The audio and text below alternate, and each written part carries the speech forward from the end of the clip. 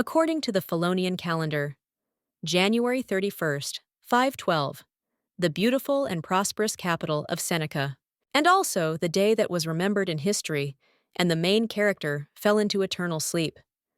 The lady was deprived of life by a strong and beautiful witch named Bella, but she also became part of her family and was always kind to her, so the main character thinks why she did it.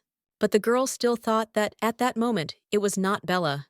When the main character was already all wounded, then Bella apologized and claimed that it was all her fault, but now it was too late to ask for forgiveness, and she would give her her heart so that the lady would survive. The main character could not speak, but in her thoughts she asked Bella not to do this, and also asked her to live. Her last memory was of a lady with a smile on her face, claiming that she couldn't tell she had a child, so let her protect Reihai. 20 years later, a lot of time has passed since the capital was destroyed. The girl thought that she had fallen into eternal sleep, but when she woke up, she had white hair. She also thought about Bella, Reihai, and also realized that her family was gone. That day, the lady lost everything. However, there was still one person who remained alive, and the lady understood that she had to keep his existence a secret from Reihai. The girl also thinks that this time she will definitely be able to protect him, because Bella's last words must be fulfilled necessarily. Therefore the lady asserts that she gives him her fidelity, and she also swears by the name of God. The lady understands that she will protect the boy and find Bella, even if she has to risk her life. One day, the woman turns to the baby and claims that she will soon return with her father. She also says that all a lady has to do is sit and wait, and she can do it. The main character is silent for a while after that, but still answers that yes. An hour passed, and then 2 hours. The girl waited for half a day, but the stepmother never returned, and so she was left alone. A year later, the lady turned 9 years old. The lady looks at the bread in the window, but at the same moment, a woman comes out of the shop, and he asks if Elaine really wants to eat. The main character replies that she doesn't, and that she doesn't even have any money. The lady also claims that she ate some raspberries, and will then buy bread with the money she earned.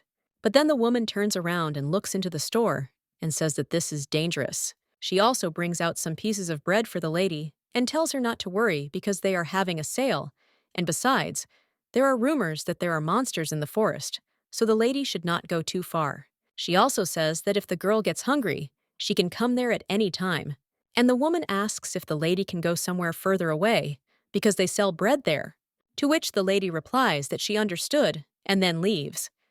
As she walks down the street, she looks at the bread, which are not very fresh, but she understands that this is enough to eat. Her aunt can't do anything because she is dirty. She is lucky with food today. A year ago, when the lady left stepmother, she did not even have money for a carriage, and therefore she could not return home. All the people passed by her as if they didn't notice her, and as an aristocrat, it was difficult for her to survive on the street. There she was, tormented by cold and hunger, and also the bullying of street children and inexplicable violence. So those times were very cruel for her. A little while later, the lady heard a familiar name and looked at the notice board. The girl then hopefully wondered if her family was looking for her. She also understood that her stepmother would hardly look for her, but the father is a different matter, because even if her mother has fallen into eternal sleep, she is still his child, and also his family. When the girl approached the notice board, she began to look for her last name. Her hopes were heard, and there was an announcement from the Crystal family, but it was not what she wanted to see. It only described the celebration of the birth of a son in the Crystal family. However, thanks to this news, the girl adapted to such a life. She also realized that, if you think about it, she was a very greedy stepmother and abandoned her out of fear that she might take her place child. The lady also thinks what would happen if she had someone who could protect her. When the girl enters the alley, then she sees an empty space and wonders if the owner is really there, and does this mean that she can sleep peacefully today? But she still has their bread, so this is her happiest day. Well, then the lady feels that someone is behind her, and when she turns around, she sees some man attacking her. A little while later, the lady finds herself in the forest, missing one shoe and breathing heavily. But at that very moment, she hears someone screaming where she went, and how dare she bite his hand and run away. A man with a dagger in his hands screams that he will teach her manners, but the main characters do not think why everything is like this. The stranger screams for her to come out, and the lady understands that if this man catches her, then she can plunge into eternal sleep, after which the baby starts thinking about what she did wrong, that her life turned out like this. Well, at that very moment, she understands that she needs to calm down and run away from there. The girl waited until it became quiet. She understood that the stranger seemed to have left, so she needed to run before he returned. You just have to be careful. But at that very moment, the lady goes behind the tree and sees a huge monster. The main character looks into his eyes and is shocked. Elaine knew she couldn't run away, and most likely, she will have to plunge into eternal sleep at the hands of the monster. The lady also thinks whether she will be able to survive, after which she began to laugh completely and thought that in her next life she would like to be born into a loving family. But at that very moment, someone behind her uses magic and destroys the monster, leaving only a wet spot behind. The woman asked if the lady was okay, and she realized that it was the monster she was afraid of, destroyed by this woman named Bella. It was their first meeting, but at that moment, the girl lost consciousness. A short time later, the main character writhes in her sleep. She dreams of a woman who claims that the very existence of a lady is terrible to her. Someone else screams that he will put her into eternal sleep, after which Elaine sees a monster. The girl thinks it's terrible and asks for help. At that moment, she opens her eyes and screams. Looking around, the girl realizes that this is a dream, but then she thinks that some of this definitely wasn't with the new one because she remembers seeing a monster in the forest, after which the lady wonders where she is. Elaine realizes that there is a wooden room around her, but it has such a calming scent. The girl asks if she has already been there. However, then he hears someone say that it seems the lady has not yet woken up and wonders if someone is coming, after which the lady lies back down and closes her eyes thinking who it is. Two people enter the room, and one of them says that the girl actually used her abilities right in front of this lady. The witch claims that the monster almost ate the child, so she could not do anything, and she was also very scared then. The man then asks what she will do with the child, to which she replies that she will think when the lady wakes up. The guy replies that there is nothing to think about, because the little girl saw how she used her power, and she knows what happens after that. The woman replies that yes, she claims that this lady is a person, and not all people are bad. The guy then just turns around and claims that he can't accept a human child anyway, just so she knows. The door as soon as he leaves, but quietly, after which she turns to the baby and says that she will wipe it now her with a wet towel. Well, then she also notices how the main character opens her eyes, and the witch says that after all, she didn't have to wake the lady up because she woke up herself. Bella claims that she is glad that the temperature has gone down, but wonders if the girl is in any pain. Elaine realizes that this man's true identity is the blue flame, and many tales have been told about them, and these tales for hundreds of thousand years. Some say that she existed long before the founding of Philion, and this girl is a witch. The main character asks if she is a witch, to which the woman replies, which means the baby knows who she is. Bella says that's fine, and if people call her a witch, then so be it. Well, the main character asks what her real name is. The woman claims that this is the first time she has been asked such a question about the main character, and wonders if she shouldn't have asked. Her interlocutor replies that no, and she was simply surprised, and also claims that her name is Bella, and asks if the lady will tell her her name. The main character says to call her Elaine, and the woman asks if there are any girls where to go. Elaine replies no, and the woman asks if this is true, and then asks if she wants to live with them. Elaine thinks that she has nowhere to return to, and what to do, but it is unlikely that the witch saved her for some suspicious purposes. That's why she's so happy. A little while later, the main character looks at herself in the reflection, and she realizes that her eyes are swollen. She ended up staying there with Bella, and since the lady had nowhere to go back to, she agreed to stay with her. Well, there is something that worries her. That day, the main character asked the witch if she could really stay. After all, it seems to her that her husband does not like her. The woman asked if she was talking about her husband, after which she claimed that he was her friend. Elaine knew she could probably get along with him. Esmal was a demon, and demons were said to hate humans by nature, so the lady wonders if he hates her too. However, when she goes further, she suddenly trips over a stone and closes her eyes, expecting to fall. But at that very moment, this guy picks her up, and the main character wonders if he really saved her. After which the girl thanks him, but when the guy is silent, she only apologizes. Esmel turns around and leaves, but the lady asks him to wait a minute. She also asks if Esmel is the plant. And the man turns around and says that it seems Bella told the lady about him. Elaine replies that she did. Then the guy with the blonde hair claims that the lady most likely knows that he is against her being there. The girl replies that she knows, and then the demon states that there is no point in them talking further. He will say directly that the lady must leave this place. Elaine asks if this is all because she is a human, and the guy replies that she knows that too. Bella told her a lot. It would have been like that before, but not now. Esmel asks how much Bella has told, and he simply has no desire to live under the same roof with her. Elaine thinks that this is true because if he hated people, he would hardly have saved her. But if that's not the case, then Bella didn't tell her everything. The main character then asks why he doesn't want to live with her, and the guy claims that the lady doesn't know anything about them, and isn't it too suspicious to stay there with them? And besides, she already noticed how friendly Bella was towards her. She lived alone for a very long time and knew the taste of loneliness, so he thinks that is why the lady invited her to stay there. Moreover, she accepted the person, although she never let them near her, and of course, some people are bad. But one day, her only one betrayed her. The main character asks what does hid mean, and the couple replies that she was deceived by someone she trusted, and he planted poison on her.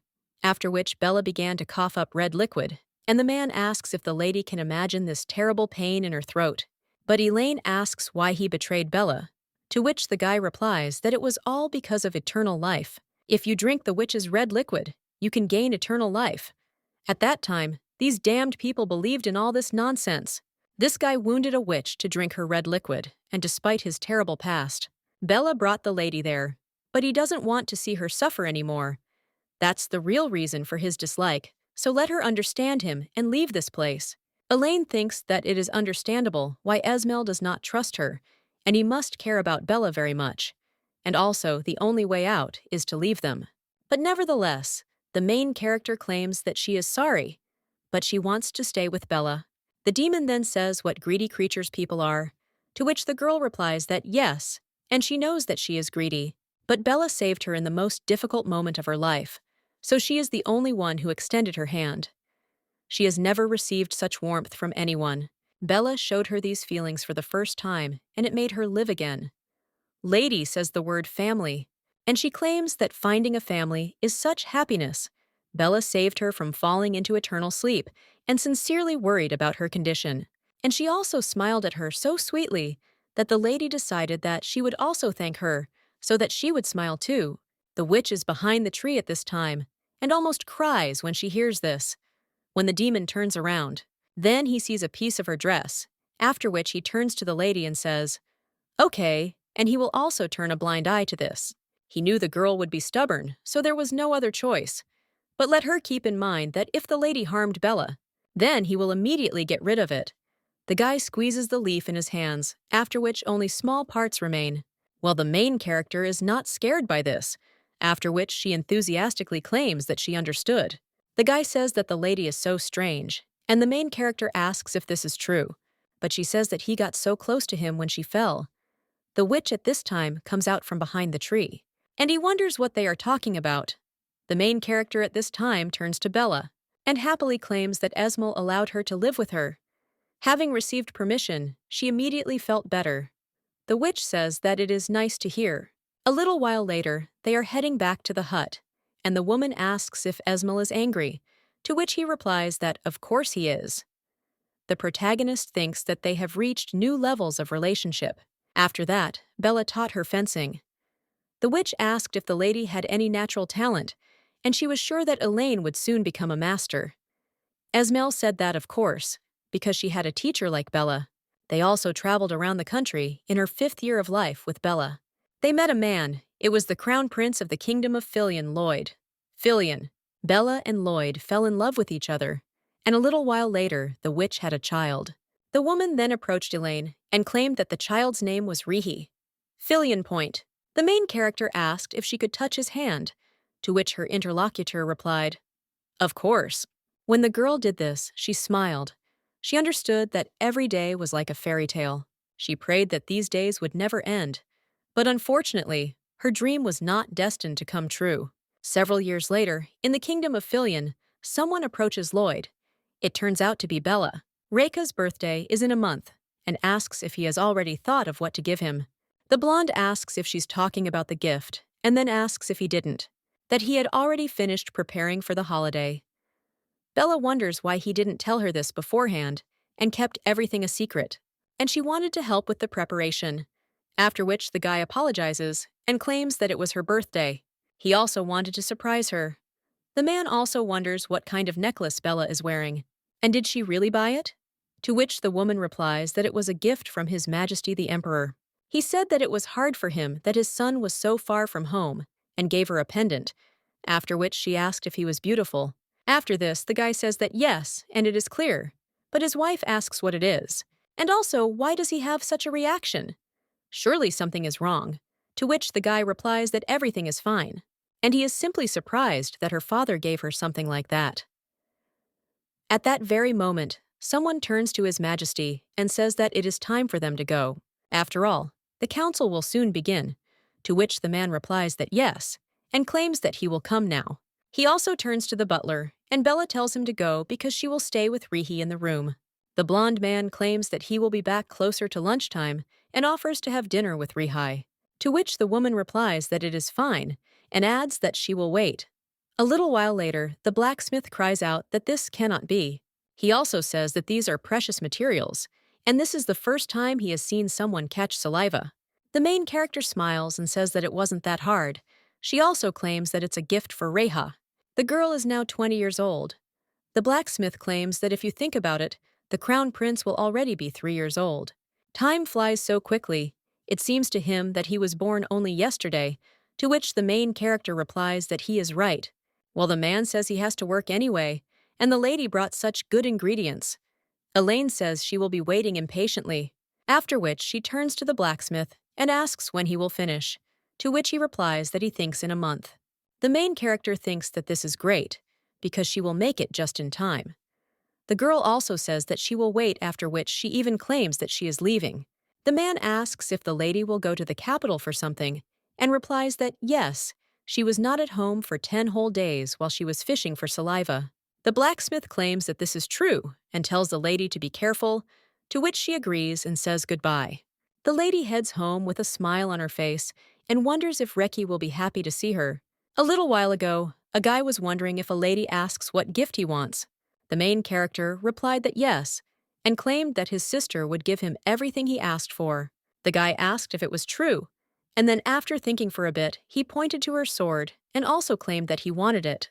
Elaine asked if he wanted a sword, to which the young man replied that he did, and the main character insisted that it was good. But she claimed that now she cannot give hers, as Reki, he's still little, and he understands what he answered. Yes, after which he thanked his sister. Now the girl clutches her chest and understands that she can't wait for this day. Sun at this time, but she thinks it's strange because Lloyd is late. At this time, one of the maids knocks on the door of the room and asks if the mistress can see her for a minute. The woman tells her to come in, after which the maid asks for farewell, and her mistress asks if Lloyd has returned. The maid claims that for some reason there was no council today. She also questioned the other maids, and all present saw them being led to the central building to the altar. It is said that among them was also the Crown Prince Lloyd. The woman wonders if they are talking about the altar, and this place is used mainly only on holidays, after which she says that it is clear, and asks if the maid could sit with the Reki for a bit, to which she agrees, and the boy asks his mother where she is going. The woman tells him not to worry. After all, she will go and find their dad, and will also return soon, to which he agrees. A little while later, the woman is heading somewhere and thinks she feels dark energy. The further she goes, the stronger it feels. But then the woman notices another corridor. She understands that this is a secret place and does not understand where this energy comes from, after which she heads towards the ominous aura and wonders where it comes from. But when the lady approaches the source, she is shocked and wonders what is going on there. But then she sees Lloyd in a red liquid. The main character is heading out on a horse at this time. She also realizes that the crows are noisy today and wonders if something has happened. after which she thinks that maybe she should hurry. At this time, Bella runs up to her husband and wonders what this is and why he is lying down. The woman immediately approaches Lloyd and extends her hand to him and asks him to wake up. Well, at that very moment, someone else turns to her and says, "What a pity." The woman asks if it is really the Emperor, after which she even sees a heart in his hands. And when she looks at her husband, she realizes that he has a hole where his heart should be. After this, the witch cries out, "Did he really put his son into eternal sleep?" She also asks how he could do this, after which the man just snaps his fingers. At that moment, Bella begins to feel terrible pain and hear a voice in her head. He tells the one who ripped out the heart to open his eyes. The brunette looks at the necklace and then realizes that she has seen something like this before. If you offer a sacrifice, you can curse a person, and this is the dragon's eye, after which she understands that she needs to remove it. But the Emperor claims that it is useless because she will not be able to remove the necklace after the curse has already been cast. Now her body will be controlled by him. It is a powerful curse created by the red liquid of Lloyd, so for the sake of her husband, let her submit to it. The woman then says that he is a man who needs to be torn to pieces. But at that very moment, she realizes that the necklace is clouding her mind and telling her to put someone into eternal sleep. The main character at this time approaches the castle, but realizes that it has become very cold, after which she keeps wondering what kind of light is emanating from it. The girl wonders if something is really happening there, or if she is imagining it. But at that very moment, she sees people running away. Elaine asks what is going on there, and also sees magic, and realizes that it is Bella's flame. The main character is shocked and wonders how this happened, and whether Bella's flame is really coming from the palace. The girl screams and asks where Bella is, but at that moment something explodes in front of her. When the main character looks closely, she sees a witch, but she only turns around and attacks her. Elaine defends herself with her sword and wonders why she attacked her. However, when the lady looks at Bella's eyes, she wonders if she has lost control. The girl tells Bella to calm down and asks what happened, but the witch immediately throws her into the wall. The main character with wounds understands that it is dangerous. She also wonders if the witch has lost her composure and what she should do, because now she is in a very disadvantageous position and she needs to come up with something quickly. But at that very moment, the witch appears in front of her and wounds the girl's shoulder. At that moment, the main character notices the pendant, and then they jump back and think about what kind of necklace is on her neck. Elaine realizes that maybe the necklace made Bella like this, and then she approaches the witch. Then he grabs the necklace on her neck and tears it off. The woman immediately comes to her senses, and the main character falls to the floor. Bella is shocked and wonders what she did, after which he starts screaming at Elaine. The main character thinks that she will fall into eternal sleep, after which she apologizes to Bella because she came too late. On January 32nd, 512, the inhabitants of the capital, which was called the Blessing of the Empire, committed a terrible sin. Now the main character is thinking about what is happening and also why Bella is giving her her heart. She is asking her in her thoughts not to do it. At that moment, the lady wakes up and screams, but hears someone apologizing to her and also claiming that it is all her fault. Well, it's too late to regret, so she'll give her her heart. The girl immediately screams that she shouldn't do that. The woman claims that she has no right to say this, but asks to protect her. Rahai. Now the main character gets up and, in shock, thinks if she is really alive. And the lady also puts her hand on her heart. And she understands that Bella did pierce him, but at the same moment, she notices that the wound has healed and remembers how Bella said that she would give her her heart.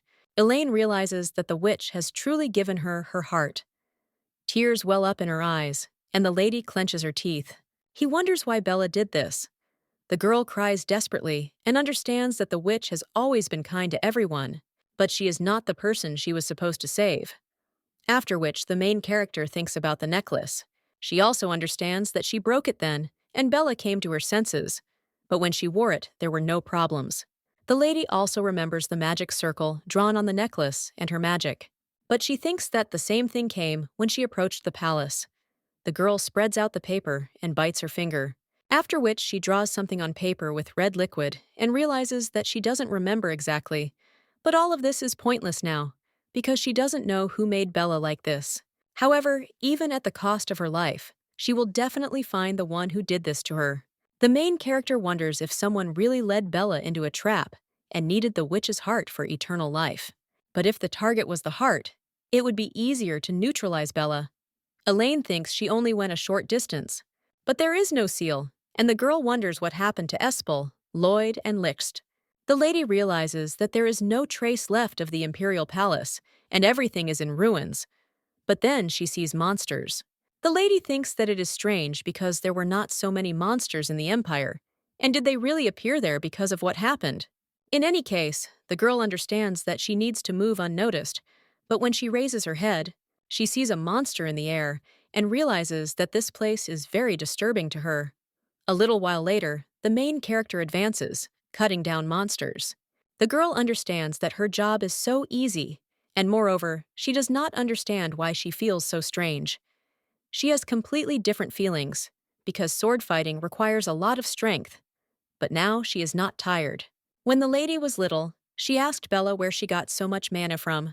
The woman asked why the lady had taken this into account, and she simply replied that she was interested because Bella trained every day and her breathing was still just as even. The woman replies that it is not infinite mana, and she simply uses the minimum of her memory, after which the main character asks if this is even possible. Benla says that she is a witch and a creature that combines human feelings and mana, the desire of a person to live a long and beautiful life, and the heart of a witch, which consists of energy. A witch lives forever because there is such a heart in her body, and she initially has strong mana. The main character says that this is how it is, and Bella claims that this is why it seems to her that mana is endless. Then the lady said so, and now she has inherited the power of the witch. The girl also thinks whether she will learn anything if she goes to the village located nearby. A little while later, the main character enters the restaurant and greets the worker. But when the woman sees the state of the lady, she is shocked, and the main character is only interested in whether she can ask something. The worker asks with a shaking voice what is going on, and the main character asks what day it is today. The woman replies that it was February 5th, and Elaine asks if she was unconscious for 5 days. The girl also asks what happened to the survivors and if anyone escaped the city. The worker asks which survivors she is talking about.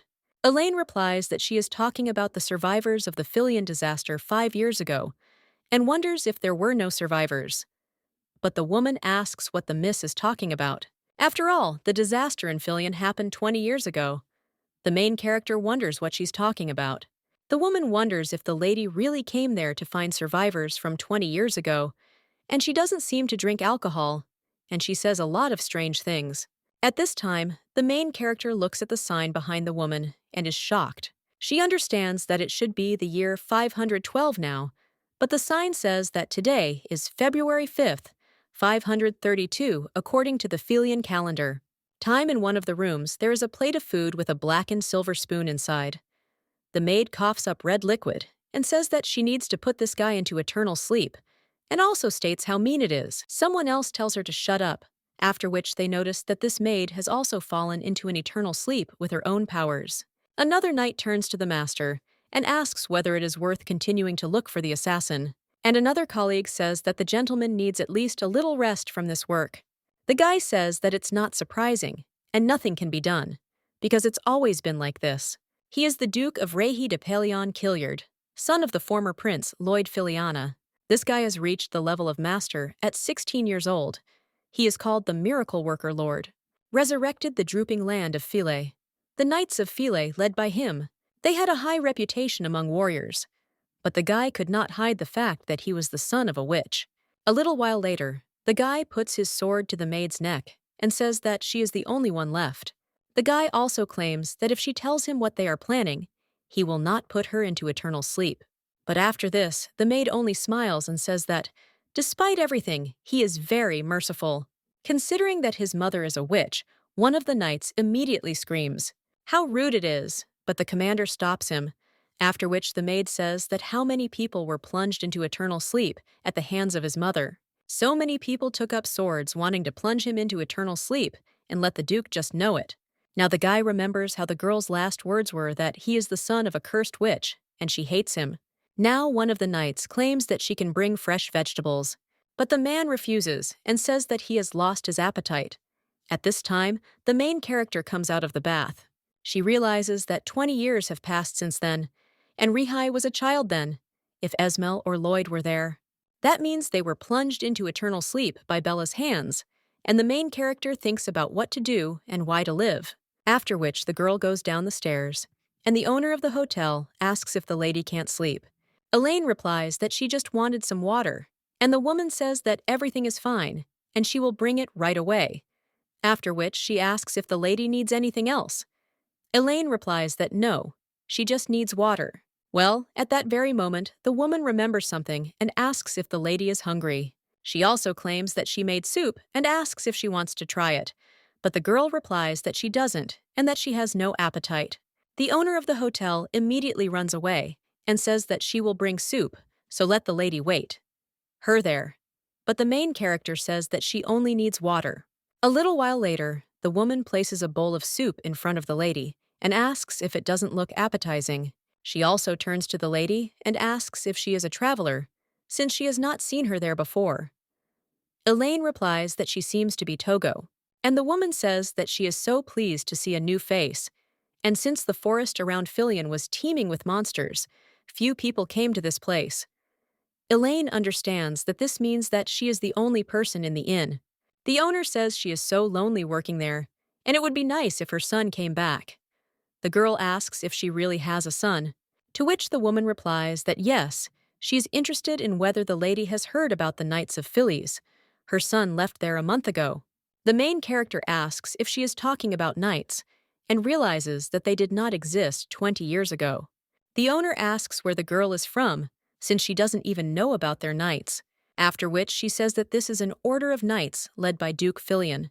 The main character immediately drops her spoon, and the woman screams in fright, and also wonders why the lady is not eating.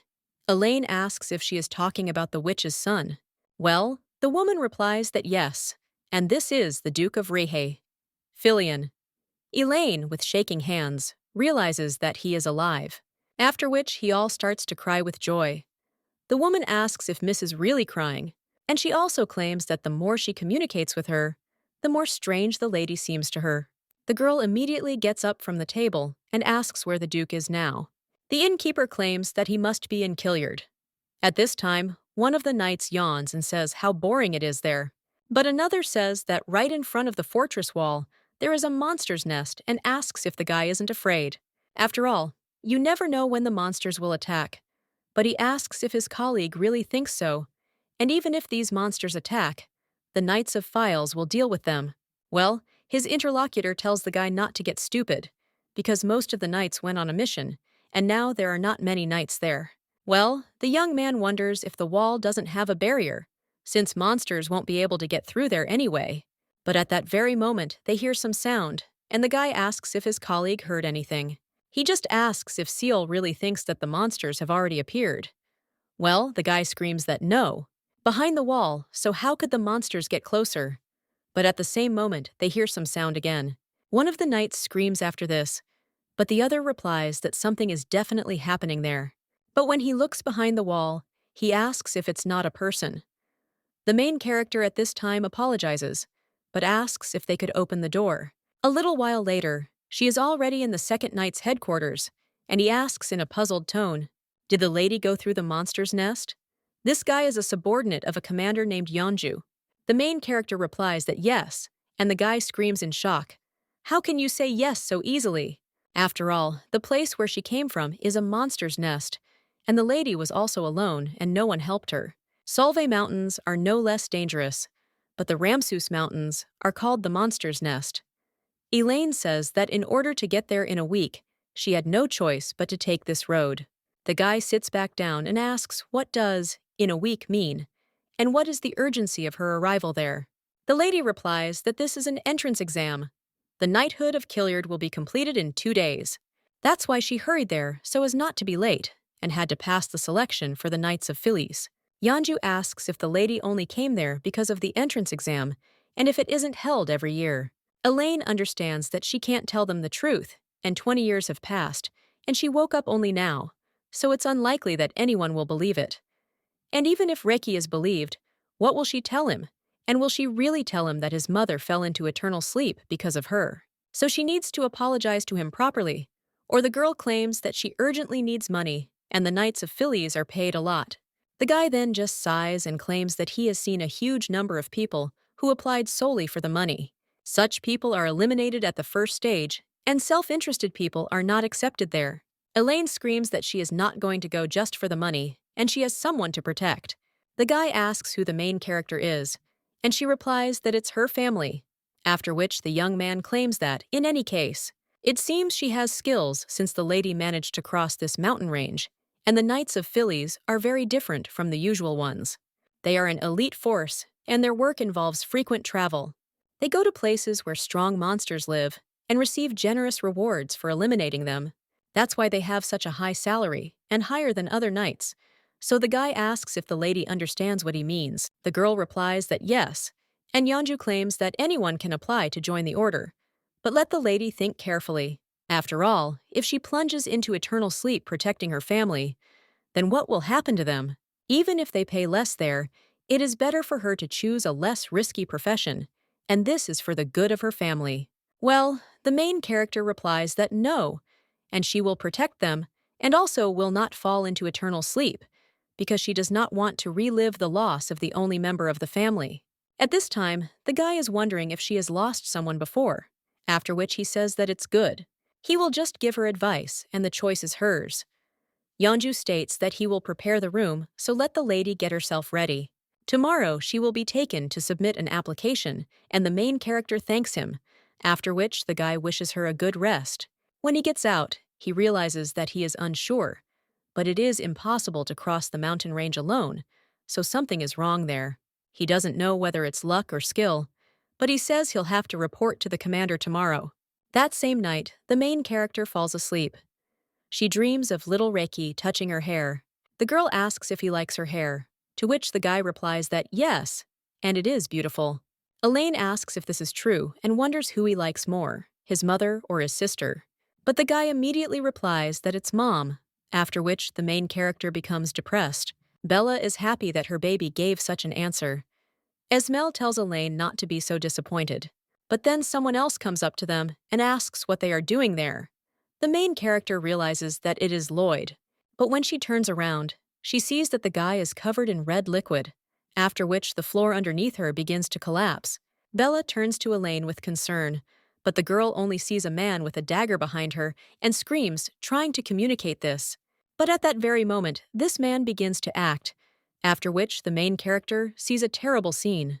The girl wakes up at that very moment and asks where Bella is, but then she sees that she is in bed.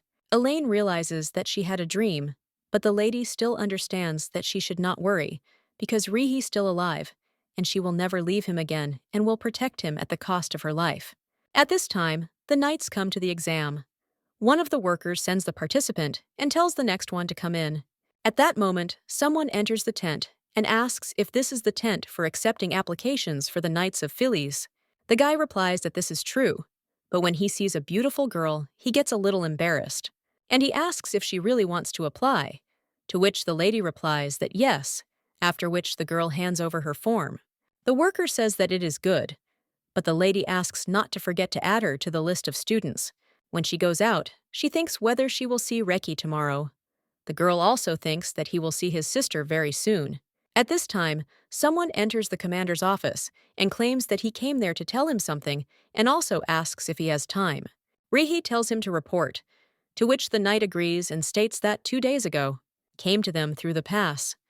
The commander asks if there are people there, to which the knight replies that he couldn't believe it either, and when he was told about it, he came down from the tower, came to them. He was lucky enough to get out of the mountainous area, but the guy wonders if this is the kind of place from which one can get out only thanks to luck.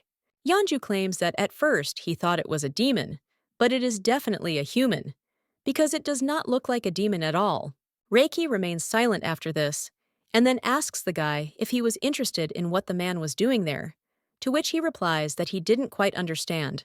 But this man said that he wanted to take the entrance exam to become a Knight of Phillies. Reiki is surprised by this, and his interlocutor claims that this is not a lie. This morning he was on the training field, and it seems that the second test is already over. The Duke asks what documents the applicant has, after which he hands them over. But when Reiki looks at them, he starts laughing, and then asks if there are more. Reports to which he replies that no.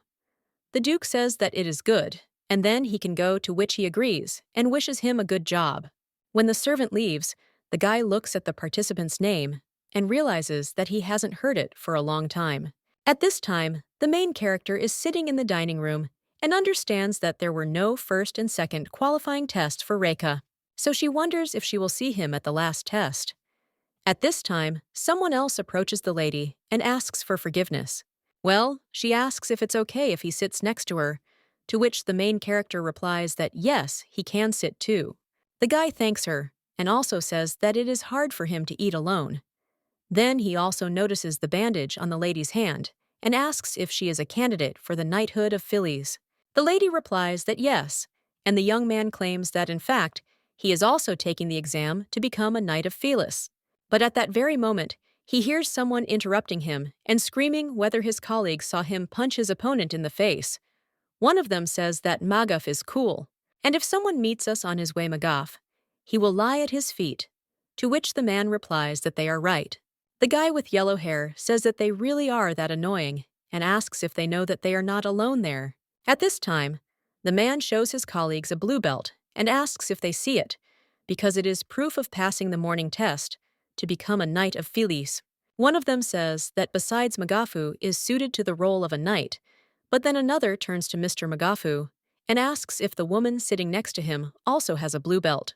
The man then looks at the girl and asks how such a girl could pass the exam and whether she really stole him. His colleagues say that it is true and that it is simply impossible, but another one thinks that this idiot really has an inferiority complex. The main character thinks that they talk so much while eating, and the blonde suggests just ignoring their words. After all, such people are not worth her attention. The girl replies that everything is fine because she doesn't care about people like them. The man then gets angry and slams his glass on the table. He also says how low Phileas's level can be, that even a woman can pass. He came there because of the salary, so he wonders if everyone there is really that weak. Yes, and besides, this Duke is a half-blood with the red liquid of the witch. He asks if this is true, to which the other guys answer that it is true, and one of them asks if this girl has also bewitched him. Magaf laughs and says that this is true, and also asks if their noble lord is really such a weakling. He also says that it is obvious because the video of all these knights, and also knowing that the witch's child is a half-breed, then this only makes him laugh. But at that very moment, the main character appears behind him and tells him to take his words back. The man turns around and asks what she's talking about, and the lady tells him to take back what he just said. The man rises from his seat and asks what words exactly, and also whether his words somehow hurt her pride. Elaine claims that she doesn't care what he says about her, but insulting the Duke is unforgivable. Magaf says what nonsense this is, and asks what difference it makes to her that he says about the Duke. And also, does she really protect the witch's son? After which the people in the hall begin to whisper, and the girl realizes that they all hate Rahai. On the day of the acceptance of the application for knighthood, the girl realized that it was time for her to return to her room. Well then, someone came by and claimed that it was impossible to look at these Knights of Phyllis, and also wondered if they really respected the Sons of Darkness so much that they were ready to follow him. Else suggested that the lady not to say that, because even though he is the son of a witch, he is the head of Philion. And if the Duke had been there, but the woman screamed at him not to say what he doesn't know, because she's a damned witch, her relatives into eternal sleep, and burned the entire village in an instant. She also says that he is a descendant of a witch and wonders if he is ready to serve him. The girl also screams, how does she know that he won't do the same as his mother? The main character understands that all this is because of that incident, because Bella's direct descendant, while she slept for 20 years, experienced a lot. At this time, the blonde asks if they are not ashamed and claims that if they have time to insult others, then how about taking care of themselves? He also asks if the man looks too pathetic with his arrogance, but he immediately grabs a knife from the table and cries out, does the guy really want to plunge into eternal sleep? But at that very moment, the main character grabs his hand and tells him to wait. After all, using a knife in the dining room is not wise. Magaf wonders what kind of power this girl has, after which he turns to her and asks if the lady even knows who he is, since he is Magaf himself. Elatum. Elaine claims that she doesn't care who he is, and the man then becomes furious. At this time, people at the table ask who Magaf is, and he is self-proclaimed, after which he even swings his arm and screams, "Are they really going to laugh at him?" Well, when the guy is about to strike, the main character deflects his hand and then hits him in the stomach. The man immediately falls to the floor from this, and the main character tells him to get out of there if he doesn't want to get hurt. The blonde claps his hands and says that the lady is a good girl. Knocking such a giant off his feet deserves praise. The guy also extends his hand and says that his name is Suzanne. It was fate that they met. That's why he wants them to continue studying together. The main character smiles and says that she wants that too. A little while later, the lady is already at the third exam. One of the presenters asks to choose only those who defeated all the monsters. At this time, the blonde turns to Elaine and claims that he knew she would pass, and the lady replies that she is also glad that Suzanne passed. But the lady understands that she does not see Reki anywhere and wonders whether he will not cross. At this time, one of the knights asks for attention and states that before proceeding with the test, he will explain the rules to them. The order will be random, and the battle will be against examiners in a circle drawn on the floor. The rules are simple, because they need to hold out for 1 minute, and if someone leaves the circle or steps on the line, or he will lose the fight and will be disqualified and will not pass the test. After which he asks if there are any questions. The main character raises her hand, and Yeonju says that if they have any, then let them ask them now. Elaine says she wonders if the Duke will come to watch the exam. The guy then prepares to answer, but at that very moment, someone turns to him and asks if all the participants have gathered. The main character, looking at him, understands that it is Reki, and he claims that it is the Duke who will be the examiner of the test, so he is there. Elaine at this time is wondering if this man is really Reki, and she didn't think that he would grow so much. The girl wonders why Reki has become so big. The Duke at this time asks if everyone agrees to take this test, to which the knight replies that they do and states that now they can begin. The Duke addresses the examinees and states that the leader of the Knights of Files, Rehi Falan, is there, and they will fight against him. He also claims that he came there as an examiner, so they should not worry too much, and they will also show him all their capabilities, after which they will scream yes. The knight tells all contestants to wait their turn in the waiting area, and the first contestant is Heather Tage, so let him come forward. After which, the guy enters the circle and says that he is looking forward to the fight. At that moment, the duel begins, and the guy with the sword jumps on the Duke, after which he approaches his shoulder with the blade. But at that very moment, the man cuts the weapon, and his opponent ends up on the floor. All the knights are shocked by this, and the Duke tells the next participant to come forward, after which he is defeated, knocks out several more of these, and each time tells the next one to go. The blonde asks if he is really that strong, and if it is even possible to last a minute in a circle with him. The Duke at this time defeats another participant, and Yeonju says that Elaine is next, so he invites her to step forward. The main character agrees and then enters the circle. The Duke realizes that she has crossed the monster's lair, and it is definitely Elaine. At this point, the knight states that both sides are ready, so let them begin the duel. At this time, the guy remembers how one day he fell on the floor. The main character turned to him and asked if he could see. After all, she told him that it was still too early, but the young man got angry and insisted that he definitely could. Elaine claimed that he was only 3 years old and asked if he wanted to wait until he was a little older. But the boy told his sister that no, and he wanted to become like her as soon as possible. Then the main character suggested making a promise that he would learn defense, but he will never draw his sword against his family, and then sister will take responsibility and also teach him how to fence. The guy asked if it was true and wondered if she would keep her promise, to which the lady replied that yes, and she would protect him just as he would protect his family. Now the lady looks at the guy and understands that she couldn't keep her promise, and he also grew up alone while she was not around. At that moment, the girl's sword begins to break, and the Duke claims that he thinks her sword will not hold up, after which he completely knocks it away. The main character, trying to fight back, thinks about what she is doing and that there is a limit to everything. The guy claims that with such a weak sword, the lady will not last long, and neglecting her weapon is a big mistake. At that moment, the sword splits into two parts, and the Duke almost wounds the main character. But at the same time, the girl holds his attack, and also thinks whether this guy uses fencing skill. The Duke at this time lowers his sword and says that this is not bad, and that she also has talent. Therefore, the lady is knighted, and also she is a fine fellow. The main character then, with a smile on her face, cries out with gratitude, and when she leaves, she rejoices and thinks that she has passed after all. The Duke only watches her go. A short time later, the knights are already standing, preparing for the initiation. Someone claims that the ceremony of the Knights of Phillies is about to begin, and the knights understand that this moment has finally come, after which someone asks to go up to the podium in the order of the queue from left to right. The main character is the first. The girl approaches Reki and kneels. The guy claims that she will have to give her life for Filion, and according to her oath, he will be with her both in life and after it.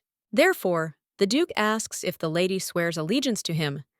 The girl understands that she will keep her last promise.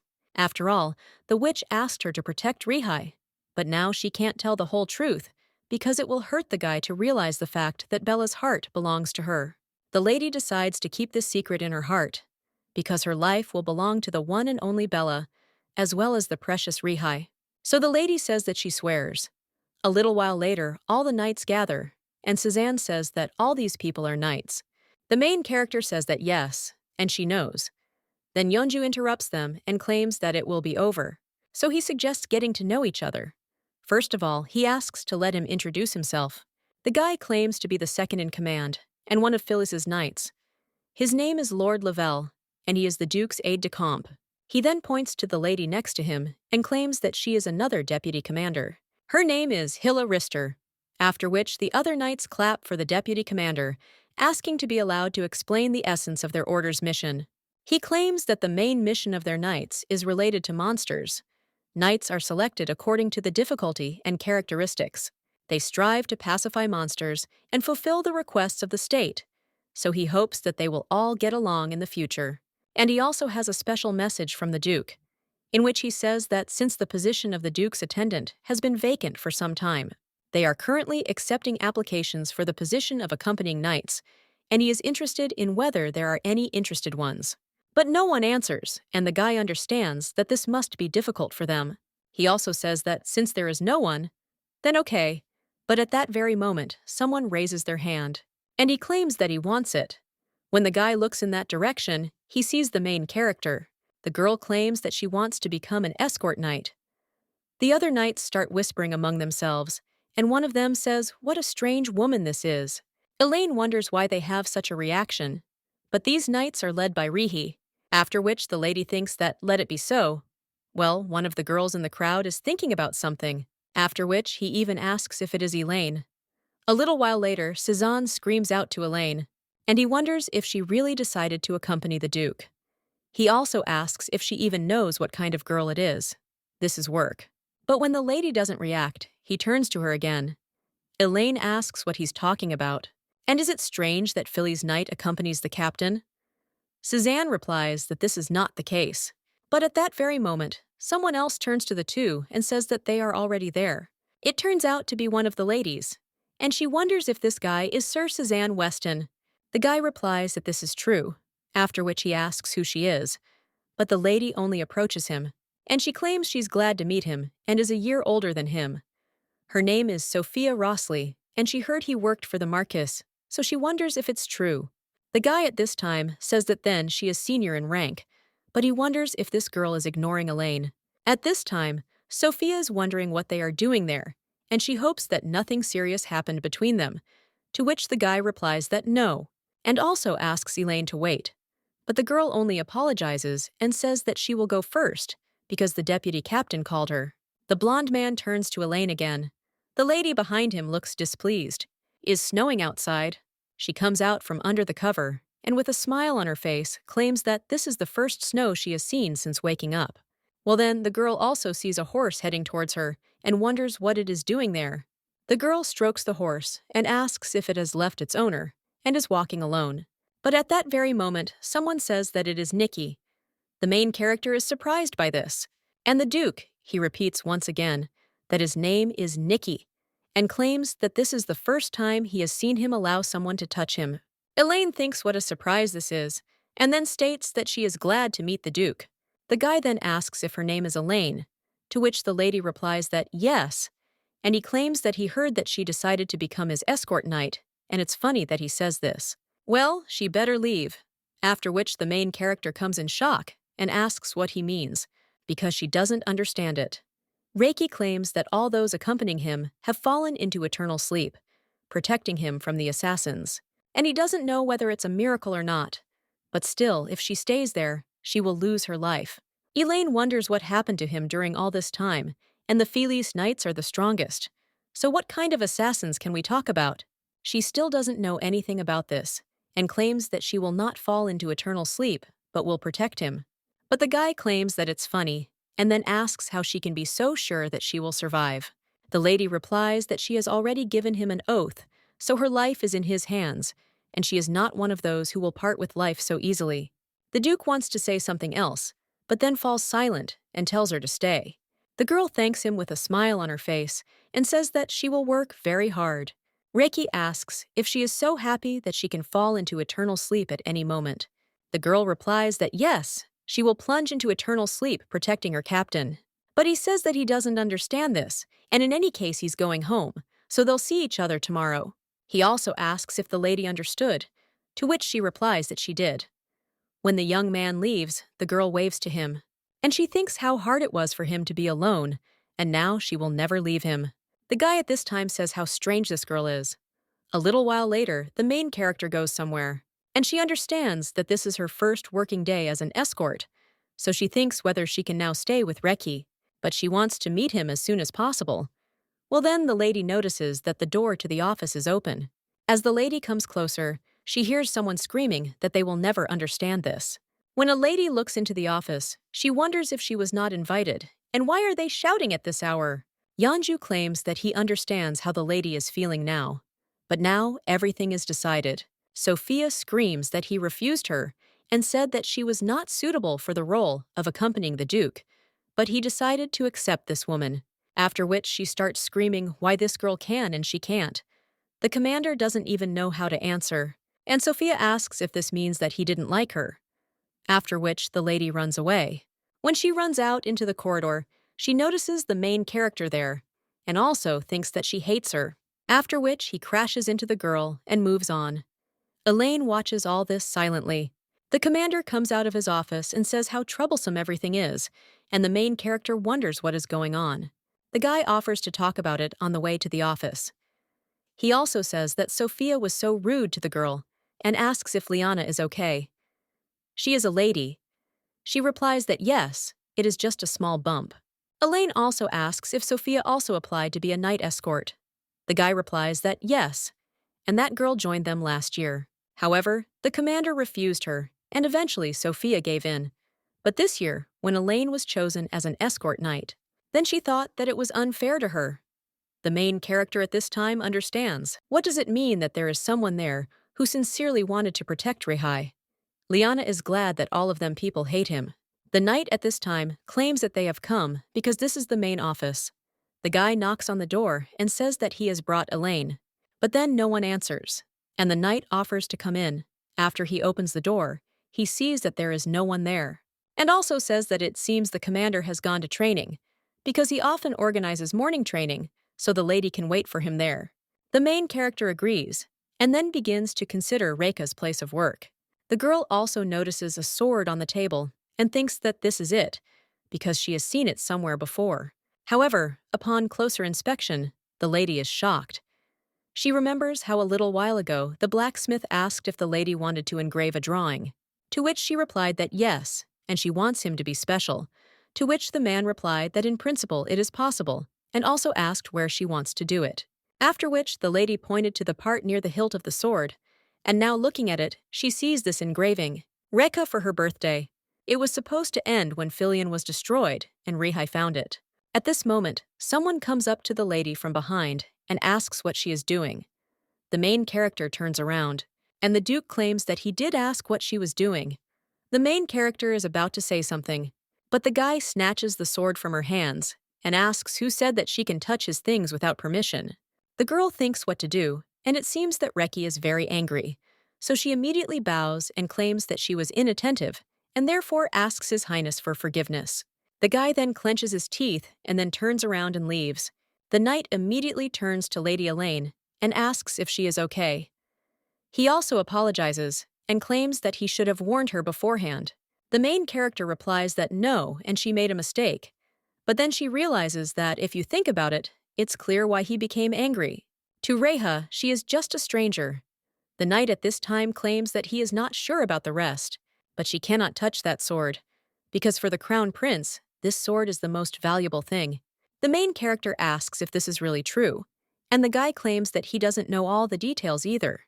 But the heir always wears the sword as a talisman, so from now on, let her never touch this sword.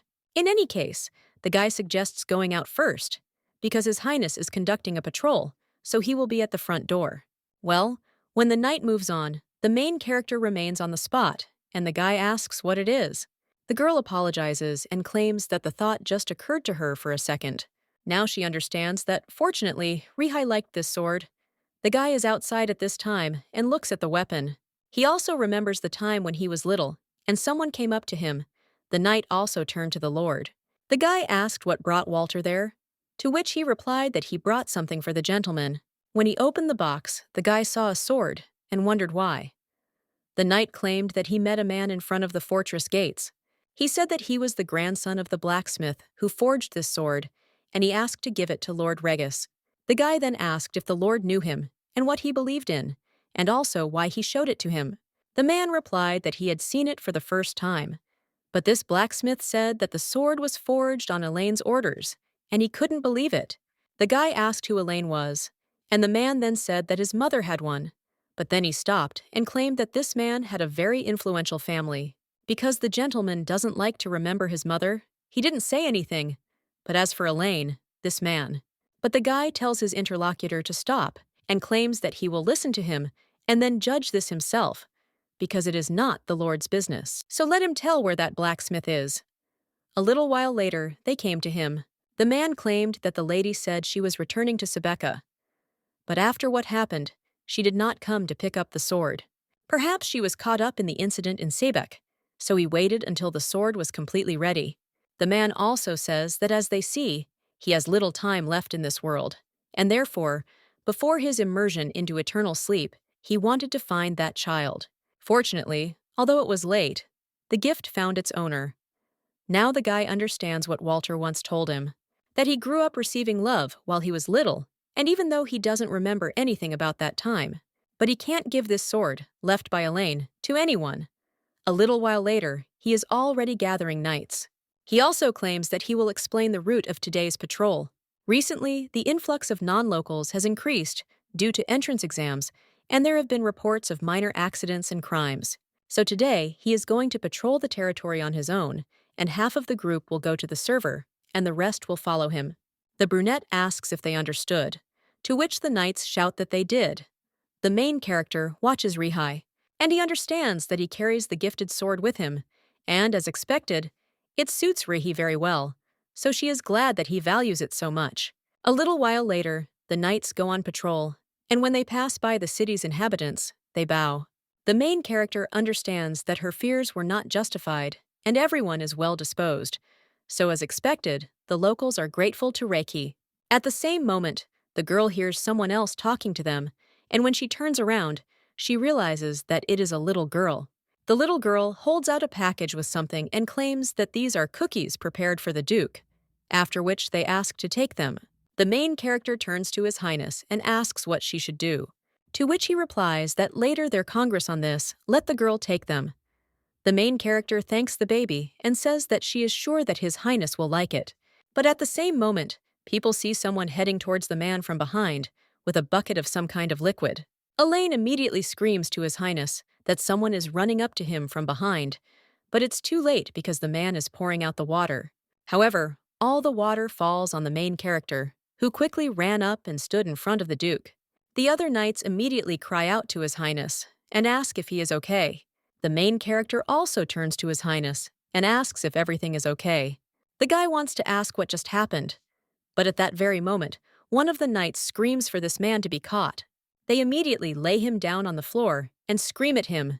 How dare he do such a thing, His Highness? However, the man claims that his grandchildren died because of his damn mother. And they weren't even 5 years old, so he wonders why this guy is still alive. The main character wonders if he is talking about a family that has fallen into eternal sleep during the incident in Sebek. But it wasn't Bella's fault, because there was someone who controlled her from the shadows. The girl immediately clenches her fists, but the Duke turns to her and tells the lady to wait. He also wonders why she did such a reckless act when he could have easily avoided it, after which he turns to another knight and tells him to first take the lady to a place to spend the night. The main character wants to say that she is fine, but at the same moment she sneezes, and the guy tells her to listen, because it is useless to be stubborn. Let her wash and dry herself first, and then come to the office. The main character addresses His Highness once again, but another knight invites her to go, after which the girl finally agrees and leaves. Then the man who wanted to pour water on the Duke screams that he is a coward because he uses his subordinates as a shield. He also yells that, as expected, the guy is the same as that witch, but Rihi tells him to shut up and let him be glad that he didn't cut his throat right now. The man gets scared after that, and the Duke orders that this old man be taken away and put in prison. The man immediately screams for the dirty witch's minions to let him in. And after all, everyone knows the sins of his mother. The fact that he is alive is already a sin in itself.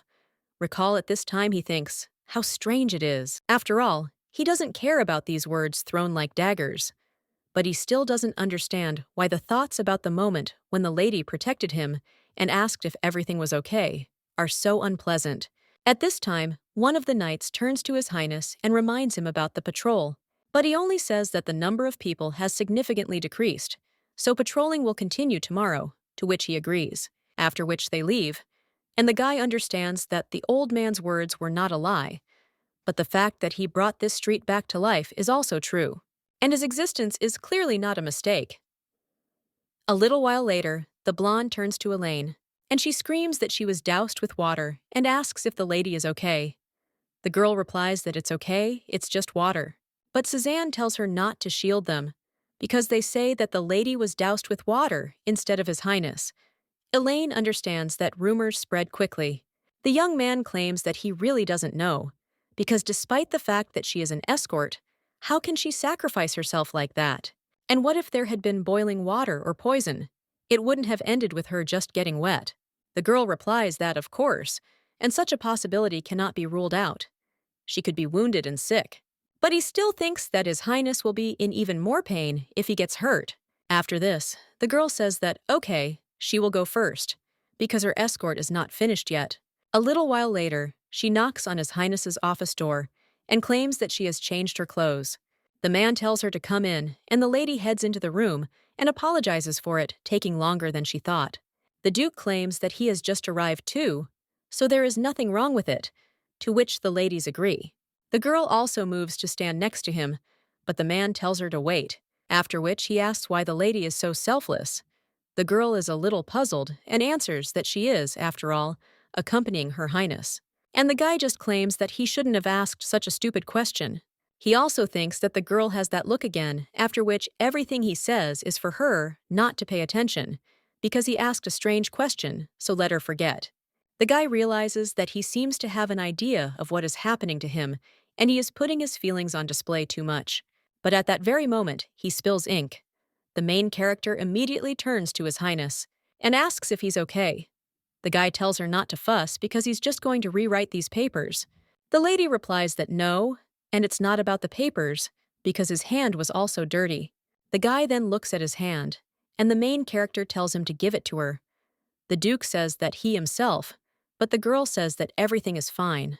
She pulls him by the hand and also tells him to give her his hand. Children, she will wipe everything off. Well, the guy says that she will also get dirty, after which the lady replies that it's okay, and she can wipe it with her handkerchief. Elaine thinks how good it is that she carries it with her, even when Rihi was a child, because he often caught colds. She had no other choice but to always carry a scarf with her, and she thought that now that it had grown, she would not have the opportunity to use it. But the lady was still wrong. Ricky asks if everything is okay, because it seems that this scarf is now impossible to use. The main character replies that it's okay, because that's what he was meant for, after which she realizes that everything is ready. The girl also tells him that he needs to remove the remaining stains with water, to which he replies that this is true and thanks her. The guy, looking at his hand, understands that this lady was talking to him like a child. Reha's work. Until one day an event happened that was not expected at all. One evening, the man said that the lady had worked well today, so they would see each other tomorrow morning.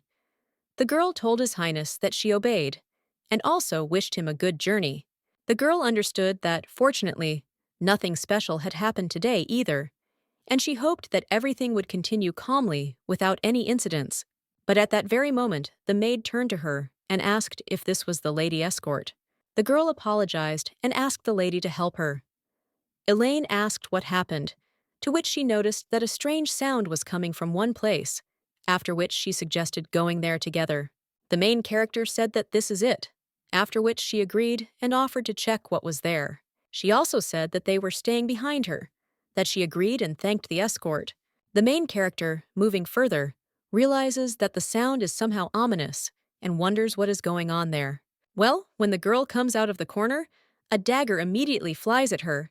Elaine deflects it with her sword, and the maid screams in shock. Elaine tells her to stay behind her, to which she agrees, but then drops the lamp out of fear. The maid apologizes and says that her hands were just shaking so much.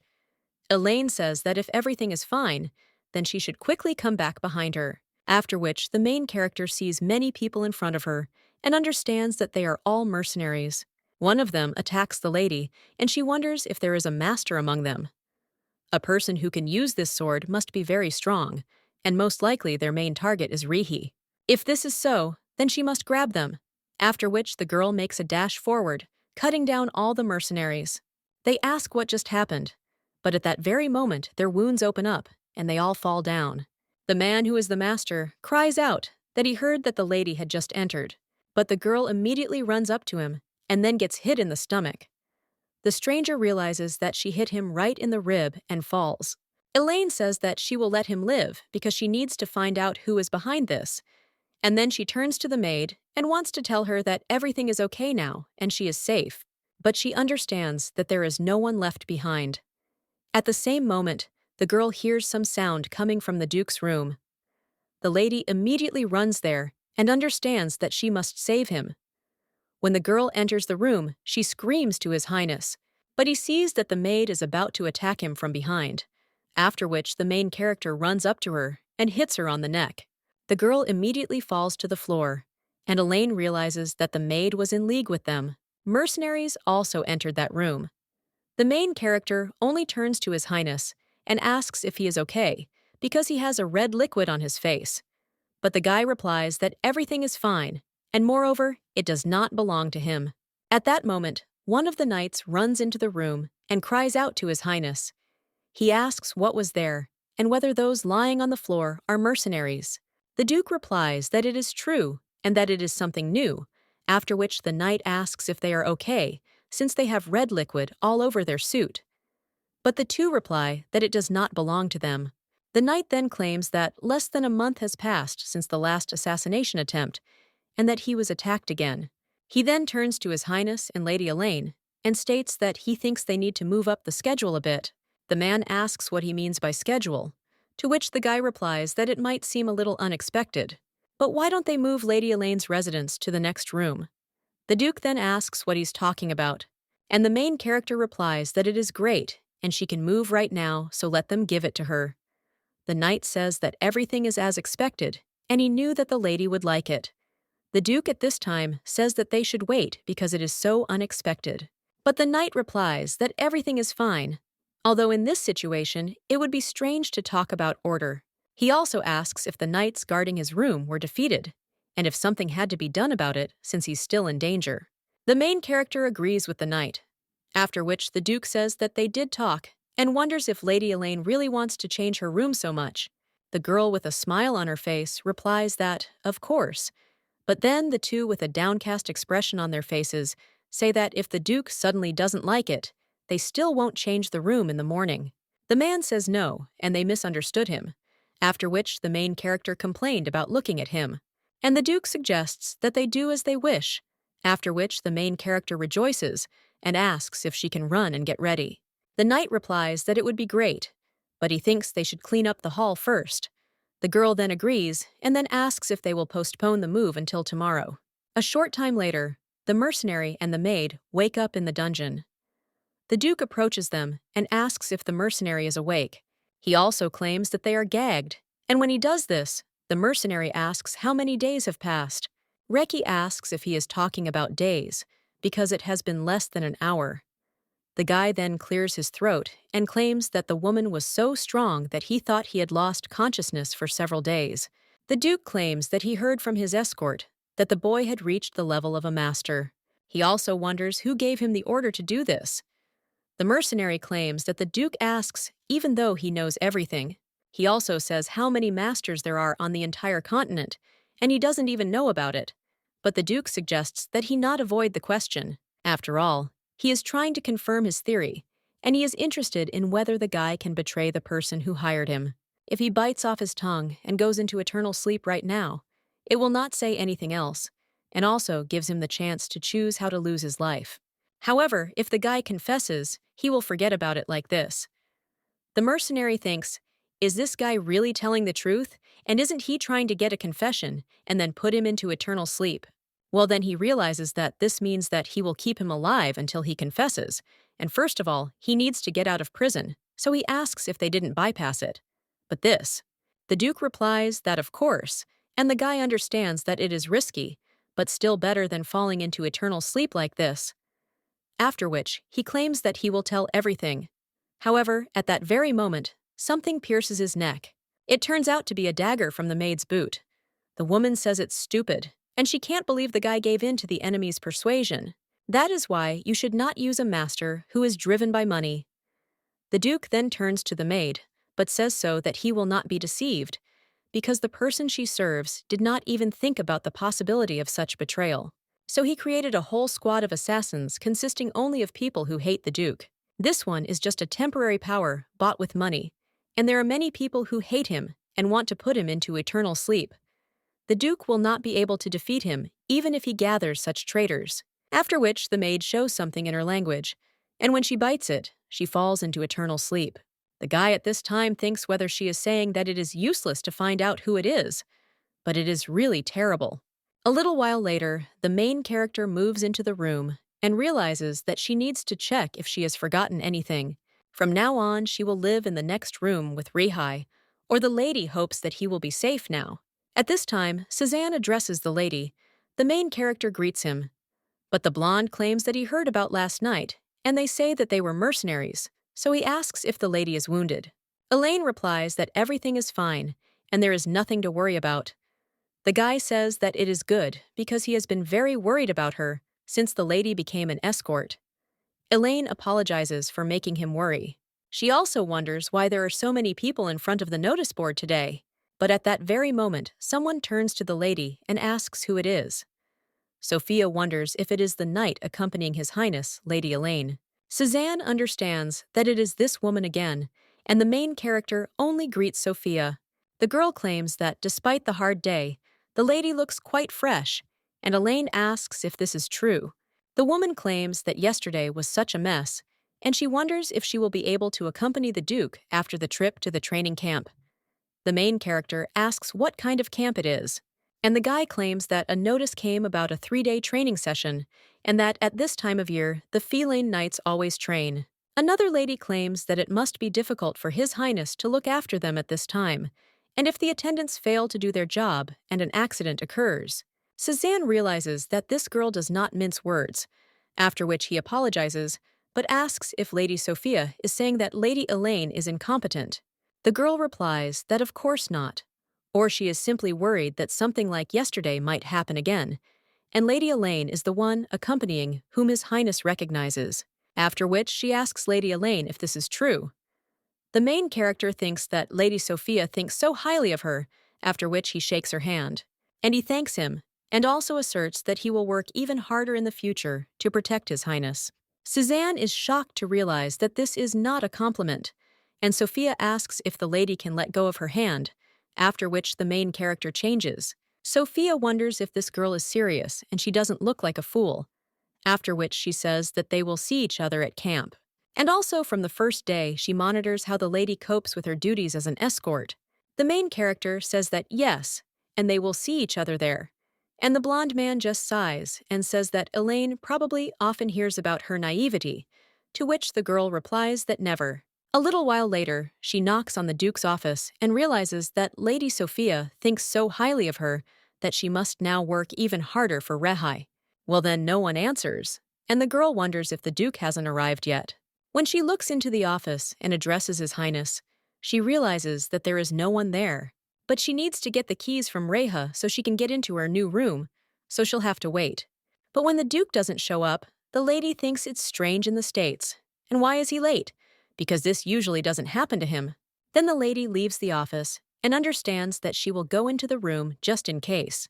But the main character notices that the door to one of them is open, and she remembers how the Duke claimed that attempts on his life and similar things always happened. One of the knights claimed that something like yesterday could happen again. So now the main character is in shock, wondering if it could have happened again, after which she bursts into the room and screams at His Highness. But the guy dries his hair after the bath.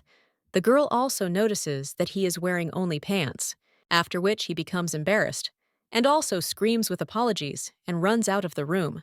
Well, because she's in a hurry, she trips over the threshold and starts falling backwards. The guy immediately grabs her and asks if everything is okay, to which people respond that she is okay. Well, when she turns to him, she understands the situation and becomes embarrassed. Even more, the girl immediately bows and says that he was very late, so she got worried. She also screams that she is already leaving, and also runs out of the room, slamming the door. Elaine realizes that she might be going crazy, and no matter how much she worries, barging in like this is too much. The lady thinks that Reki is already a grown man, and he is already 23, which means that it is time to start a family and get married.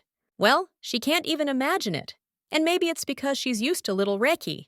The girl also thinks about who will become his beloved, but she understands that it is not important, and the main thing is that the guy is happy. The Duke opens the door at this time and asks if the lady had come in for the keys. Elaine replies that she had, after which she apologizes for what happened because she had not knocked before entering his room. Reiki says that he is actually surprised, but she didn't do it on purpose, so it's okay. He also asks where the things are, to which she replies that she left them in the office, and the guy then suggests going. The main character agrees, and when they head further, the girl thinks that if she asks him why he was late, it won't be too much, but she's really interested. The Duke immediately claims that he overslept, and the main character wonders if she really did blurt out the question, after which she asks what he was talking about. Reiki replies that she kept looking at him and making a face as if she wanted to ask something. Elaine wonders if it was that obvious, and the guy asks if it's really strange that he overslept, to which the lady notes that it was only a little, after which the Duke smiles, and the main character realizes that she sees the adult Rihai smiling for the first time. The guys claim that he had nightmares and woke up a little later than usual. He was late because he was taking a shower and was sweating, and the main character wonders if the fact that he was sweating meant that he had a terrible nightmare. The guy replies that it is possible that he has been dreaming about it for a long time, so there is nothing to worry about. After that, he asks if this nightmare has been haunting him for a long time, and the Duke claims that he doesn't know from what moment, but suggests ending their conversation and moving her things. Elaine agrees, but thinks about the nightmare that the boy constantly dreams of. His Highness did not reveal the details, but the dream must be connected with the incident in Sebec. If this is such a terrible nightmare, it would be better if it did not exist. The guy at this time turns to the Summer and asks why she is standing there and also wonders where the things are. The girl immediately replies that yes, and understands that she must look for herbs that will help him sleep well, and from now on, she can watch him closely. A few days later, the Duke asks if everyone is ready, to which the knights reply that they are, and the man says that it is a great view, then they can go. At the same moment, the gates open. On February 22nd, the Feline Knights left Killiard for 3 days of training. As they head through the forest, the blonde claims that they have been walking for 3 hours, but still have not arrived.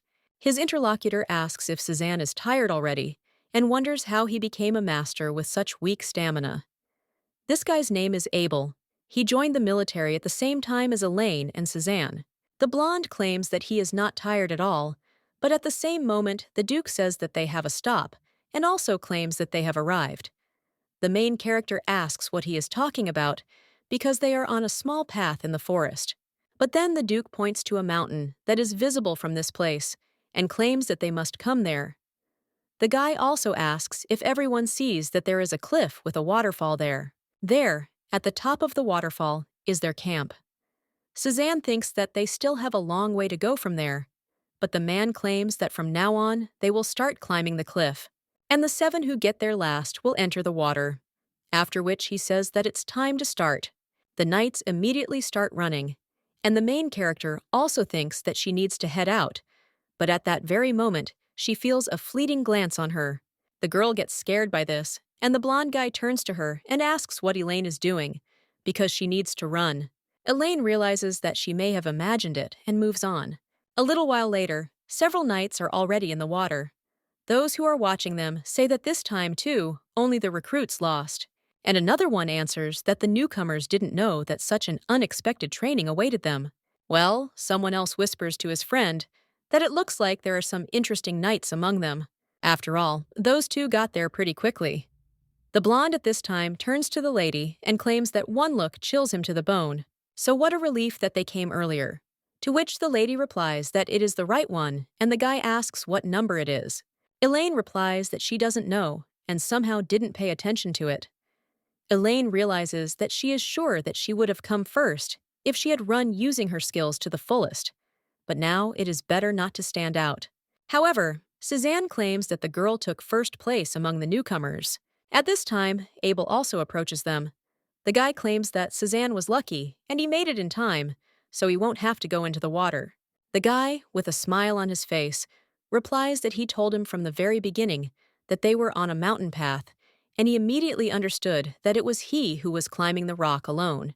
Abel grabs the guy by the clothes and says that since he is such a good guy, he should also go shopping, after which he throws the guy into the water, but he becomes furious and asks what Abel is doing.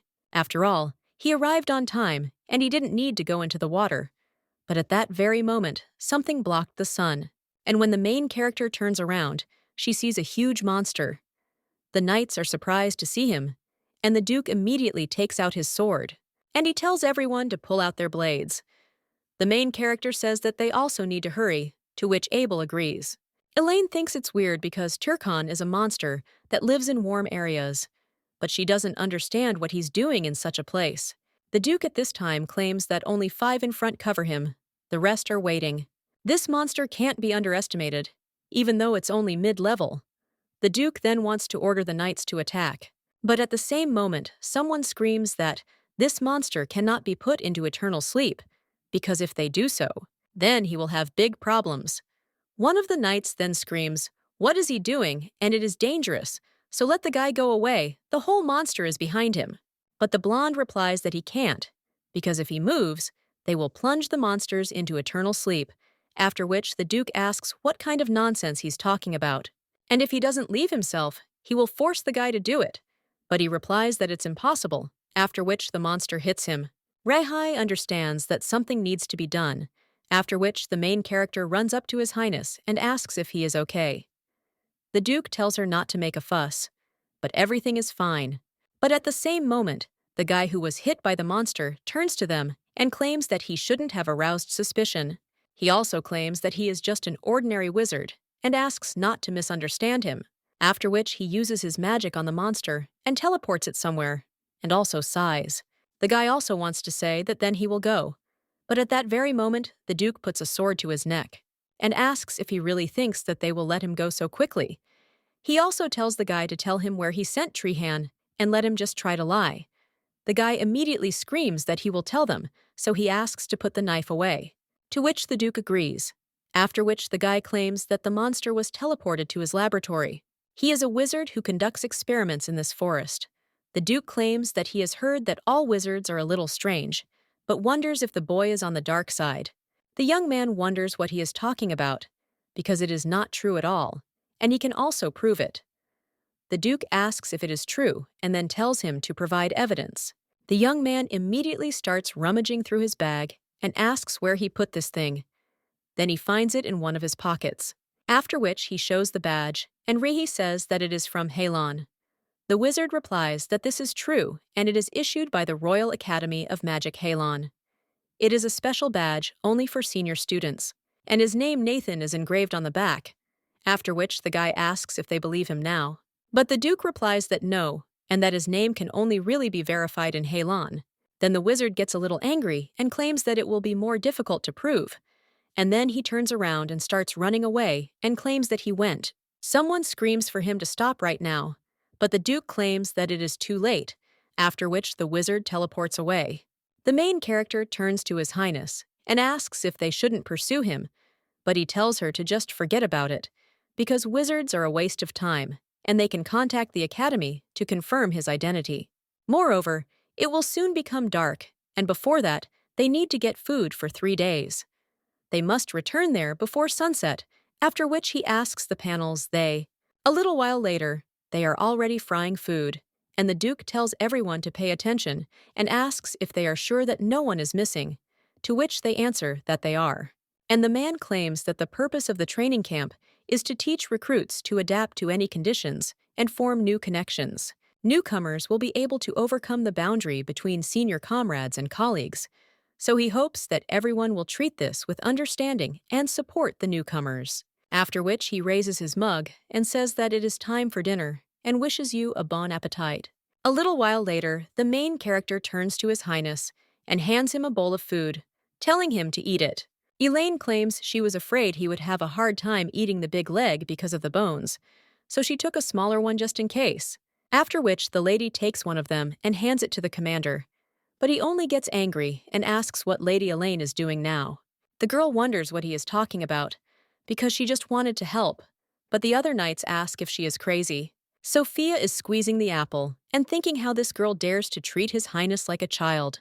The Duke at this time tells her to stop, and this belongs to her, so let the lady eat herself. Well, when the main character wants to say something, the guy just clicks his tongue in indignation, and the lady claims that she will eat it. Elaine understands that Rihi is now an adult, so it's time to come to terms with it. But if you think about it, the sorcerer they saw during the day, she is sure that he is the head of the Royal Academy of Sorcery Helon. 20 years ago, it was a famous magic school, and many wizards of their kingdom graduated from there. Well, then the main character thinks, why didn't she think about it? After all, a person from Halon might know something about the incident in Sebeka. Everyone from there went through the same course of study, and perhaps he even knows about this magical pearl that was on the witch's neck. When night falls, the main character leaves her tent and realizes that she needs to leave before the night watch arrives, after which she runs somewhere. Svoya looks out from the tent and thinks where the hell this girl went at such a time. The main character at this time runs through the forest and understands that Nathan's teleportation trail was checked during the hunt, and if she goes in that direction. But at that very moment, the girl sees a cliff in front of her and thinks that a few hours ago everything was different there, and at that place the trail suddenly ends. After that, the lady takes a few stones and wants to throw them into the cliff. Well, they hang in the air, and the girl understands that, as expected, it is an illusion, after which she steps into the cliff and understands that it has turned into a cave. When the lady goes there, she asks if Nathan is there. The guy at this time says that the results of this experiment are closely related to each other, and according to the theory of the relationship between man and monsters. Then he only needs Satiran. The main character then turns to Mr. Nathan, and he raises his head, looking at the girl, and then screams and says that she scared him, after which he asks who she is. Elaine tells him to calm down, and the guy claims that he has seen this form before, and the girl asks if he remembers it. Tirthan into eternal sleep, so he wonders how the lady even found this place, because it is hidden by magic. But the girl replies that she is not there to hurt him, but for another reason. The guy asks for which one, and he doesn't have time to be distracted from his research. Elaine asks if his busy schedule is related to Tirthan, whom she saw this afternoon, to which he replies that yes, and in fact the research is almost finished, but there is only one detail missing. Elaine claims that he is talking about Saturan, and he needs it, but he can't get it. After which the lady asks if this is true, to which the guy replies that yes, but wonders how she found out about it. Elaine replies that he was muttering it under his breath when she came in, and in any case, if she gets it for him, will he take on her case? The guy then asks the knights if she is kidding, and how is she going to deliver Saturan, because it is a flower that blooms after the blessed reign of fairies. There are no reserves of it, and it is so rare that the lady will not be able to get it even if she offers money. Well, the girl is interested in what if she knows a place where it grows. The guy immediately screams out where it is, and the girl replies that it cannot be shown on the map or the way to it explained, and he still hasn't accepted her proposal. To which the young man replies that this is true. Elaine thinks how good it is that she traveled with Bella before, and she didn't know that she would have to look for Saturan. At this time, the blonde asks if the lady is lying to him by any chance, to which the girl replies, "It's a state, not a lie. And if they come to an agreement and she can't bring Saturan, then he can cancel their deal." After which the lady asks what he will do, because she is the only one who can get this flower, and if he does it alone, how many years will it take? The guy then said that he understood, and they could make a deal, but in exchange the post lady would definitely bring this flower. But he still says that she could have asked for the magic tower instead of him, after which he asks why the lady came there. The girl replies that the process of working with the magic tower is complicated and takes a lot of time, but she is in a hurry, so she asks him to remember what she asked today, and the fact that she was there, he should not tell anyone. The guy asks what the lady is talking about and claims that she makes him nervous, which is why he is as mute as a fish. The main character says that this is good, and also takes something out of her pocket and asks to examine the sign, which she just showed. At this time, Sophia is heading through the forest and understands that this lady has definitely gone in that direction. The girl thinks that she followed Elaine just in case, but wonders how far she went. She also needs to check what the lady has planned and report it to His Highness. But at that moment, she sees a cave in front of her. The main character at this time returns back and realizes that she never thought that Nathan, whom she met by chance, would prove so useful. But at that very moment, someone turns to the lady and asks if she was there. It turns out that it is Sophia, and Elaine asks what she is doing there. Well, the main character's interlocutor claims that it is she who is asking her. The girl then wonders if Sophia noticed how she was leaving. Her interlocutor claims that the lady's movements aroused suspicion, which is why she followed her. But the girl is still interested in what Elaine was doing in this cave. After all, she usually doesn't leave His Highness's side even under the threat of falling into eternal sleep. So why did she suddenly, in the middle of the night, leave the camp without permission? The main character doesn't even know what to say and is wondering what this girl is chatting about. Well, Sophia claims that since her interlocutor cannot give an answer, then there must be something inside the cave. The main character then realizes that if she is caught communicating with Nathan and Rihai finds out about it, it will be bad. Elaine thinks about what to do, and at this time, Sophia asks if she should go in, after which she takes a step, but at that very moment, she crashes into something and falls. The girl asks if this is a magical barrier, and the main character thinks that Malgan's illusion has dissipated and turned into a magical barrier. At this time, Sophia gets up and screams out what the lady is hiding, but the main character replies that she cannot tell about it. His Highness has ordered this to be done in strict confidence. Elaine knows that even though this is a lie, Lady Sophia is a staunch follower of His Highness, so she will not dig any further. Elaine suggests that she stop this circus and go back to camp, because she won't gain anything if she gets involved in this. Sophia wonders if the lady is now trying to intimidate her by hiding behind His Highness. But when accompanying him, does the lady really think that since the entire community allowed her to accompany him, that this changes anything? Even last night she was in this role. So Sophia screams so that the girl knows me about, because didn't she notice that His Highness hates her? She also wonders if this is true, and why His Highness chose a woman to accompany him. Sophia turns around and starts to run away, and the main character turns to her and asks if Reiki hates her. 2 days later, the guy approaches the lady and asks if she has finished the shadow court with roll call, to which she replies that yes, and there are no absentees. when the Duke tells her to organize 30 people for the gathering, and the lady replies that she understands. After which, the girl also turns to His Majesty and offers her help. But he remembers how Sophia screamed, asking if the girl hadn't noticed that His Highness hated her. Now the main character is a little downcast and asks His Highness if she is really boring him. Reiki asks why she has such unexpected conclusions about the girl, and she replies that she was simply curious whether he felt uncomfortable with her. The guy is silent for a while after that, and then claims that the lady doesn't bother him. He also remembers how the girl with a smile on her face claimed that she would try hard, and also while helping him remove the stain with a handkerchief. Well, now he says that it doesn't matter, because the lady doesn't cause any inconvenience. The main character asks if she is really happy, after which she thinks that, thank God, because she was worried that the guy really hated her. But in any case, the Duke suggests that she prepare for departure, to which the lady agrees. Thus, having completed 3 days of training, the Feline Knights returned to Killiard, and 2 days later, they received a message that had been sent from the county of Valendor. It was a request to investigate the case of a disappearance in the estate. A little while later, they arrive at the estate, and the Count, with a smile on his face, says that they have finally arrived. He also claims that he asked for help, but did not even imagine that His Highness would come in person, and this is the first time he sees him after celebrating his birthday. The man also asks how he is doing, and he seems to be doing well, after which the two shake hands. At this time, the Duke thinks about the fact that half a month has passed since several people disappeared in this estate, and it took 15 whole days to turn to him for help. Apparently, the Count ignored the petition to file a missing persons report because the missing people were commoners.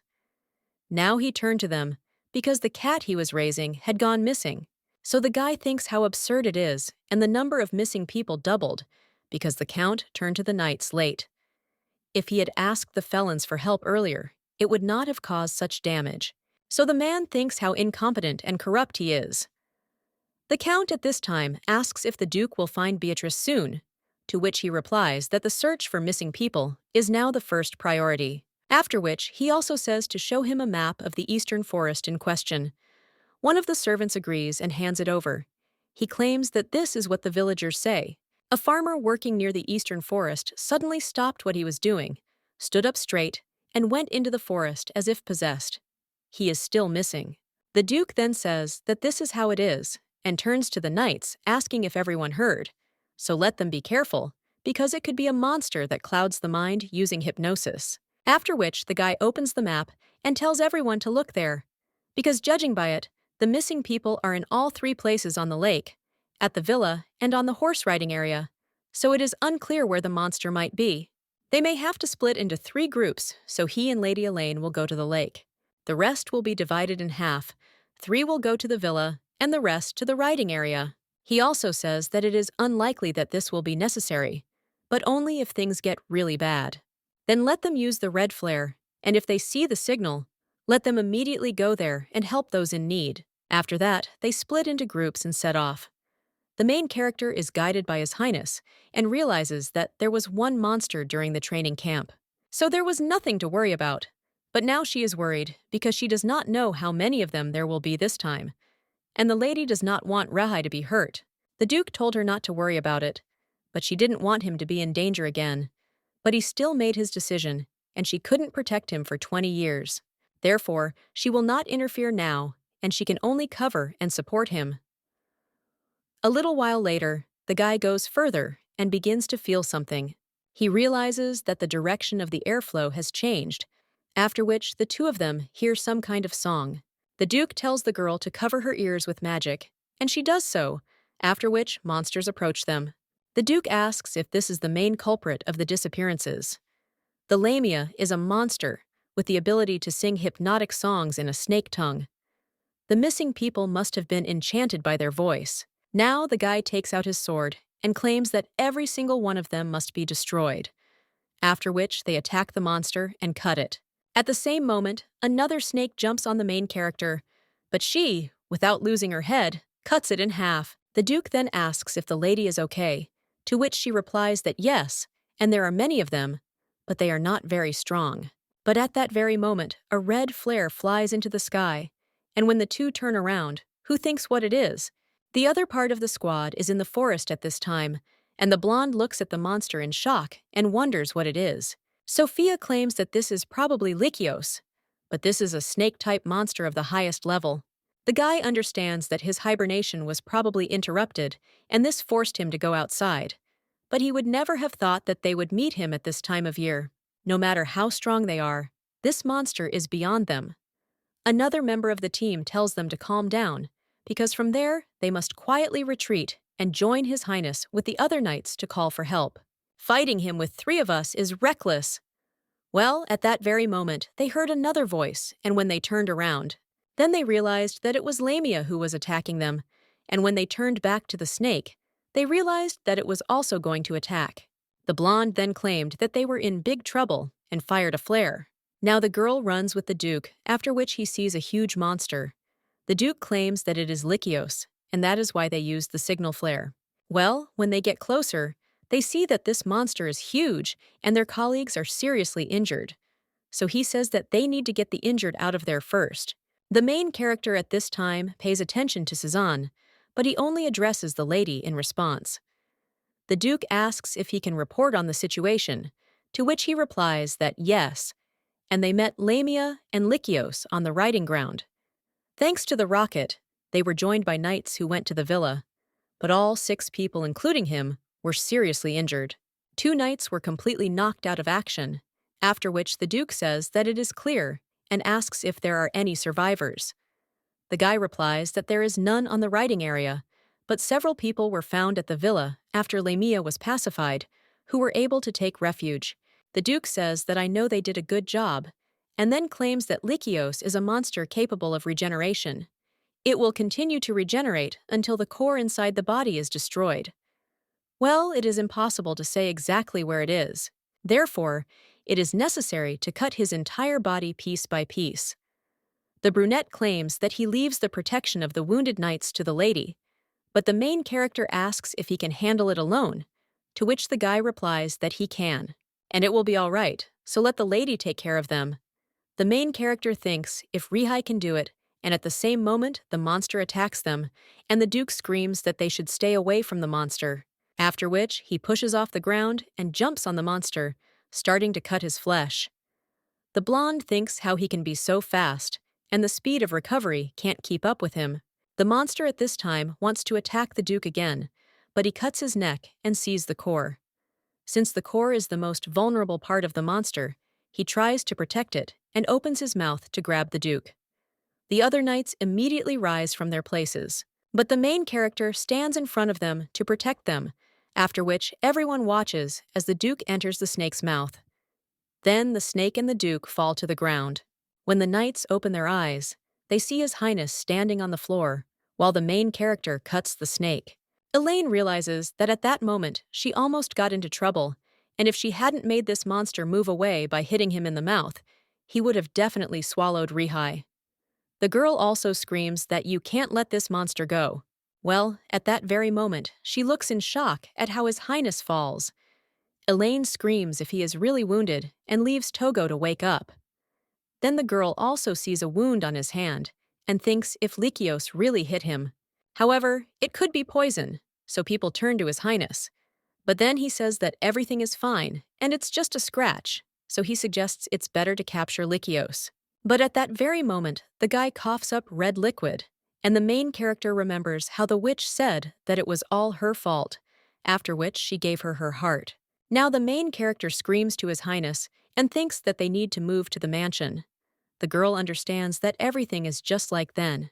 A short time later, the doctor states that Likios's poison cannot be neutralized with ordinary medicine, so it is necessary to use a special remedy. However, it is so valuable that it will take at least 10 days to obtain it, after which the main character screams, "How can one wait 10 days when his life is at stake?" The lady also wonders if there is any other way, and the guy replies that if she can't wait for him, then she'll have to cook it herself, but for that, she's missing 2 ingredients. The girl screams what is needed, and the guy replies that freshly dug rain licorice pussy heart of Lisha. A little while later, Sophia screams that they should leave right now because the core has already been discovered, so it will be much easier to grab it.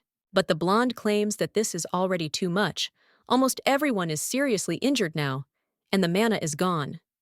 Therefore, if they return to the forest in this state, they will plunge into eternal sleep, and this will definitely not save His Highness. When Sophia wants to object, someone also claims that Sir Cezanne is right, because following this monster is like falling into eternal sleep. It is night now, and the knights have not had time to recover from their injuries. And then the main character claims that she will first bring rain licorice, which surprises the knights, and the lady claims that she knows what she looks like, and besides, she is not injured, so there will be no problems. Another knight asks the lady if she is sure that everything will be okay if she goes alone, because it is already dark and it could be dangerous. The main character replies that she is sure, and then her interlocutor replies that yes, and it would be good to get some licorice in advance. She also asks if there are any objections, and the other knights remain silent, after which the lady states that they are hoping for Elaine, and they will all go to the rehabilitation ward. A little while later, the main character approaches the Duke and realizes that this is true because she can find both the licorice and the heart of Lycios. She is the only one who can save him right now, but when the lady is about to leave, then someone grabs her hand and asks her to stay there. It turns out to be the Duke, and he claims that the girl is leaving him again. However, the guy tells her again not to leave, but the main character pulls her hand away and then leaves, and also thinks that Reki should wait for her because she will definitely save him and will not leave him alone again. At this time, Sophia is heading down the corridor and understands that she is experiencing something because His Highness's condition has improved a little, but is still very bad. After which the lady hears some sounds and enters the room to His Highness and also asks how he feels. But at the same moment, the girl is shocked because the guy coughed in the red liquid. Sophia thinks what to do, after which she takes a towel and understands that she cannot leave everything like this. The girl also thinks whether to call a doctor, but then she realizes that the doctor said that nothing can be done and that they must use the antidote in the end. After which the girl realizes that she must get Lycios's heart right now, because if this continues, the Duke may fall into eternal sleep. But the girl wonders if she can handle it herself. After which she realizes that His Highness saved her life for the second time, like when she was little. So now the lady comes out of the room and realizes that they have now found out the location of the core, and if she aims for the gap and directs the ball into the core itself, she will be able to knock it down in the blink of an eye. The girl runs, and with tears in her eyes, understands that she can. A little while later, the lady is already approaching the riding area, but does not see the monster there, and wonders if he has crawled away. The lady also understands that he must be somewhere nearby, but at the same moment she begins to hear some sounds, and when she turns around, she sees that the snake is devouring its own kind. The girl starts to feel sick and shake, but at that very moment, she grabs her shaking hand and understands that there is no need to be afraid. And also, does she really want to escape? The lady understands that she needs to gather her energy with the ball and hit it straight into the core. Does so, and also sees the core. But at the same moment, the lizard's tail hits her on the back. The lady flies to the floor, and the lizard hangs over her. The girl looks at the place she cut and thinks whether it is too early to heal, but she understands that obviously regeneration cannot be so fast. The lady also sees the snake heading towards her and thinks whether this is the end. She takes a handkerchief out of her pocket and realizes that she has declared so loudly that she will always protect the Duke. The knife clutching this handkerchief in her hands, the girl thinks how pathetic she is. At the same moment, the lady also sees how the snake begins to fall, after which she sees Elaine who cut it. Sophia thinks how this girl could get there, after which the main characters cut the core of the snake and thinks if the lady really got hit right in the neck with a knife. Elaine at this time takes out the heart, and with a smile on her face says that she finally found it. But at the same moment, she notices something else. Someone asks if this is Lady Sophia. She also wonders how she ended up there, but then claims that what is more important is whether she is injured. The main character asks if she came there, but the girl replies that the problem is not in this now, because His Highness's condition has worsened, so let Lady Elaine go and she will follow her later. Sophia thinks how pathetic she is. She can't even believe that she was able to go all this way and simply said that she was going to save His Highness but received such an injury. At the same moment, she hears the lady telling her to climb in. When Sophia looks forward, she sees the main character putting her shoulders under her. And she also claims that with such a wound she can't walk normally, so let her climb in and she will carry. At this time, the Duke feels worse and worse and wonders where he is and whether he is really floating in the air. But then he realizes that it looks more like water. The guy hears someone laughing and wonders who it is. People who laugh ask how the monster can do this, because he looks like a drowning mouse and he must like it. The guy looks at his hands and wonders if this is a childhood memory, but then claims that he is not a monster. One of his interlocutors asks what he is talking about and whether he really doesn't know whose child he is, since he is the son of a witch. At this time, the guy notices the fireworks and understands that he remembers this day because it is the king's birthday. The biggest and grandest festival of the year was held then. A little while later, the guy was watching the fireworks from the window. But Val immediately ran up to him, and looking at the gentleman's face, screamed, "Who the hell did this to him?" The guy claimed that Walter was strange, which surprised the man, and he asked why he was saying that. But the Duke only asked him in response why he made such a sad expression on his face when he saw the monster doused with water. The man then asked who told the guy that, and he replied that it was true because he knew that it was not a man who gave him life. She brutally burned tens of thousands of people, and he is the son of a witch. But at that moment, the man hugged the guy and claimed that even if he child, that doesn't make him a monster.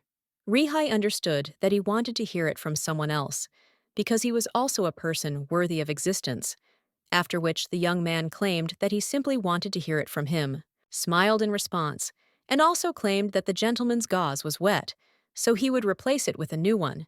And the Duke understood that even when everyone was throwing stones at him, Walter was desperately trying to protect him.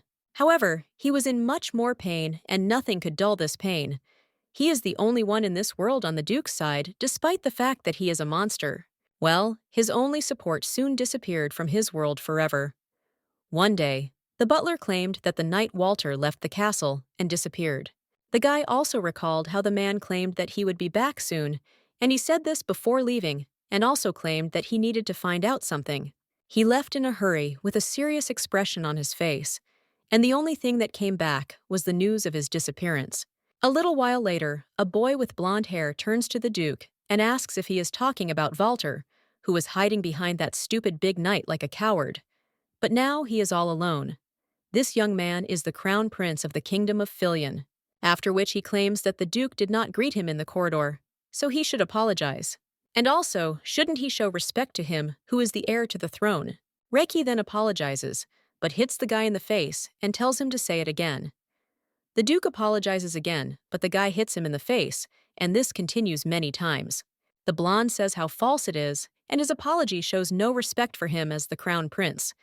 After which, the guy hits his interlocutor on the leg, causing the Duke to fall to the floor. The crown prince says that he shouldn't be impudent, because now there is no one on his side in this castle. That's why he always has to be closer to the floor if he doesn't want to disappear like his knight. At that moment, the boy knew for sure that without Walter, he was just a child who couldn't do anything, so he had to change. When the boy was 14 years old, the assassins started threatening. After all, he had gathered strength to resist, and by the time he took control of Gilead, the situation had become so dire that he began to be guarded. One of the knights said that it would be an honor for him to be chosen as an escort for His Highness. Also, his name is Ron Benjamin. He was an intelligent, well-spoken young man, and there were times when he grew tired of his excessive striving. But he didn't regret taking it. A little while later, he found this guy lying on the ground without breathing, with huge wounds. The red-haired knight said that they had no trace, and it looked like this guy had fallen into eternal sleep after being injured in the explosion. Since then, several of his companions have been put to sleep as a result of the assassination attempt. One of them was strangled, another drowned, and 3 were poisoned. It became a curse, and anyone who tried to protect him was doomed to a horrible end to life, so he was afraid that his curse would spread to those around him again. That's why he didn't want anyone to be near him, and he was definitely going to do it. And that day, the lady suddenly appeared in his life. This is a girl named Elaine. A little while ago, the young man approached Walter and asked him to tell him who Elaine was, who ordered the sword for him. The guy claimed that he hated everything that was connected with his mother, but seeing this sword changed his mind. The man then thought about where to start his story. He claimed that this lady was an old friend of his mother, and she had light green eyes and long silver hair. This girl was very cheerful and smiling. When she was near the master, she could not stop laughing and always told him that she wanted Reki to be happy, and also that she would protect him all her life.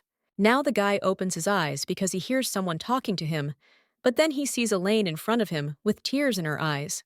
The girl, seeing that the gentleman has woken up, smiles and says that this is a real relief. The guy wonders if this is still a dream, and he wonders why she has that expression on her face, even if she is not the Elaine he knew. At this time, the guy asks what happened, and the lady asks if he feels better, because the Duke was poisoned and fainted. But now, thanks to taking the antidote, he was able to come to his senses, after which the guy asks if this is really so. And when he looks at the towel in the lady's hands, he wonders if she really cared about it. The girl replies that yes, and she couldn't calm down until she saw that he was waking up. The Duke asks, "What about the survivors?" And the lady replies that everything is fine, because they are now recovering in tents.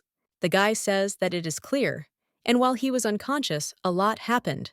But the main character immediately calms him down and tells him not to overdo it, and also slept a little more because she will tell him the details after he has fully recovered, and then she will go and report. But at that very moment, the Duke turns to Lady Elaine, and the girl asks, "What is it?" After which, he thanks her with a smile on his face. The main character is surprised by this, but then smiles and says that there is no reason. At this time, Sophia is lying in bed and thinking where the lady got such strength from, because it is comparable to the strength of His Highness, and one could say that it's even better.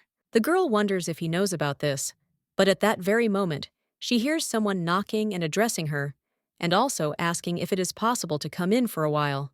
Sophia wonders if this is Lady Elaine, to which she replies that yes, and claims that she is entering, after which she apologizes and asks how she is. The girl replies that everything is much better and asks what about His Highness. Elaine replies that fortunately, the antidote works well, and now he has taken the medicine and gone back to sleep. Lady Sophia asks if this is true, and then claims that it is good, and the main character claims that she has a favor to ask of her, because let her keep the skills with which she knocked Lycios off his feet a secret. Is surprised by this, and the main character understands that if she surpasses the strongest knight, she will attract attention to herself in vain, and then her face will be known to the entire continent. Some people will remember her, and her identity will be revealed when they see that she has not aged even after 20 years. But at the same moment, Sophia says that it's good, and the main character is surprised, and her interlocutor asks if she really thinks it's strange that she's not as noisy as usual.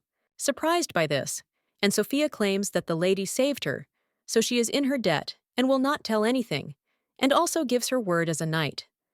She also claims that she wants to apologize to Lady Elaine, after which he asks for forgiveness for the fact that she spoke rudely without knowing her skills, and she is simply jealous that the lady accompanies His Highness, and she has been trying to achieve his recognition for a long time.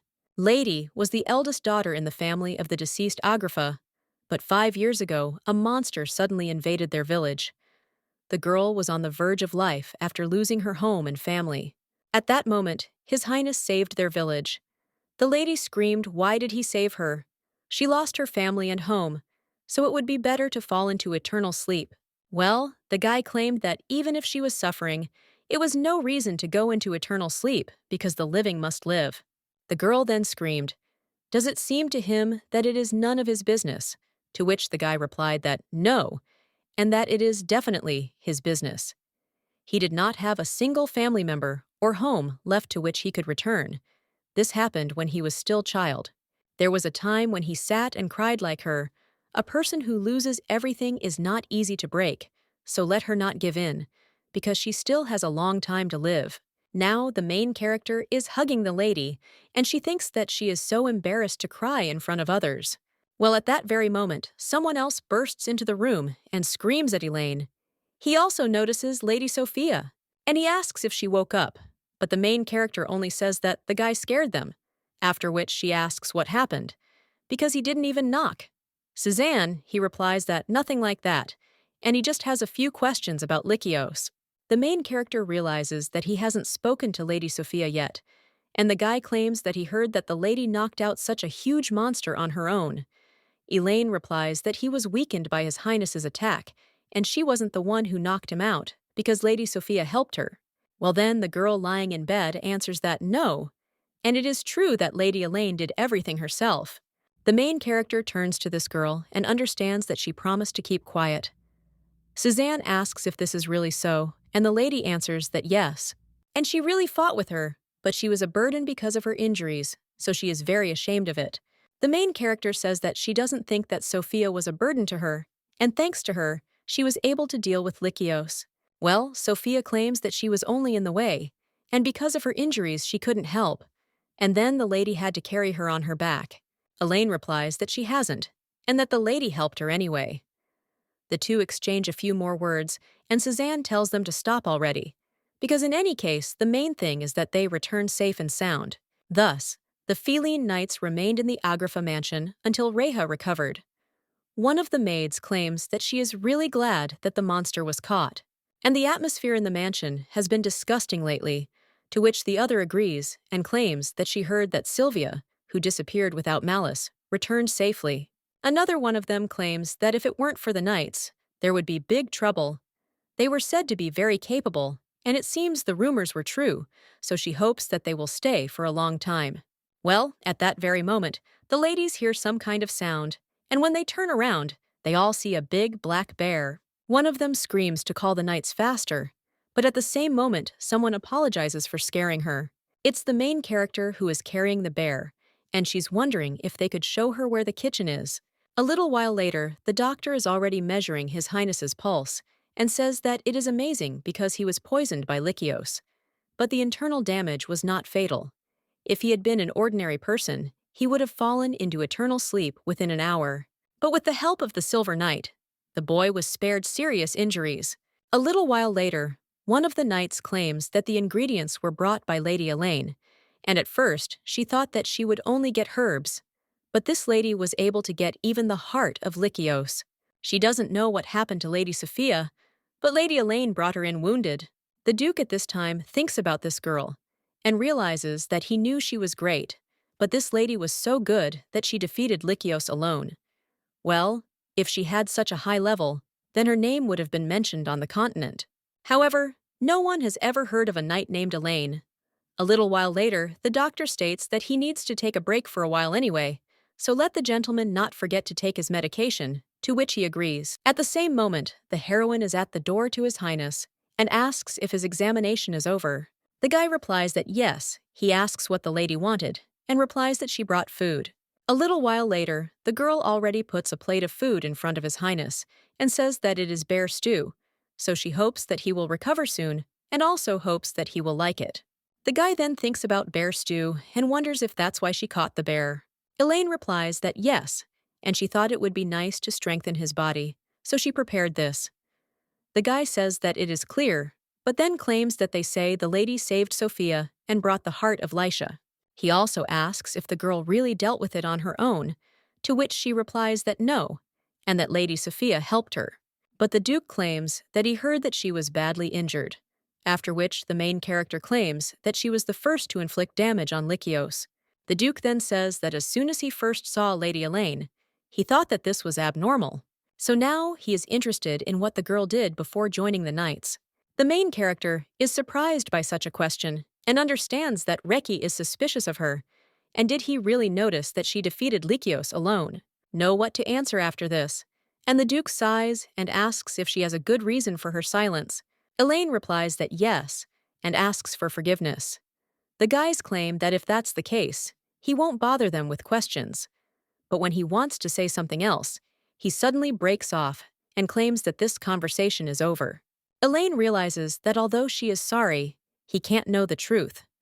Brand claims that Letty is quite good at cooking and asks if she learned it specially, to which the girl replies that she learned it from the man she lived with as a child. The guy asks if this is one of the parents, to which the lady replies no, and her parents abandoned her when she was a child. Well, there were some who took her in, and this man was her savior, and she also learned to cook from him. The guy then wonders if that's why the application forms were blank, and then says that no one has ever done anything like that for him. But it seems like the person who took her in really cared about the lady. The main character asks why he thinks so, and the guy replies that he hasn't known the lady for long, but she has such a straightforward character, and that's rare. Probably because she grew up under the tutelage of such a wonderful person. The girl then recalls how she cooked with Lady Bella, and then she starts crying. The Duke asks what happened, but the main character only apologizes and claims that she suddenly remembered the past. Elaine knows she can't tell him, but she still wants to scream it out loud. The person who cared for her, that honest person, was his mother. Elaine says it's not because of His Highness, and that person is no longer alive. Hard then, but now she is fine and lives according to his will. The guy only wipes his mouth after that, and the main character wonders if he has already eaten everything. The guy replies that otherwise destiny would cool down, and the main character claims that if he gets sick again, she will cook this soup again, but still tells him to try not to do it. Reihai, he replies that this is a special situation, and no matter what she wishes, he will not fail again, after which he asks whether the lady will keep her word. The guy also claims that she better take care of herself and not be as reckless as she was that time. Elaine agrees, but says that if he is in danger, he should not stop her. Reihai says what a stubborn lady. After the Duke woke up, the knights continued their investigation, and no more survivors were found. Missing were found and reported to the Count. The Count paid compensation and consolation money to the families of those who had fallen into eternal sleep, and the survivors expressed their gratitude to Regist. A little while later, the main character claims that they are returning tomorrow and asks if the Duke is feeling better. The guy just sighs after this and claims that he has already heard this question more than 5 times. The main character says that if so, then good, but claims that he almost got into such a serious situation, so it is natural that she is worried. He still needs rest. Well, at that very moment, they notice a bird flying over them. Something in the bushes starts to move, after which it jumps up. But the Duke immediately grabs this creature, and the main character, in shock, turns to His Highness. But he replies that everything is fine. After all, it's just a mountain animal, and most likely it's a raccoon. But then the guy looks at it and thinks that it's a cat. Elaine turns to His Highness and claims that this cat is very similar to the one the Count spoke about. A little while later, the man is already hugging his cat and screaming how worried he was. The Duke asks if this is really his cat, to which the Count notes that yes, and since they found his baby and also dealt with Lycus, they are obliged to arrange a banquet. A little while later, they are all ready at the party, and Suzanne turns to the lady and tells her to look at the Count. The guy also asks if she sees him sitting lazily on his throne, and he is sure that he arranged the banquet in honor of his cat, and not theirs. Elaine says that it is possible, but at that very moment, someone pushes the guy away and tells him to move over. It turns out to be Sophia. She turns to the lady and tells her to try it, because this meat is the hind legs of a young calf, so it is soft and tasty. She removed the bones herself so that the lady can eat with confidence. The blonde man only looks at her face, after which he turns to Lady Sophia and asks what is wrong with her, because she usually gets angry when she can't eat. And then suddenly, kindness itself. But the girl then asks what he is talking about, and when she was angry. The guy answers that, in fact, always. But the main character tells these two to stop arguing, after which she turns around and sees His Highness. A little while later, she follows him outside and addresses him. The guy replies that there is no need to follow him because he just wants to get some fresh air alone. Well, the girl replies that she also wants to breathe. When they go further, people say that spring is slowly beginning to come into its own. Buds are already appearing on the trees. The guy replies that this is true, and it is already March, so it is getting a little warmer every day. The main character claims that it would be great if they had a festival when the flowers bloom, but the guy claims that the festival will start soon. And every year in March, they hold a festival of flowers and butterflies, after which one wonders if the lady really didn't know. The main character claims that she didn't even suspect, but she herself understands that then she will have to go for Saturn earlier. The lady also turns to His Highness and asks if she can go on vacation when they return. The Duke asks how long, to which the lady replies that about a week and asks if everything will be okay. The guy replies that yes, and the adaptation period is over, so she can use her vacation at her own discretion. Elaine thanks him and also says that she is sorry that she will not be there for him. The Duke replies that everything is fine, there is nothing special about it. But then the main character asks His Highness if he likes fireworks. The guy asks if she is talking about fireworks and why she asked, to which the lady replies that she is just curious. Well, then the young man remembers how he was called the son of a witch, and at that very moment there were fireworks in the sky. Well, now the main character launches fireworks with her power, and the guy asks if this is magic. Elaine replies that it seems so, after which she takes something out of her pocket and tells His Highness to take it. She also doesn't know if he will like it, but she decided to give it to him. The guy asks why she is giving him a brooch, and the main character replies that today is his birthday. She heard it from Sir Loyard. The guy then says that it means he was so busy that he completely forgot. Elaine then apologizes and claims that the gift is a little shabby and wonders if he didn't like it. The guy at this time says that no, he didn't even notice, and also for him it's a great gift. He also thanks the lady and states that he will wear the brooch. The main character smiles and wishes him a happy birthday. She also claims that next year she will prepare an even better gift. But the guy then asks why the lady is so kind to him. In response, the girl smiles and claims that she wants His Highness to be happy. The guy wonders if she really wants him to be happy, but then he remembers how someone called him a degenerate witch. He understands that people wanted him to suffer as much as those who fell victim to the witch. But these sparks from old memories became clearer. At this time, the main character turns to His Highness and asks if something is wrong, to which he replies that there is nothing wrong. The lady also asked him if he liked the fireworks, and perhaps they weren't so bad. A few days later, the knights were back in Killiard. Elaine's merits were highly appreciated by the kings. The Duke at this time sits in the middle of the papers and says that there is no end to this. The red-haired knight claims that it hasn't been long since they returned, and maybe they should take breaks to rest sometimes. But the man replies that it is not possible, and he can't cope without Lady Elaine's help, so if he gets distracted now, he won't be able to sort out the budget for the festival. The Duke also says that he is of little use, and that while he was in Valendor, a lot of work accumulated. But if you think about it, Lady Elaine received the award and immediately went on vacation, after which the guy asks when she should return. The Duke replies that in a week and claims that she still has 4 days left, so it's good that she will return before the festival. The knight then turns to His Highness and asks him to accompany him, but the Duke only asks what he is talking about. And also, did Lady Elaine tell him that she wanted to go to the festival? The guy replies that she said that she would invite the gentleman to go with her. A little while later, someone knocks on His Highness's door and asks if he's there. The guy asks what is happening, and the servant behind the door replies that Lady Hilla Rester has returned. The Duke wonders if this is really so, after which he tells her to let her in, and when the girl enters the room, she asks for forgiveness. She introduces herself and claims that she has returned from an expedition. The main character at this time reaches for the flower and realizes that she has finally found it. Elaine thinks she's glad the area hasn't changed, and she was worried he might have disappeared. After which, the lady deftly descends to the floor and understands that this is excellent, because since she got this flower, she can go. The Duke at this time says that Hilla did a great job being on a long expedition. The girl thanks him and claims that all the monsters in the place he indicated were destroyed. Only this time, they couldn't find him either. The Duke says that that's how it is, and there's nothing to apologize for. They did what they could. The guy understands that 10 years have passed since the disappearance of this man. A little while ago, the young man turned to Walter and asked where he was going and how many days it would take. The man replied that he could not tell the gentleman now, but he would find out everything when the time came, so he should not worry.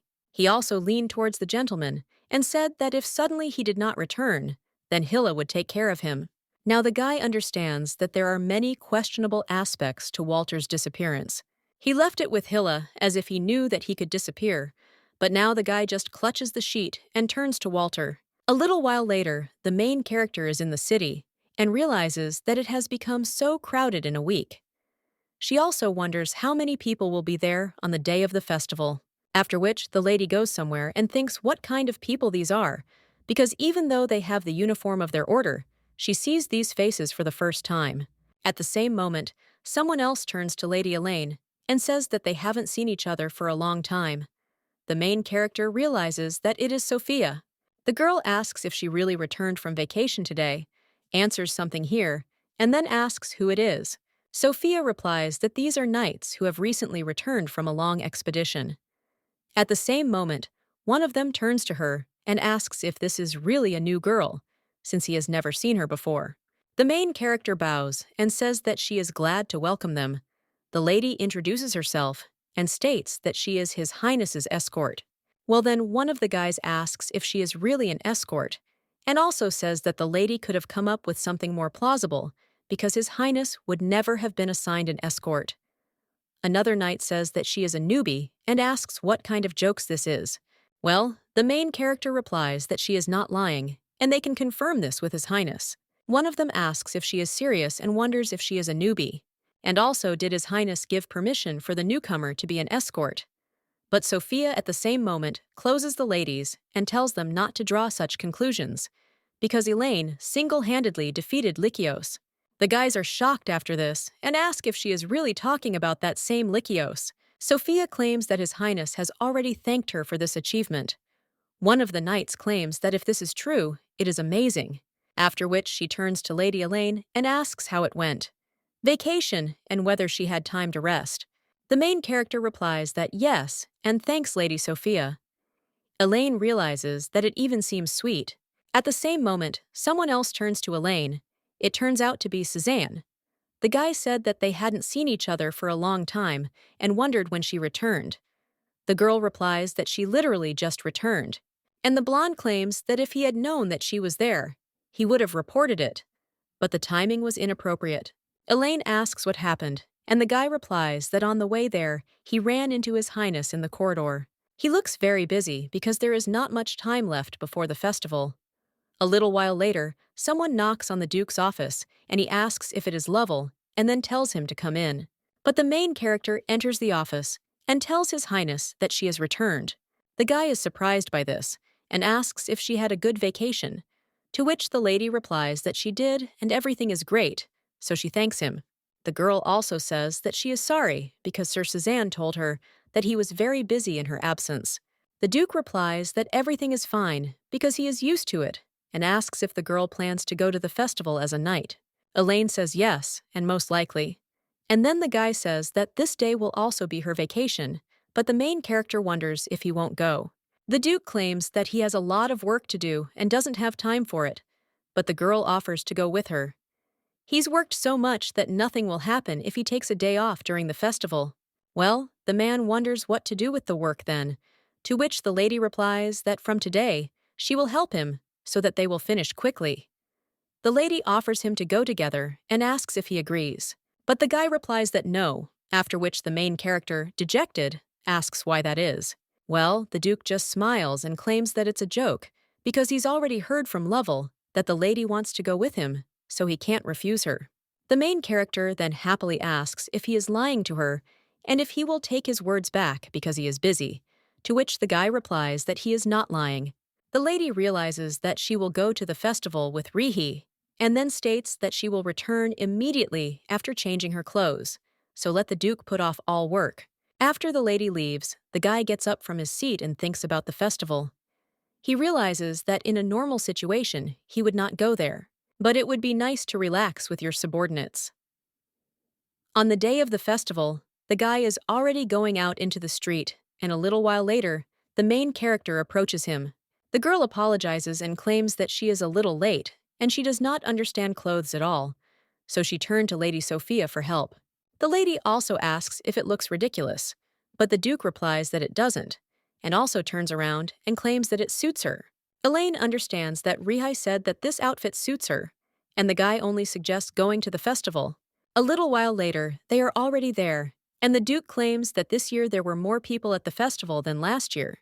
At this time, the main character puts her hand on His Highness's hand and asks if he cannot let go of her hand. The guy asks her what she's talking about, after which she asks her to wait a second. When the lady looks at him, the Duke tells her not to overdo it, because she should not let go of his hand. The guy starts leading the lady, and she thinks that it is strange and wonders if Reika's back has always been so big. A little while later, the guy claims that they have arrived, and the main character is surprised. After all, he sees so many street vendors there and smells a very delicious smell. Elaine asks if His Highness wants anything to eat, since she will bring it, but the guy replies that he doesn't want to. Liked something? Then let the lady just buy it for herself. She agrees to something and claims that she will return soon. A little while later, the girl returns with her purchases, and the Duke thinks how fast she is, after which he sees everything the lady has bought and asks if she will be able to eat it all. The girl replies that of course she will, after which he hands one of the dishes to His Highness and says that it is for him, so let him try it. Reiki thanks her, and the girl claims that it is very tasty because there are so many spices in it. When the boy tastes this food, he realizes that it is a little too salty and wonders if it is because the sauce is rich. Walter did not allow him to eat such food because it is unhealthy. At this time, the main character asks the Duke if it is tasty, to which he replies that it is not bad. But at that same moment, the lady notices something else, and when the guy asks what happened, the lady replies that she found something interesting and asks if he wants to go with her.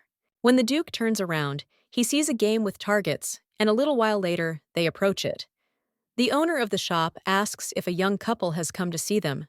The main character asks him what he is talking about, after which he looks at the Duke, and the owner of the shop just laughs and says how embarrassed they were, after which he asks if these two want to play a game.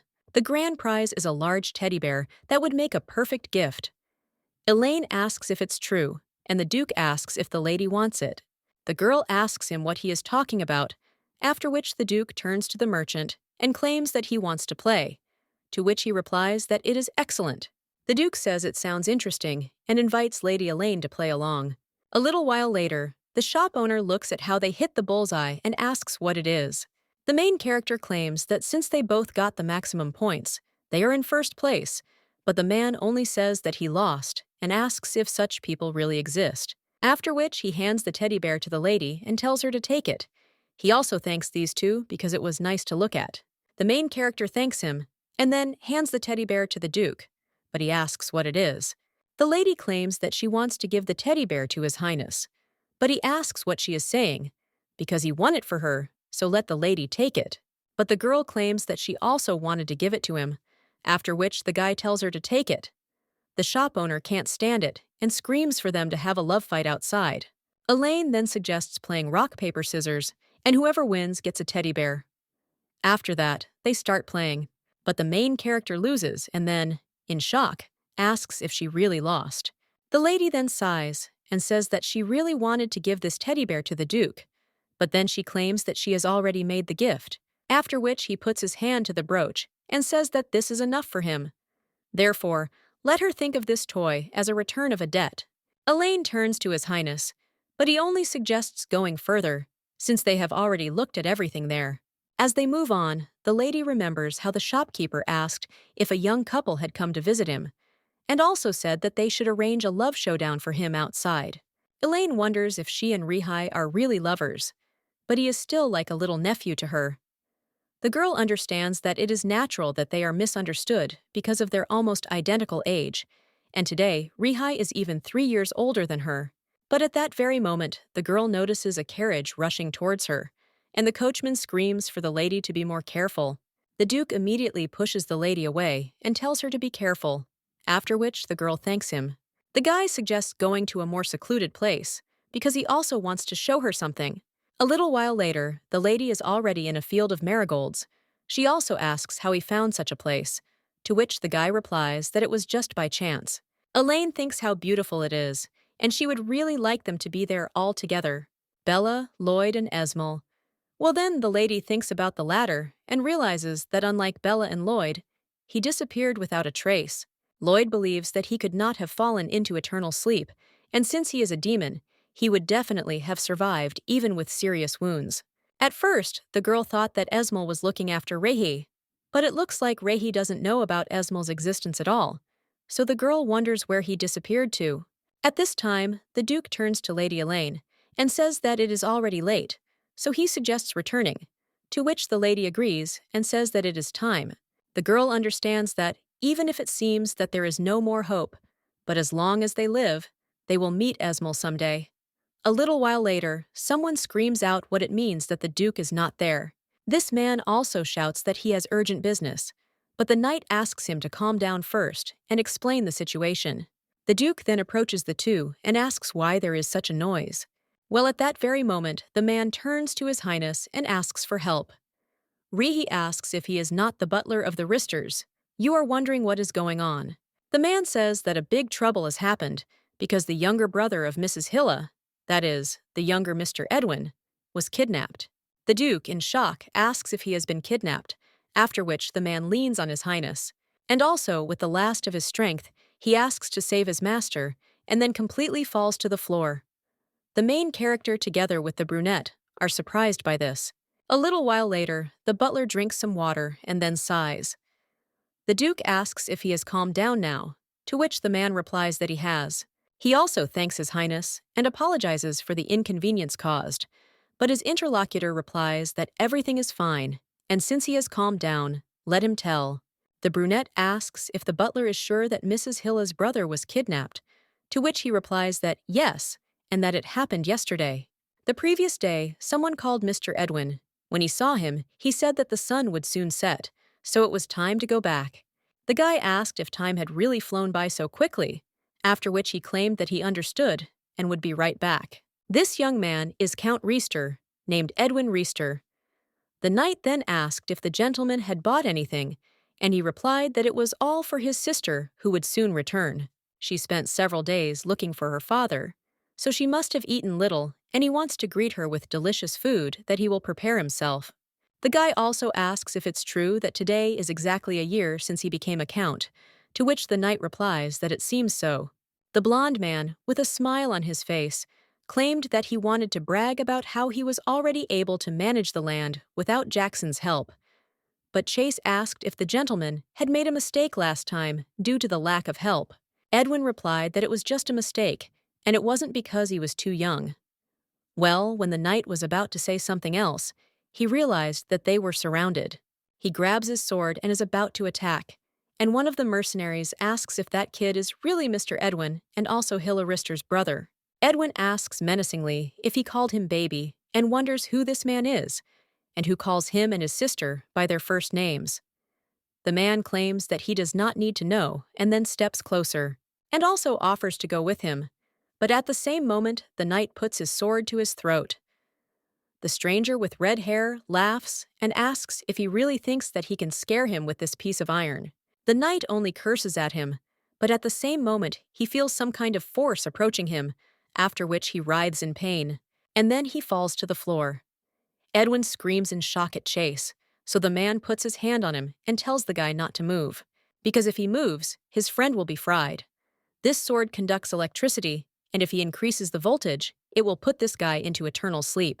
If Edwin doesn't want him to fall into eternal sleep, then let him throw away everything he has in his hands and follow him. The blonde then just fades away and says what a cowardly fool this stranger is. Then he raises his hands, and the red-haired man says that he is glad that the guy is not as stubborn as his sister. The knight cries out to his master through pain and says that if he follows this man, it will be bad. Well, the stranger just throws some kind of package under the guy's face and tells him to give this note to Hilla. After all, if she doesn't want to see her brother's lifeless body, then within a week, let him bring Lich de Filion to the specified place. Now the butler claims that Chase came to his senses late. He returned to the mansion and handed over this note. But now Lady Hilla is planning to save him secretly. The Duke then says that this is a difficult situation and also wonders if the butler secretly told him this. The man replies that the gentleman is right, because Lady Hilla asked not to tell him about this because she does not want to put the gentleman in danger. But how can he remain silent about this? The main character claims that this is madness and asks how these bandits and Lady Hilla are connected, and also why they decided to kidnap a person at all. The butler claims that he does not know, but in the note, they introduce themselves as mercenaries of Galloyd. The Duke asks if this is really so, and the main character, in the form of his reaction, asks if the master really knows them. The guy replies that 2 years ago he received a request to eliminate a group of thieves, and the knight compliments him and also claims that since then they have harbored a grudge. His Highness says that Lady Hilla was with him, so it is clear that they are trying to reach him through her. The butler claims that this is true, sadly, but it will not help them, because if Count Voltaire and Mr. Edwin disappeared, then… The main character at this time comes into shock, but when the Duke asks what happened, then the lady replies that nothing, she just got something in her eye. But then the lady thinks, did he really say anything about Walter? The Duke only tells the girl not to worry, because they are hunting him, and he will not put them into eternal sleep. And at dawn, they will go to look for Count Edwin. The blonde at this time is talking about something with the knights, but at that moment, someone approaches them. Hilla sees the Duke with a servant hiding behind him, and turns to him, after which she asks what it is. The Duke claims that the butler told him everything, after which the lady looks at him menacingly. The man apologizes, and the Duke claims that he did everything right. After all, this was something that needed to be told to him. A little while later, they are already sitting at the table. Hilla asks if the gentleman really wants to participate in this, and he replies that if he doesn't go, the Count will be in danger, and as far as he knows, the lady was called to what used to be a prison. The people there are specialists in surveillance, so if he doesn't go, they will immediately catch her, and then they will put the hostage, who is her brother, into eternal sleep, and then the lady will become a hostage, and they will also demand his arrival. They hold a grudge against him and will do everything to get to him, but then the lady claims that she made a promise and must protect the master until her father returns, and little will happen before his return. And what face will she see then? Rehai claims that Walter would not want his children to be plunged into eternal sleep at his request, and she knows this well. The main character thinks about Walter Riston and Hilla Riston. She realizes that Lady Hilla was Sir Walter's daughter, and she was not close to them, so she remembers them vaguely. But 20 years ago, they were close with Lloyd and the commander of the Royal Knights. The girl understands that this man disappeared swamped by the surviving Leahy. Well then, the blonde says that the master must promise her something. If his life is in danger, then His Highness will have to run away, forgetting about her and his brother, to which the guy agrees. But the main character turns to Lady Hilla and tells her not to worry. The Duke also says that his safety will be ensured, and the girl asks who. Rehai claims that he forgot to introduce himself, then points to the main character, and claims that this is her bodyguard named Elaine. The main character says that she is pleased to meet you, and the woman wonders if this is the same Lady Elaine who applied to be a security guard during the ceremony, and she can't believe that the Duke allowed her to accompany him. The man claims that he was told that they were Halogen mercenaries, and is interested in whether there is any other information. The girl replies that these mercenaries clearly went their separate ways after they talked to Phyllis's knights. At the meeting the day before yesterday, many people gathered, and they say that some had magical instruments. The Duke says that a magic weapon is something that you can't just get hold of, so it's strange that poor bandits have it. After which, he even becomes interested in whether some third party has a strong grudge against him. Hilla claims that she found an old map of the prison, but still a map, and if nothing has changed, then everything should be as on the map. The Duke says good, and suggests taking this map apart and coming up with a rescue plan. The lady's brother is in prison at this time, after which someone approaches him, and he wonders if he knows why he was kidnapped. His sister serves a famous man, Rehi de Fillon, and he thinks that the guy, although young, already understood everything, that this guy is the son of the witch who caused the Sebeka incident. After his father fell into eternal sleep because of this witch, he received burns all over his body, and after he was left alone and tried to somehow survive, he gathered a group of mercenaries. But the grown-up son of this witch drove away all the mercenaries, and his mother, as well as her, the kid ruined his life. He can't fix the past, but he can restore justice, after which he wonders what the guy thinks about it, and also whether it is worth restoring justice. But the young man answers that it is not his business. The man clenches his teeth and asks if he is talking about it, and then they completely remove the guy in the face, which makes him scream. The stranger says that it is his business, because his sister works for this bastard.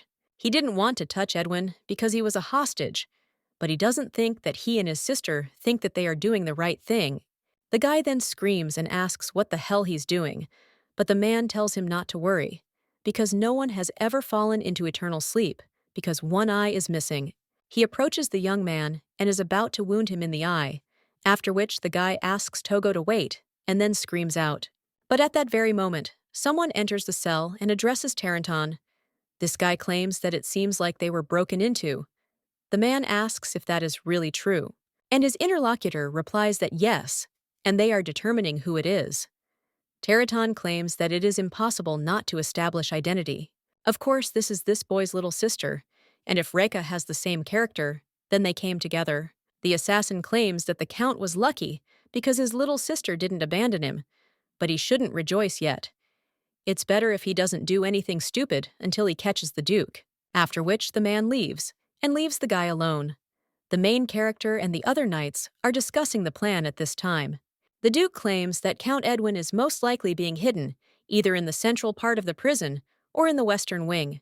He and Elaine will go to the western building, to which the main character agrees, and the man claims that Hilla and her people will study the central part.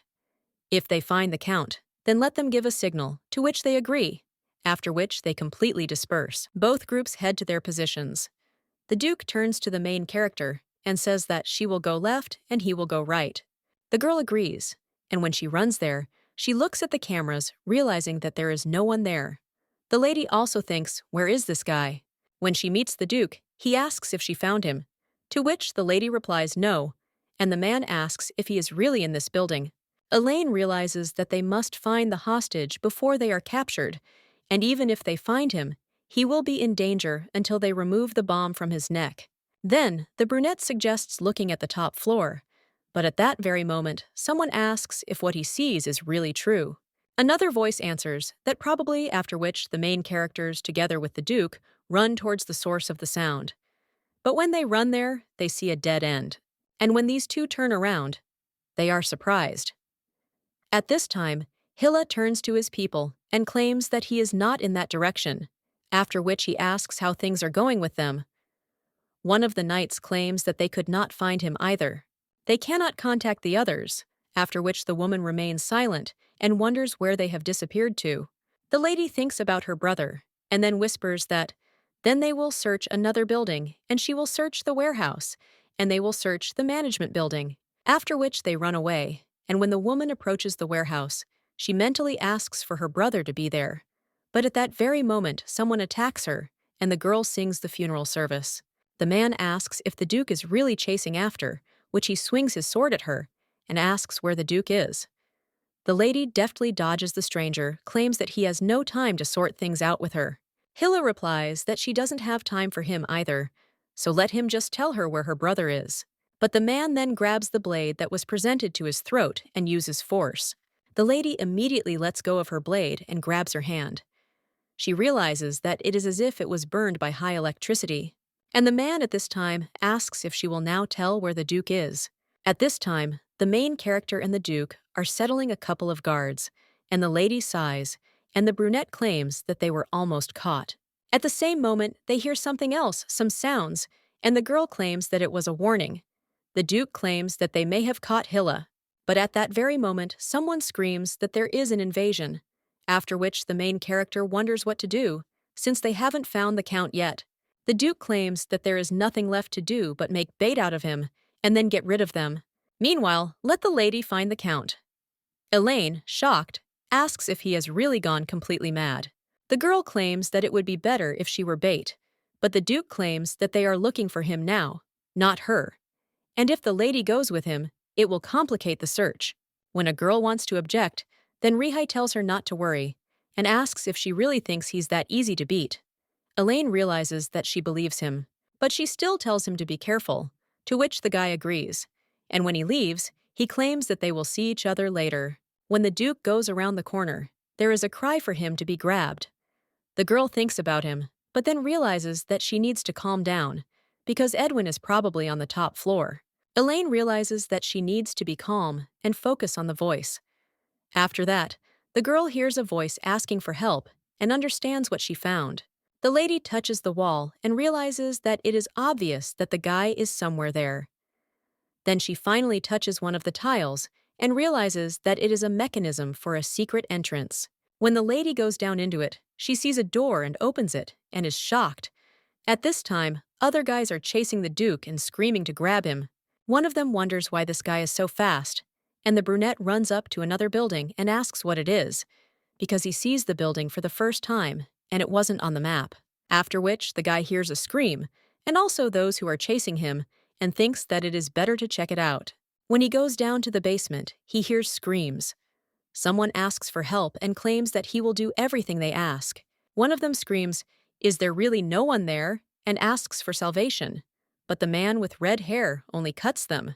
He also turns to the Duke and asks how he likes this picture, and how it feels to watch someone who looks like him fall into eternal sleep.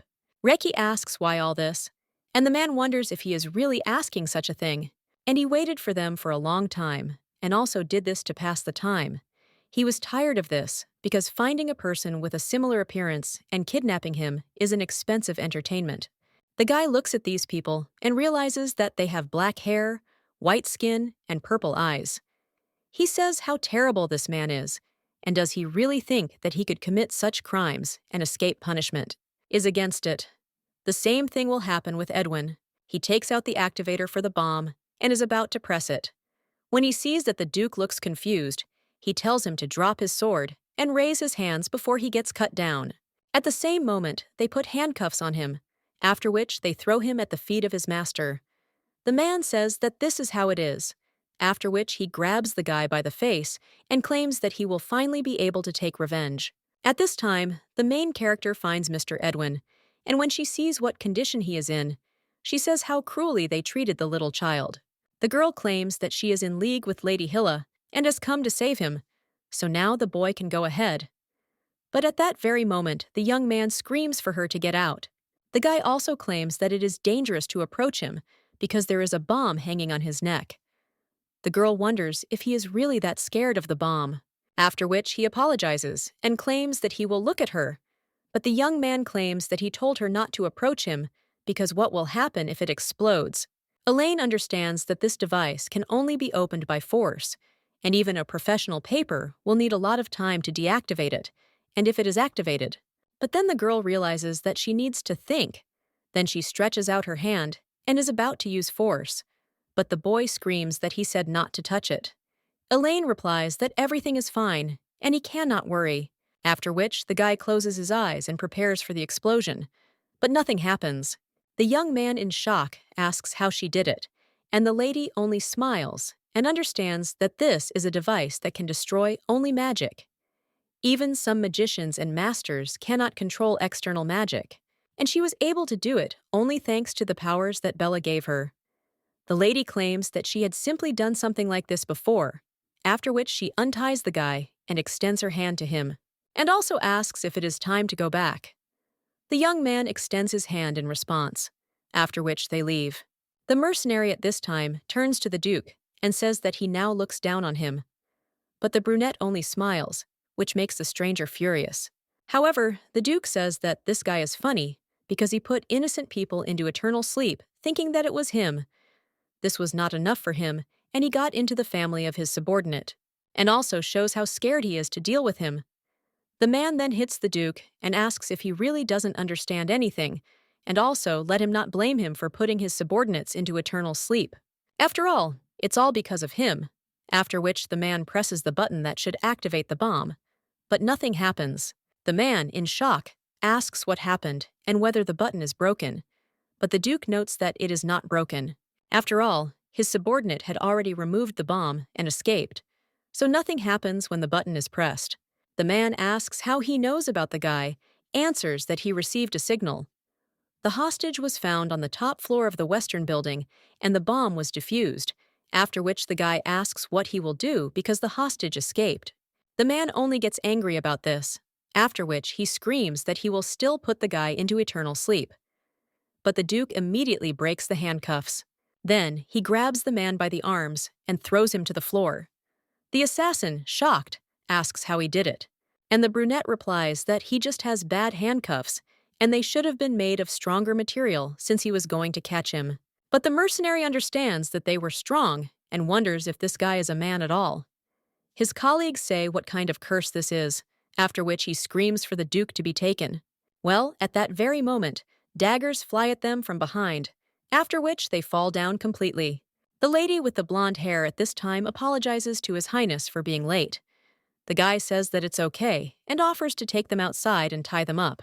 A little while later, the mercenaries are already sitting and tied up in a bunch.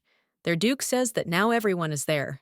Hilla says that there were other people besides them, but they are finished. Renat claims that she did a good job and asks if everything is okay with her hand.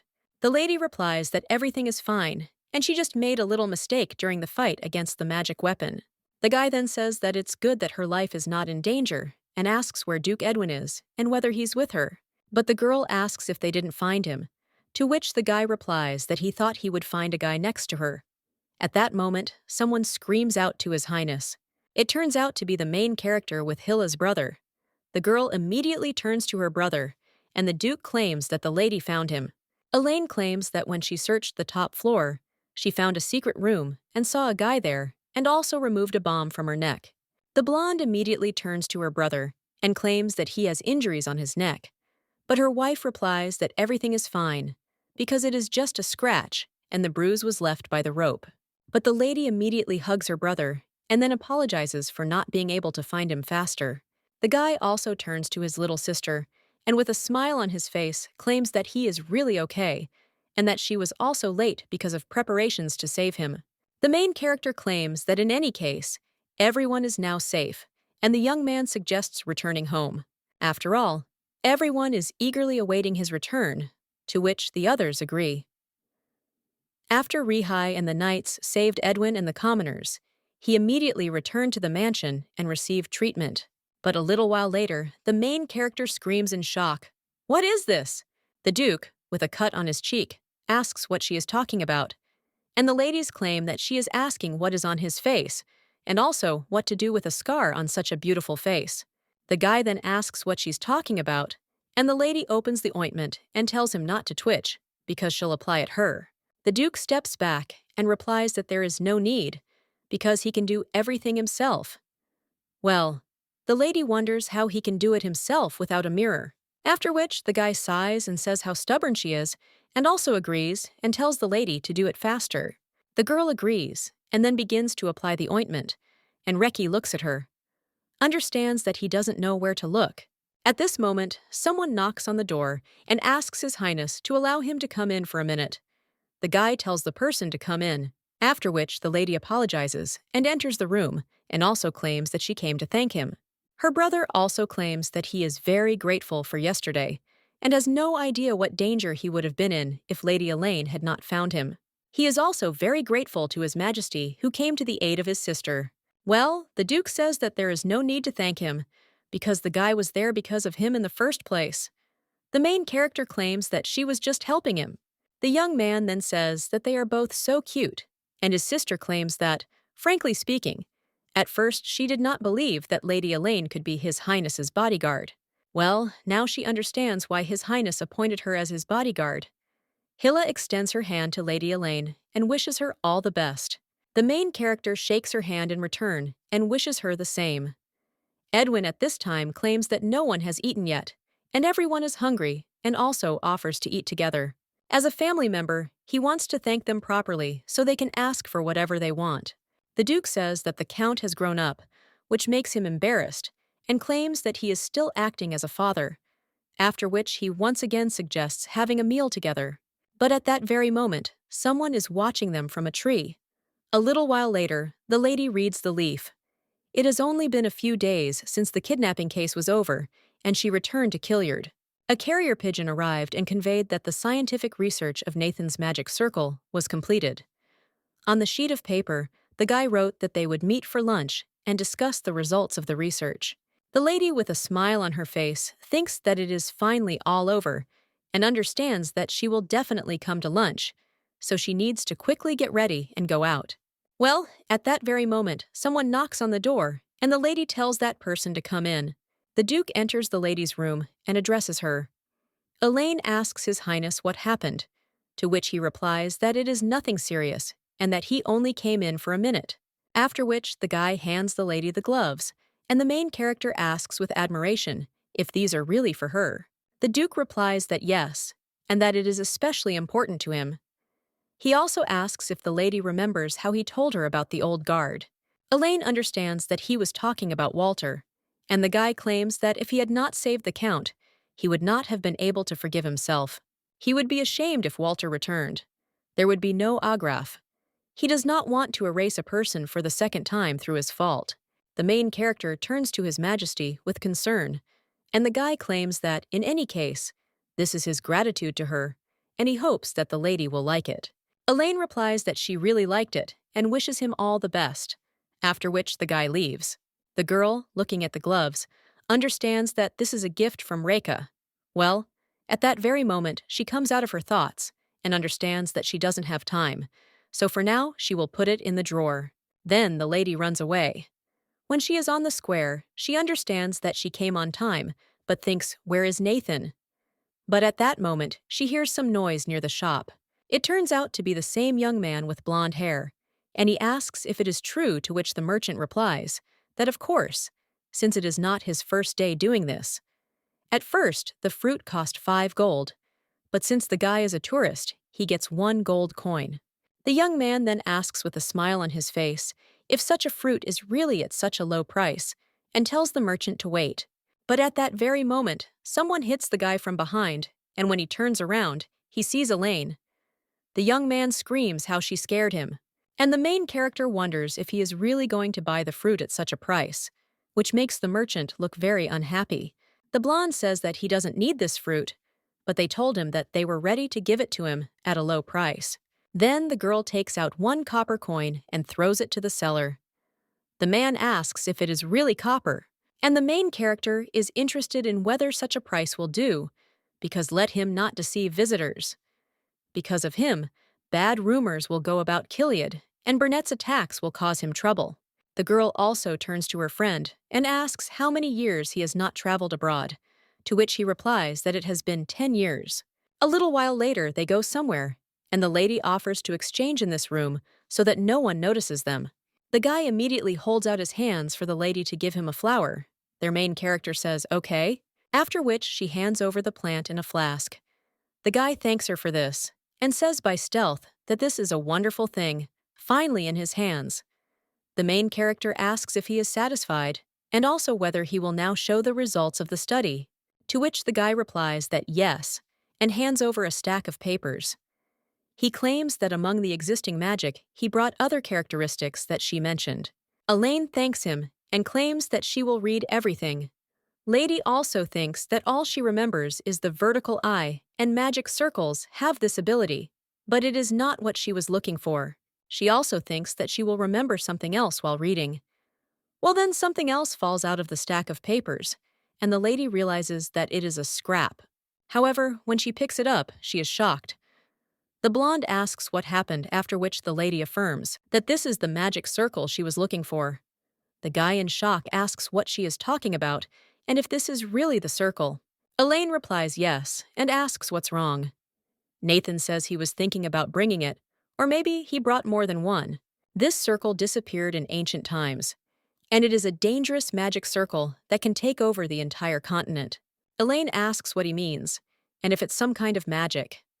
The guy replies that before doing anything, he needs to clarify something, and he asks what kind of person Lady Elaine is. The girl is surprised by this, and the guy adds that, as he already said, this is village magic that most wizards don't know about, so how does she know about it? Elaine claims that she is simply curious, and wonders if the guy is afraid that she might abuse magic. The lady also tells him not to worry, because she asked for it, because she herself did not know anything, and even if she knew, she has no opportunity or reason to use her. The guy thinks about it and then says, "Okay," and the main character points to the circle again and asks what kind of magic it is. The young man claims that this is the magic of mind control. She has no limits and can control everything.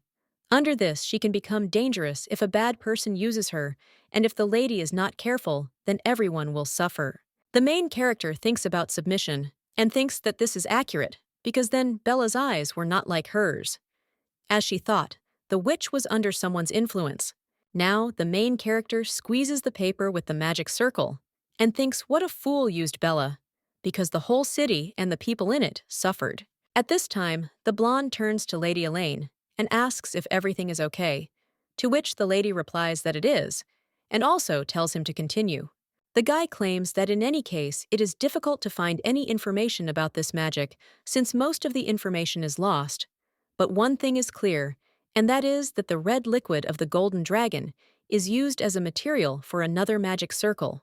Although it does not exist now, the evil energy is very strong, so it is very suitable for curses. The girl then wonders if he is talking about the golden dragon, and also turns to Nathan and offers to make another deal. A little while later, the lady heads back and realizes that as soon as she heard about the golden dragon, she immediately remembered. 20 years ago, the royal family tried to subdue an evil dragon, and at that time, a special squad was suddenly sent from the palace to subdue it. 4 royal families participated in this: Lloyd and Bella, the second prince, and the third, and the current king, Hasidi, the first. The most suspicious of them are Hasidi.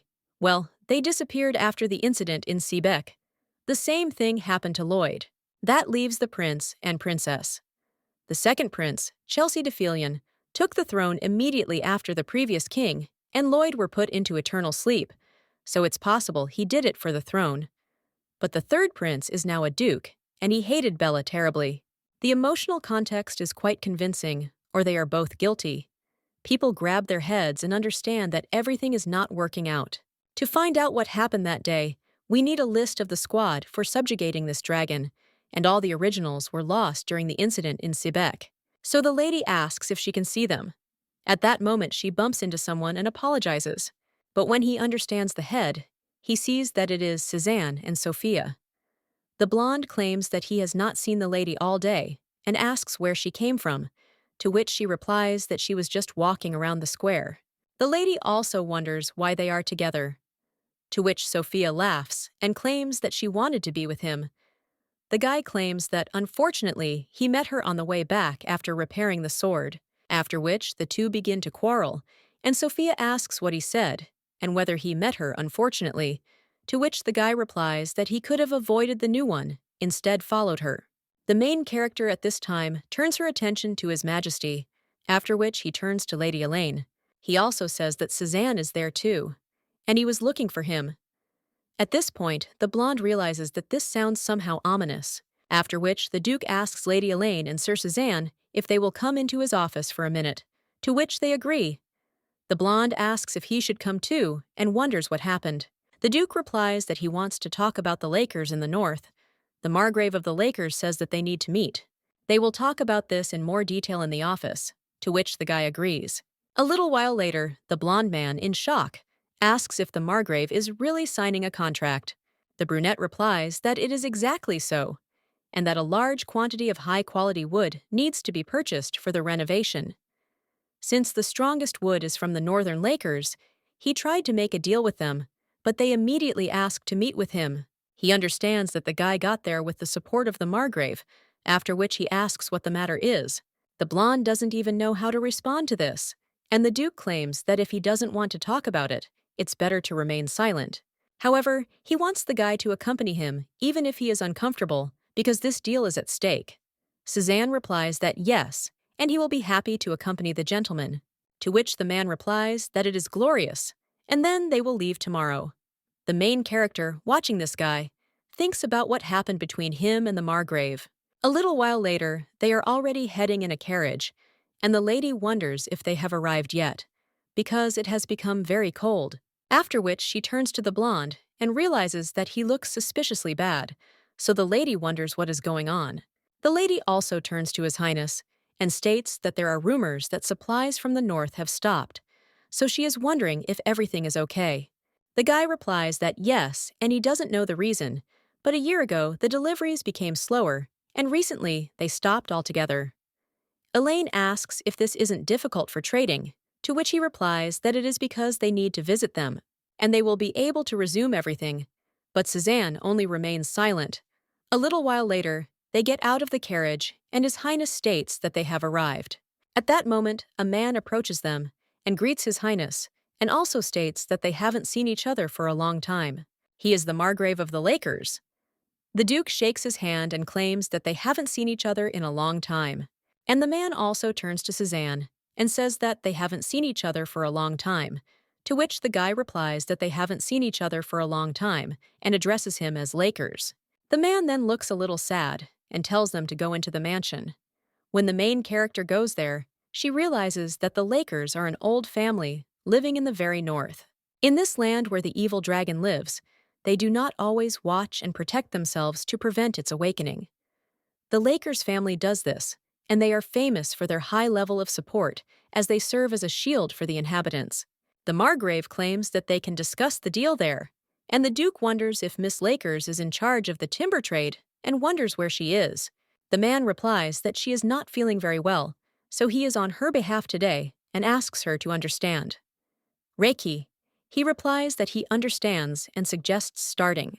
The main character at this time thinks about Miss Lakers and understands that this is a young girl who, according to rumors, had enormous power in society. Well, they say that she suddenly disappeared a year ago. Elaine wonders if she is really that bad that she has to rest for so long. But at that moment, the maid comes up to them and apologizes. At that moment, she trips on the carpet and starts to fall, but the main character grabs her. The Duke turns to Lady Elaine and asks if everything is okay. The main character replies that everything is fine because she did not get burned thanks to her clothes. The girl also asks if it's okay if she moves away a little. The man then orders the maid to accompany the lady to something, bows and agrees.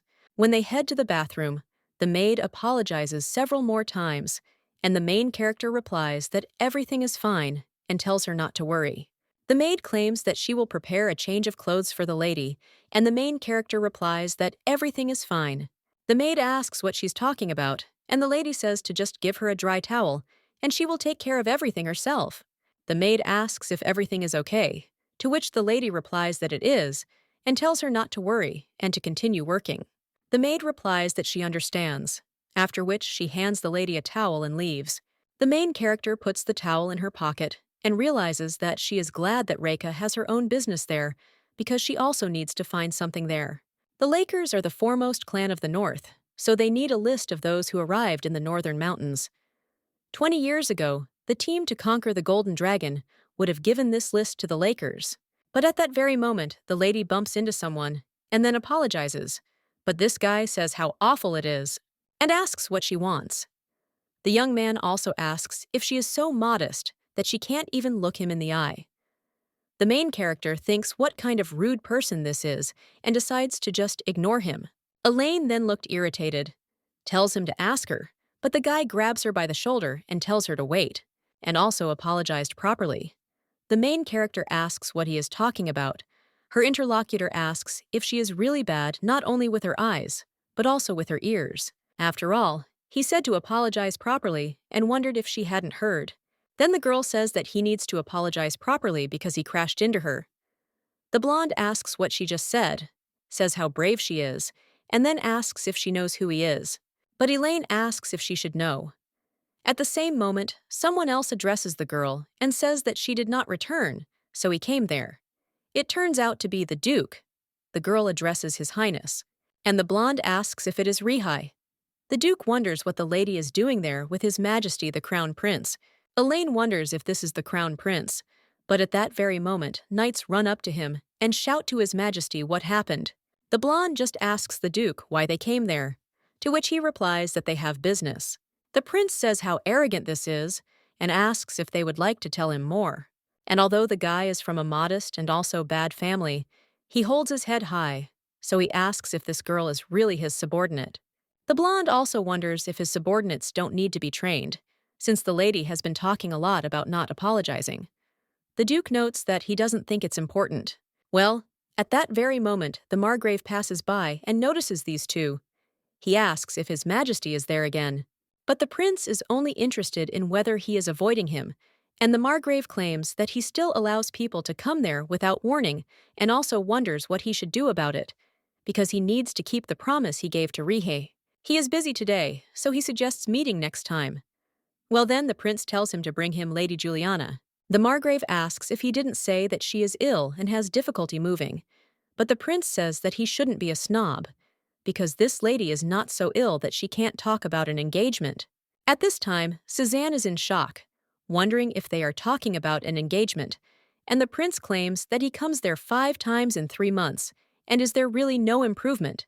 And also, why does he always interfere with his meeting with Yulina, and is she really sick? The man then says that it's okay, and he will tell the truth, because Juliana doesn't want to arrange an engagement with him, which shocks the prince and asks what he's talking about. The Margrave claims that he believes that the prince wants to use the marriage with his daughter to gain the resources of the north. His daughter is a smart and kind child, and she is not blinded by power. But the crown prince is furious about this, but only turns around and says what a fool she is. The knights immediately head for His Highness. At this point, the Duke asks if everything is okay, because it must be unpleasant, and the man replies that he is a little worried and needs to step away for a minute. So he apologizes. Reihe also turns to Lady Elaine and asks if everything is okay, and if any harm has been done to her. The girl replies that no, and that she accidentally ran into him.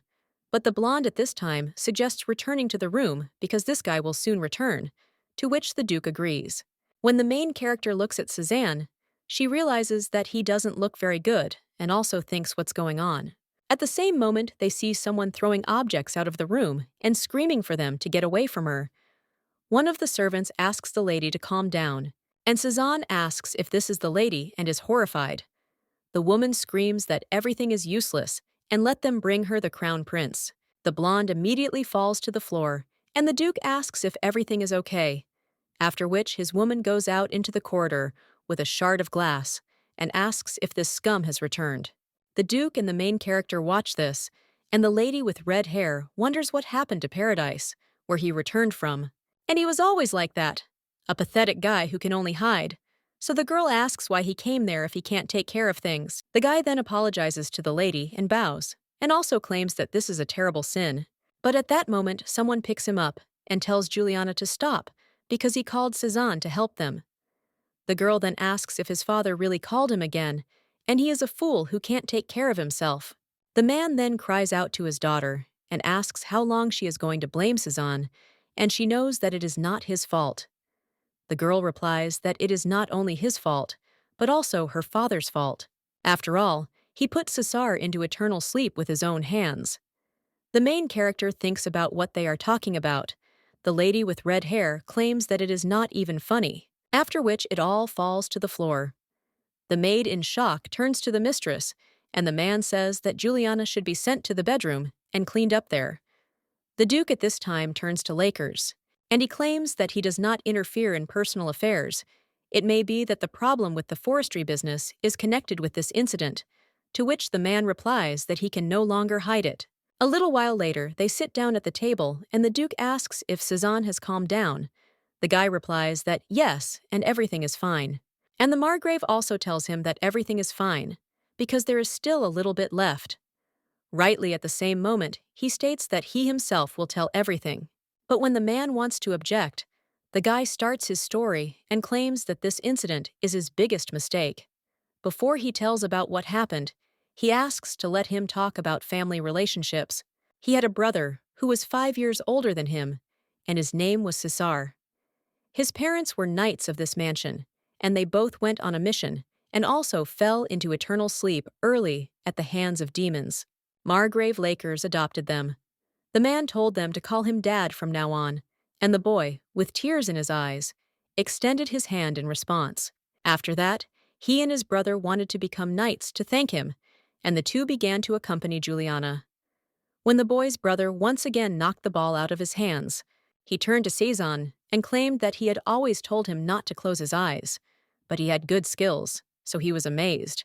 The young man claimed that he could have accidentally closed his eyes and asked if his brother was not scared, to which he replied that he was scared too, but he is more afraid that his brother might turn away from him. Cézanne asked what he was talking about because nothing had happened. The guy claims that he will understand later. Now the young man understands that his brother was brave and guided him in everything. Juliana then turned to the two and told them to stop training and go have lunch.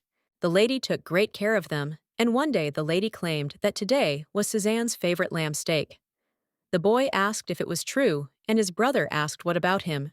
But Juliana only replied that they would eat what they were given, after which the guy demonstratively quarreled, but with a smile on their face. The three of them spent their entire childhood together, and those were precious moments. As they were heading back to the mansion, the lady took Cézanne's brother by the hand and they went on. But a year ago, something happened. Due to unexpected events, he got scared, and everything went wrong, and his brother got hurt. It was the day of the beginning of the forest development. Since the lady was in charge of the forestry business, she had to be there and not be accompanied. While the lady was working, they found a rotten tree and started cutting it down. Well, when the tree was almost cut down, a terrible monster appeared, taller and larger than the tree. The monster immediately attacked people, and those who were bitten by the monster lost their minds and also attacked others, infecting them, after which chaos began. The guy's brother turned to Juliana and told her to run and they would deal with him, so let her evacuate people.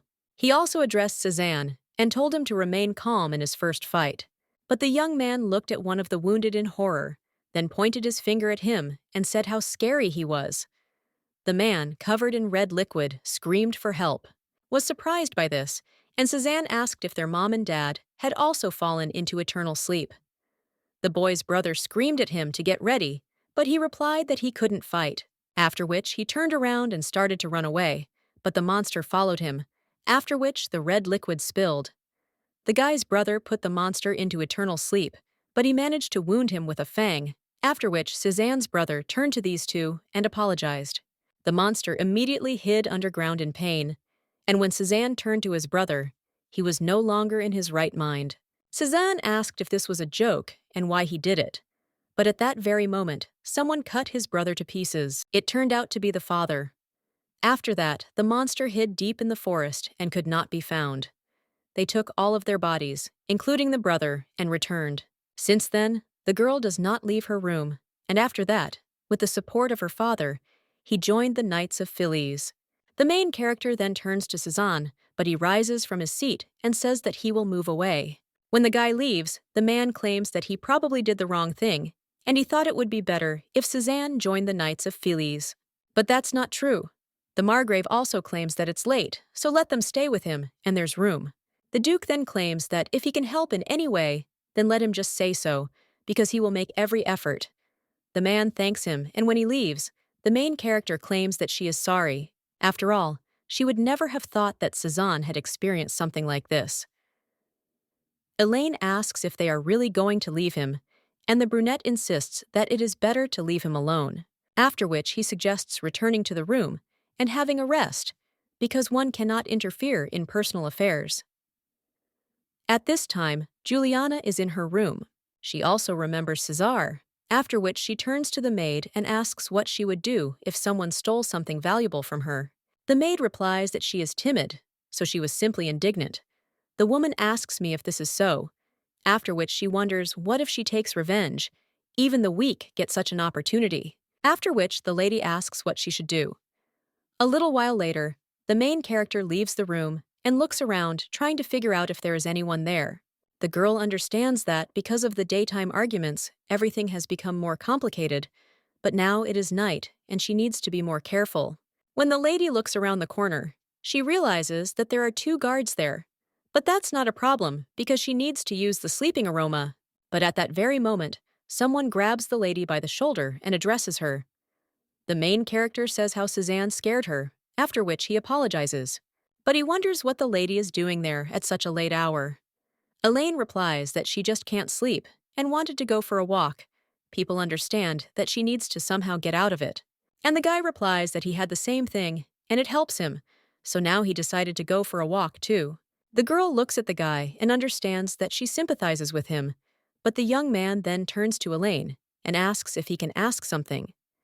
The main character replies that, of course, and when the guy is going to ask the question, then suddenly they hear some scream. When these two burst into the room, the blonde asks what happened, insists with horror that Juliana is not there.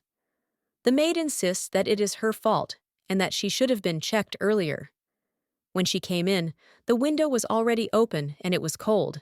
After this, Cézanne says that his sister disappeared because of him, but the main character replies that no, and he is not to blame. She also doesn't know what the girl was thinking about, but they need to find her quickly and not look for the guilty. At this time, The Duke also approaches them and asks what happened. The lady turns to him and claims that Juliana has disappeared. The guy says what kind of screams those were and claims that she needs to be found as soon as possible. But at that very moment, someone screams to the gentleman and claims that they found it. The man asks if they really found his daughter, but the guy replies, "Don't answer, they found her shoes." He looked at the place where the shoe was, and the lady's footprints go north. The man is shocked and wonders if this is really true, while the girl is running barefoot. She also thinks about César and remembers how she said that she would not obey her uncle. After all, no matter how much he tried to marry her off, she would be devoted only to César. The guy claimed that the stubborn elders were against them and were trying to stop them, so he was not a match for her. But the lady claimed that she doesn't care, because she only listens to her heart, and he will be part of the Lakers family. The girl also claimed that she has already done everything she could, wondered if that was true. After which, the guy got down on one knee and took the girl's hand and thanked her. He claimed that he also wanted to spend his whole life with her, and that he loved her. Now the lady runs through the snow and realizes that she promised to be with him all her life. After that, the lady trips over a stone and falls and starts crying. But at that very moment, she sees a monster looming over her and realizes that she has finally found him. The girl also wonders if César was lonely, and also tells him to wait a little because she will put him into eternal sleep and will be with him, after which the lady used magic on the explosives. But at that very moment, someone runs out in front of the girl and pushes her away, so the ladies don't have time to activate the explosives.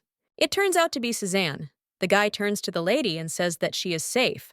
The Duke is also behind them and claims that they will sort things out completely, so let the others cover the lady and make sure she doesn't escape. The guy then pushes off the ground and jumps on the monster, cutting through its flesh. The blonde claims that it is dangerous to be there in any case, so he suggests returning to the mansion. But the girl screams for him to go away and hits the guy in the face. She also asks then, he intervenes, and let them not worry about her, and not think whether she will fall into eternal sleep or not, but simply leave. The girl asks what will change if they return now, and without César, she has no reason to live. The girl also shouts that he was his older brother and asks if the guy is sad, and if he wants to run away again. But the young man at that moment can't stand it and cries out that he is sad. The guy asks her with a true whether she thinks that he likes this life. But every day for him is a series of regrets, for the helplessness due to which his apparatus plunged into eternal sleep, guilt for the fact that his sister and father suffer, and he does not have a day without nightmares. It's all terrible, but he still lives, because his brother gave his life for him, and so the lady can't give up because she has to live. If she leaves, he won't be able to forgive himself. But at that very moment, a monster appears behind him, and someone screams for Suzanne to be careful. The guy picks up his sister and jumps with her. But when the lady ends up in her arms, she drops the bomb. The main character is shocked and wonders if this is magic explosives, and wonders when the lady brought it. Elaine realizes that she will be in danger if the explosives go off, after which the girl grabs it. But at the same moment, the monster strikes her in the arm. The Duke screams at Lady Elaine, after which he cuts the monster in half and runs to the girl, screaming if she is okay. Elaine replies that she is fine. It is just a small scratch. But when the girl looks at the place where the wound was, she is shocked because it has disappeared. The girl wonders if this is because of Bella's power, and the Duke claims that it looks serious and maybe the lady will check. But at the same moment, the girl pushes his hand away and says in horror that she can do it. The guy then asks why she hides it from him. The Duke understands that she always takes care of him and wonders if he can't take care of her. The brunette also thinks what the girl is afraid of and asks what happened. But at that very moment, the Margrave runs up and screams at Juliana. The main character immediately heads off somewhere and claims that she will return and heal the wound herself. The guy just sadly watches her leave. The next day, after the fight with the monster, at noon, Juliana woke up. The girl asked what happened to the monster, to which the Duke replied that if you believe his eyes, he fell into eternal sleep.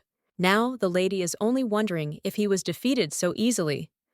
But even after revenge, she feels despair, because the monster who plunged César into eternal sleep plunged into eternal sleep. At this time, the ladies extend more something and the main character claims that she took it in the forest yesterday, but it looks like it belongs to Lady Juliana. The girl replies that this is true, after which she remembers how she and Cesar smiled at each other, and the guy wore such a ring around his neck. Now, the lady with tears in her eyes claims that this is Cesar's thing. The main character looks at her sadly and claims that she does not know if she has the right to say such a thing, but still asks the girl to live on, because Mark Graf Lakers and Cezanne immediately ran away after learning about her disappearance and were the same as her. They had an expression on their faces when something precious disappeared in an instant, and because of the injury, they all suffer. But let the lady not stop their new cause of suffering, because these people want to be happy again. Juliana then turns to Cezanne, and also to her father, and asks her to forgive. The girl also understands that she has no strength, and it is terrible that she could not protect Caesar. She hated herself so much, and it was so painful for her, so she blamed her father and Caesar for everything. Now, the father turns to his daughter, but she replies that she will live until they become, although she is still scared and in pain. But she thinks that with the help of her father and brother, she will recover. After this, the guy happily turns to his sister, and the main character thinks what happiness it is. It seems the lady again wanted to live. A little while later, the girl is already heading down the corridor, but at that very moment, Cezanne addresses her. When the guy runs up, he claims that he wanted to ask her yesterday and will now ask how she thinks a lady could go into eternal sleep for a person dear to her. Elaine thinks about the Duke and then answers that yes. The guy asks why, to which the lady notes that it's just like that, and to be able to protect this person is already a blessing. Cezanne. At this time he remembers his brother, and when he was terribly wounded, he said that it was good. After all, he protected his brother and Juliana until the very end, after which he also asked not to suffer because of him. Now the guy turns to the lady and says that they are similar.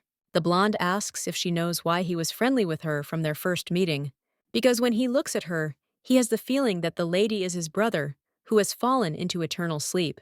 An honest and courageous person, and also a person who will do everything possible to protect her loved ones.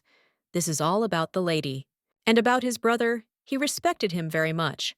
The guy claims that he will never forget this, and sister and his father too. If the lady wants something, let her speak. The main character understands that this is her chance, and says that then she needs some kind of list, and asks if she can look at it. The prince at this time looks at his hand covered in wine, and at the same moment someone screams at him. The boy remembers how his father asked how many times he told him that he should be better than the Duke, and also claimed that his son was useless. Now the boy is angry and understands that he can't do anything because of this Rihi. His father will be disappointed in him again, and so now His Highness turns to one of the servants, and he tells him to convey that he needs to closely monitor Reika's movements and report everything to him. The guy also claims that this idiot will stumble someday. Delicious food, luxurious clothes, and reliable people. You have to be careful with all this. The main character at this time returns to Kiliad. The Duke thanks Cezanne for his hard work in closing the deal, but the boy points out that he should be thanking them because the Lakers won't forget it. And yet the man claims that he did not expect such a good deal for the key. They said that they would cover all expenses and even give priority. The man also says that he should not worry too much because his older sister pays for everything in double size. Also remembers something and holds out a gift for Lady Elaine. He also whispers to her that this is a 20-year list of the team for conquering the evil dragon. This is a secret document that only she can see. After which the main character thanks Cezanne. But at that very moment, the guy notices something dark energy, and when he turns to the Duke, he sees his furious gaze. The guy immediately claims that he went, and they will see each other again, and the girl thinks where he ran off to so quickly. The Duke asks what he gave the lady, to which she replies that nothing like that, and that these are documents for her personally. The guy at this time turns to the bandage on her hand and asks if everything is okay. The main character answers that yes, and as soon as she returned, she immediately processed everything and it helped. The Duke says thank God, and the main character, looking at his expression, wonders if he is really angry about this. Elaine claims that she was rude then and apologizes if she offended him, but Reiki replies that an apology is unnecessary because he would also be upset if someone touched him.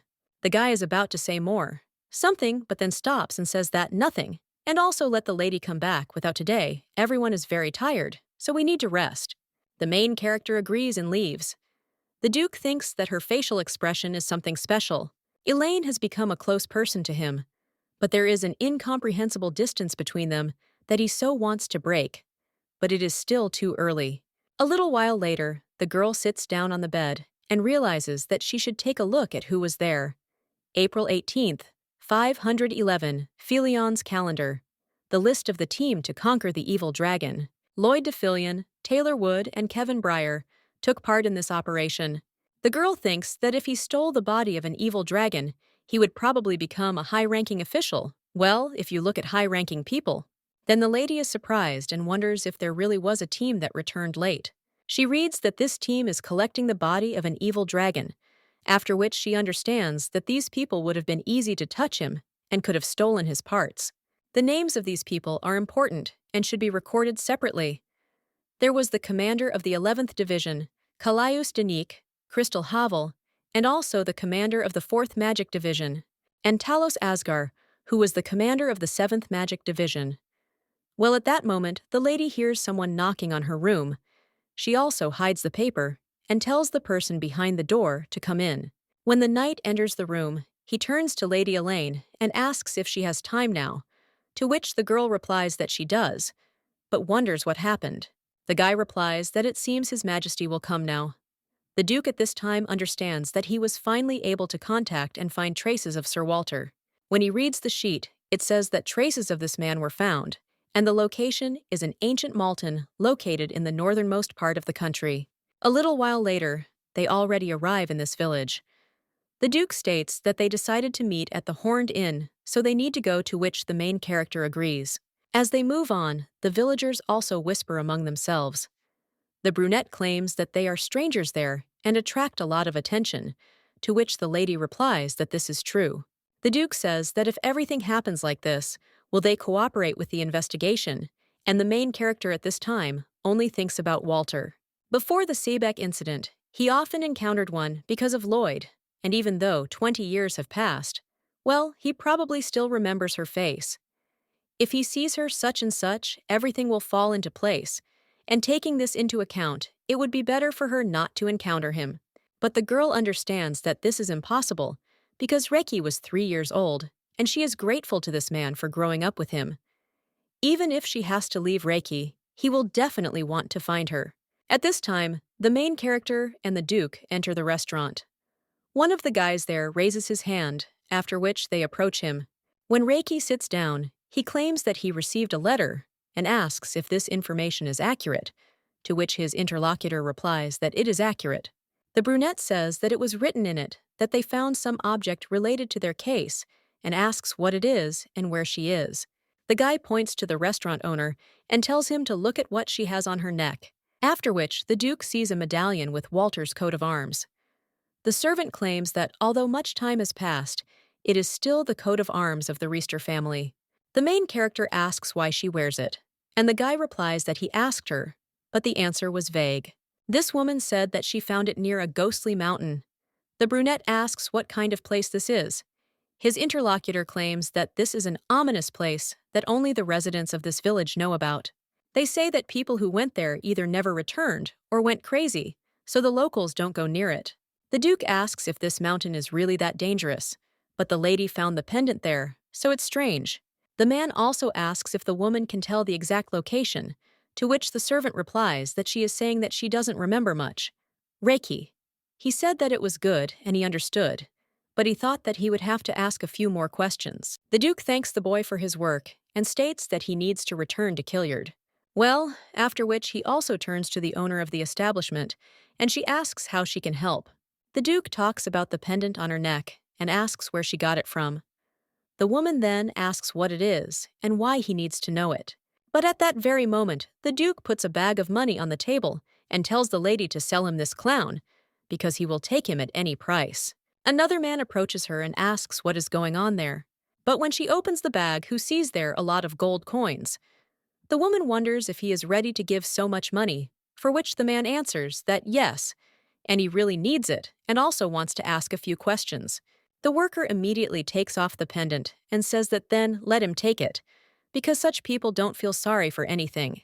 But at that very moment, someone snatches the pendant from her hands, after which the woman screams for the emergency services. Well, the young man looks at her with displeasure and screams that this is his clone and the woman is selling him. The man immediately grabs the guy and asks why he belongs to him and wonders if the young man can give him back. The guy with red hair claims that he found it 10 years ago near the Ghost Mountain, and this woman stole this pendant from him. The Duke thinks about what happened 10 years ago and asks the guy if he saw the owner of this pendant, to which he replies that of course he saw it, because he was little then, but he remembers everything. The Duke asks if he can elaborate if he is telling the truth, whereupon Reiki grabs the bag of money he offered for the sharks and hands it to the boy, and he claims that if he tells everything, he will pay him. After which the young man claims that he has light brown hair and light blue eyes. The man was tall and had 2 scars on the back of his right arm. Goethe smiles after these words and claims that it is true. He also realizes that 10 years have passed since Walter disappeared, and they have finally found his trail. A little while later, they are already at the hotel, and the Duke asks the boy if his name is Jody. The boy replies that he is, and the Duke claims that he looks like a child, after which he asks if his parents are the owners of the hotel. The guy replies that this man has a sense of humor and is an orphan, and the innkeepers adopted him and raised him. Of course, this doesn't sound very good, because he was not fed properly and was forced to work hard every day. He was beaten when he did something wrong, and this year he turns 15 years old, but he looks younger than his peers, and his peers bully him because his parents own a hotel. The guy claims that this is where he will finish telling his story, after which he asks what brought these two there. After all, this man is so young and is ready to give such a large sum, so it is important to him. The Duke replies that they came to find the owner of this pendant and are interested in how the guy met him, to which he replies that he thinks it's a long story, and he remembers him because of Karen. The main character asks who it is, to which the young man replies that it's a man who lived in a ghost forest a long time ago. Now he has disappeared, and he treats the owner of this pendant with some suspicion, because as soon as this man came to the village, he and Karan, there has been an accident. The Duke asks what happened, and the guy replies that even before he was born, a strange man lived on a ghostly mountain. His name was Karen. This man's hair was dark and seaweed-like. People avoided him because of his unkempt and gloomy appearance, and the village children were both afraid of him and interested in him. The children used it to learn more about him. One day, the boy asked what they wanted to get, but the children claimed that they needed Karen's hair, because if the boy brought it, they would consider him brave and would not touch him anymore, and he won't be able to escape from them if he doesn't find him. So one of them asked if the boy understood. These are the conditions they presented to him, and the boy didn't want to do it, but he had no choice but to sneak into Karan's house. When the guy came in here, and then he thought how creepy it was there, and wondered if there was anyone there. The young man then began to look around and realized that he just needed to pick up a few fallen hairs there. But at that very moment, someone else entered the house and asked what he was doing. When the guy turned around, he asked in horror if it was really Karen. But at that very moment, he caught the shelf and a vase began to fall on him. When her hour closed his eyes in anticipation of pain, he didn't feel anything and realized that Karan had caught the vase. The guy with green hair said that it was dangerous there and asked what the young man was looking for there. Answered honestly that his friends said that if he brought his hair, they would not touch him anymore, and that is why he came there. The man then cut off a lock of his hair and handed it to the boy. He claimed that the boy would be smarter with it. After all, Karen is not so scary. After that, the children stopped making fun of him, and he began to visit Karen. Karen was kind, but also strange. He looked out the window to see who came, and one day he mumbled something in his sleep. One day the guy saw a beautiful crystal ball in his room, and he noticed it and also hid it. The young man didn't care, so he forgot about caution. Being with Karen meant much more to him than anything else. And then, one day, on his way to Karen, he encountered an unexpected event. The young man bumped into someone, and when the man turned around, he immediately asked if everything was okay. The stranger had a wary but friendly look. The boy replied that he was fine, and asked who the man was, as he was clearly not a local. The man leaned over and said that he was only there for a minute because he had some business to attend to. He then asked if he was also going into the forest, and the boy nodded in agreement. The man then apologized for his intervention, but strongly recommended that the boy not go into the forest that day. He said that something dangerous could happen there. The boy remembered the strange behavior of the stranger for a long time. For some reason, these words alarmed the young man, and he decided to postpone his trip to the forest. His soul was uneasy. Karen's hut. As soon as the young man saw the fire engulfing the hut in the ghost forest, he rushed there without thinking. As he ran closer, he shouted Karan's name, but instead of an answer, he saw the entire house engulfed in flames. The fire continued until a sudden downpour put out the fire. Entering the ruined house, the young man began calling for Karen, but he could not find him anywhere. He became afraid at the thought that he could have fallen into eternal sleep. At that moment, his gaze fell on the charred glove on which the medallion lay. After this incident, the young man claimed that ghosts began to appear in the ghostly mountain. The men who entered Karan's burnt hut with the intention of robbing it were found frozen with fear. Their faces expressed horror. They said it was Karen's curse, but the boy refused to believe that he could do such a thing. In the remains of the hut, only traces of Karen and Walter were found, but no one found their bodies. The young man also said that Walter was somehow connected to Karen.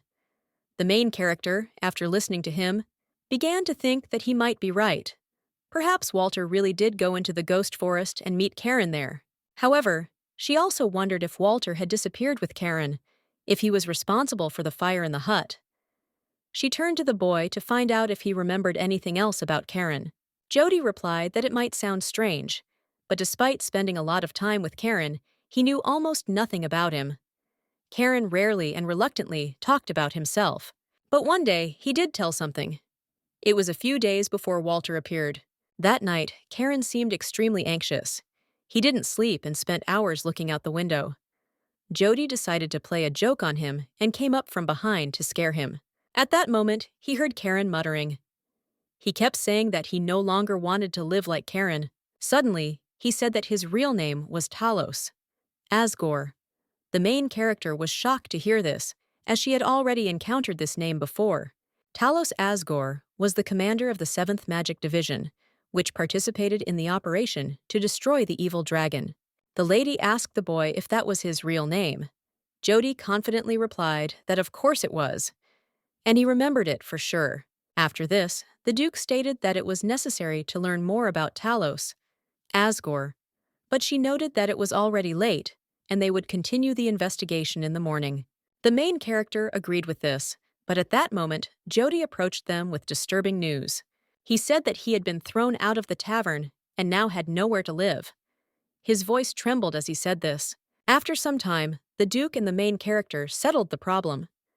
The Duke gently stroked the boy's head, comforting him. He assured Jody that as long as they were in this village, he would be protected. The Duke took responsibility for the boy. Jody thanked him and admitted that for the first time in a long time he felt safe. He also said with a smile that they would make great parents.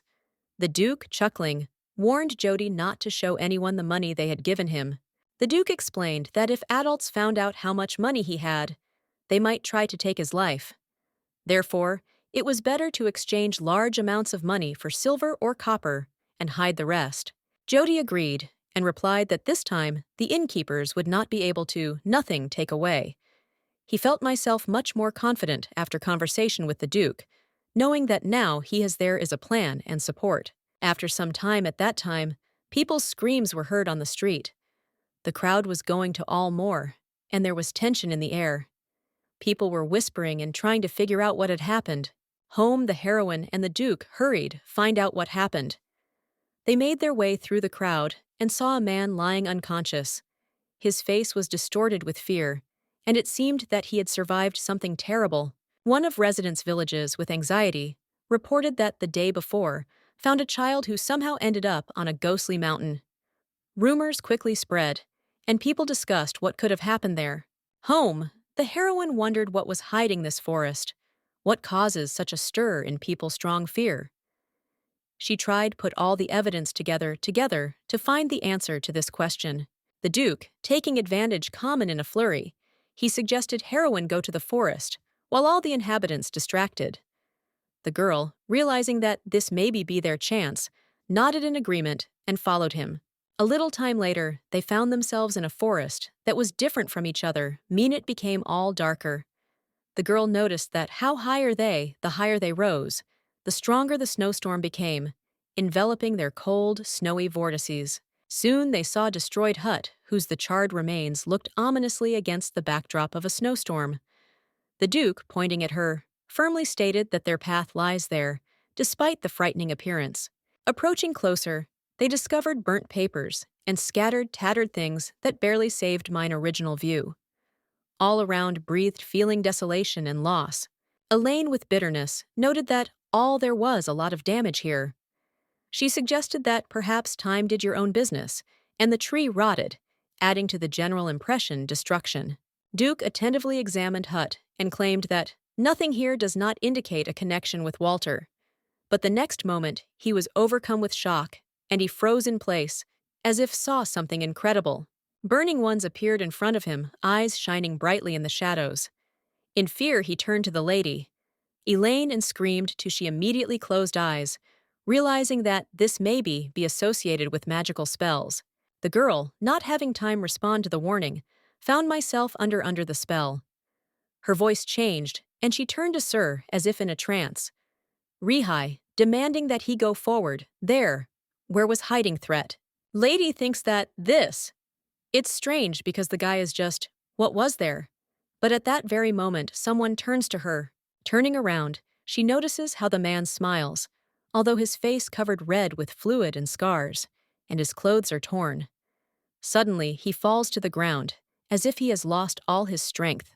Girl, without losing time, runs up to him, in a panic screams and begs him to wake up. However, the man suddenly enough her by the neck, his eyes full anger and despair. With tears in his eyes, he begins to say that because of her actions, his mother is immersed in eternal sleep, and this turned his life into an endless nightmare that haunts him every day. Meanwhile, the Duke, who is in another place, finds himself under action illusions. His look chained to the burning city, flames reflected in his eyes, filling the soul with a feeling helplessness. Illusion, it becomes more and more real.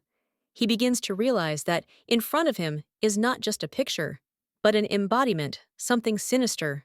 Name Specto pops into his mind, like as if the monster himself imagines myself. This, a terrible monster, feeding energy of people, uses their internal injuries, how source forces. The Duke understands that the event in Sebek is his own wound, which Specto turned into an instrument of torture. Suddenly, from shadows, a voice calls out, making him turn his head. His gaze falls on the familiar, the face that evokes in him mixed feelings, joy, mistrust, and fear. Man with anxiety screams him about that necessary immediately run, because danger at all close. The Duke looks at him in shock, because this human reminds me of Walter. However, instead of long, the man holds out his hand, offering salvation that consists of only in flight. He is persistent, convinces that survive, can just leaving everything behind, and calls him to follow him. But at that moment, the Duke suddenly snatches weapons and deals fatal blow. He is cold-blooded, notices that he has already experienced this nightmare is too much many times to deceive yourself. Soon, illusion dissipates, and the Duke comes to his senses, stunned and tired. His thoughts remain confused, but the feeling is that illusion finally disappeared, brings fleeting relief. The guy, too, looking for Lady Elaine and screams at her, but then he notices that she lies on the floor as if having lost forces. He immediately rushes towards her, trying to find out if it's okay. Lee she is, but a lady with tears in my eyes, barely heard, asks him forgiveness, as if would admitting his guilt. Young woman starts saying that committed mistake, what she turned out to be too much cold and careless. The Duke understands that if the lady won't wake up, she may freeze to death. Without unnecessary things, words he takes off his cape, carefully covers the girl and assures her what she should hold on despite for nothing. The Duke adds that them to come deal with the rest ghosts and hallucinations that continue their chase. Lady suddenly takes his hand, gently tells him not to leave, and calls him Rihai. The Duke finds myself thinking that her words make him feel strange feeling. This name gives birth to something strange in his soul, feeling like it connected with something important from past, although he cannot remember that exactly. In his memory pops up a vague image of a person with a kind and familiar smile. He feels vague, worrying about not understanding who this and why this image is so clear pops up in his thoughts. But he shakes head, gets up, and decides that now is not the time for such thoughts. His main task is to deal with the monster that threatens them to everyone. He turns to the lady carefully, asks it will last a little, assuring that everything will soon end.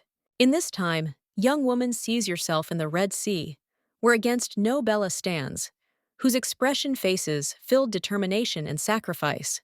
Bella approaches her and says that she is ready to give your own heart to the girl could continue live, despite all the trials. However, home heroine, seized horror, begs Bella not to do it this, explaining that such a step can plunge her into eternal sleep forever. But the woman replies that there is nothing like that there, because the lady is already living off her hearts. Elaine screams, begging her stop, and suddenly feels like her chest starts burn stronger, like flame flares up inside. Woman only with interest asks what it's like it is to live with someone else's heart. Elaine, overcome in despair, he screams that I never wished her any harm and didn't want her to. This happened. But then a sound is heard, another voice. Someone claims that this lies, and says that she felt better because she survived thanks to the heart Bella. This human turns out Esmel, who adds that each cell her body's belongs Belle. Home, the heroine is shocked, exclaims, "Really, this really is Mel." But on the other hand, the sides approach it, another figure whose presence makes her feel vague horror. Stranger claims that the lady stole his wife's heart. Elaine starts look back, feeling like around no start going to other people. They are getting closer and closer, accusing her in that she, the witch who plunged them into eternal sleep, depriving them hopes for salvation. Elaine, filled with fear, cries out that it's not true, that she total only tried save them and never wanted to nobody harm. But at this moment, she has approached figures, very similar to herself, and coldly assert that all accusations are fair. After all, this she is in everything guilty. All around start blame her in that their misfortunes have begun because of her. If she didn't go into the forge that day and didn't meet Bella, that would not have happened. She too indicate that if there was no stepmother such cruel, and she herself was not born, this pain would not exist. Home, the heroine, deprived of her powers, surrenders under the pressure of accusations. She admits that perhaps all this is true, and that is precisely she destroyed everything to which touched. She remembers the words that she promised, protect everyone, but I couldn't contain her word. Now it seems to her that disappear is the only one way fix everything. After all, there was no one left to protect.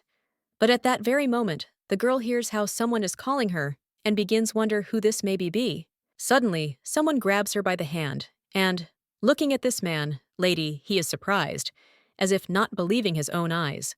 She realizes that all is not lost yet. After all, there was one person left for whom she should fight. Her target now, to protect son Bella. Concerned Guy leans towards Lady Elaine, asks if she has arrived. She comes to her senses. His voice trembles with excitement. When home heroine looks at his face, she notices that in his eyes is reflected sincere worry and fear for her. How only Lady answers, the young man can't stand it, and hugs her firmly, and says how much he is for her was worried. He admits that I have never experienced such fear as then, when saw how her hands and feet were freezing like life, as if she was leaving her. Home heroine, then addresses Sir Reki, asks, disappearedly, specto fully. The guy steps back and apologizes, because he didn't know that she woke up. He also replies that the monster is no longer there. He is about to all took care of it, while Lady was unconscious, so asks she doesn't have to worry. After all hallucinations, there will be no more. Home heroine clarifies, confidently, is he in this? But at the same moment, he notices that the Duke is without a cape in the middle of the cold. Young woman screams what happened to his coat, and why did he do it so easily dressed? Then, and in all appearance, and his cape in her hands. After why does the guy claim that her temperature, the body fell heavily? Young woman exclaims, Did he really take it all off? After what asks him to put it on this back? Pointing out that his whole body was frozen, she falls silent for a moment, and then thanks him for worrying so much about her.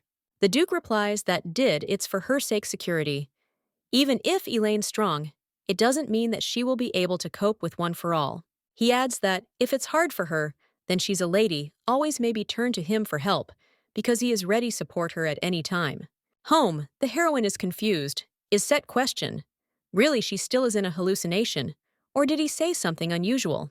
The guy remembers how the girl at some point asked him not to leave, and notices this is about myself. After he did this, calmly says that nothing unusual happened, but the main thing, heroine sighs with relief, saying that this fine.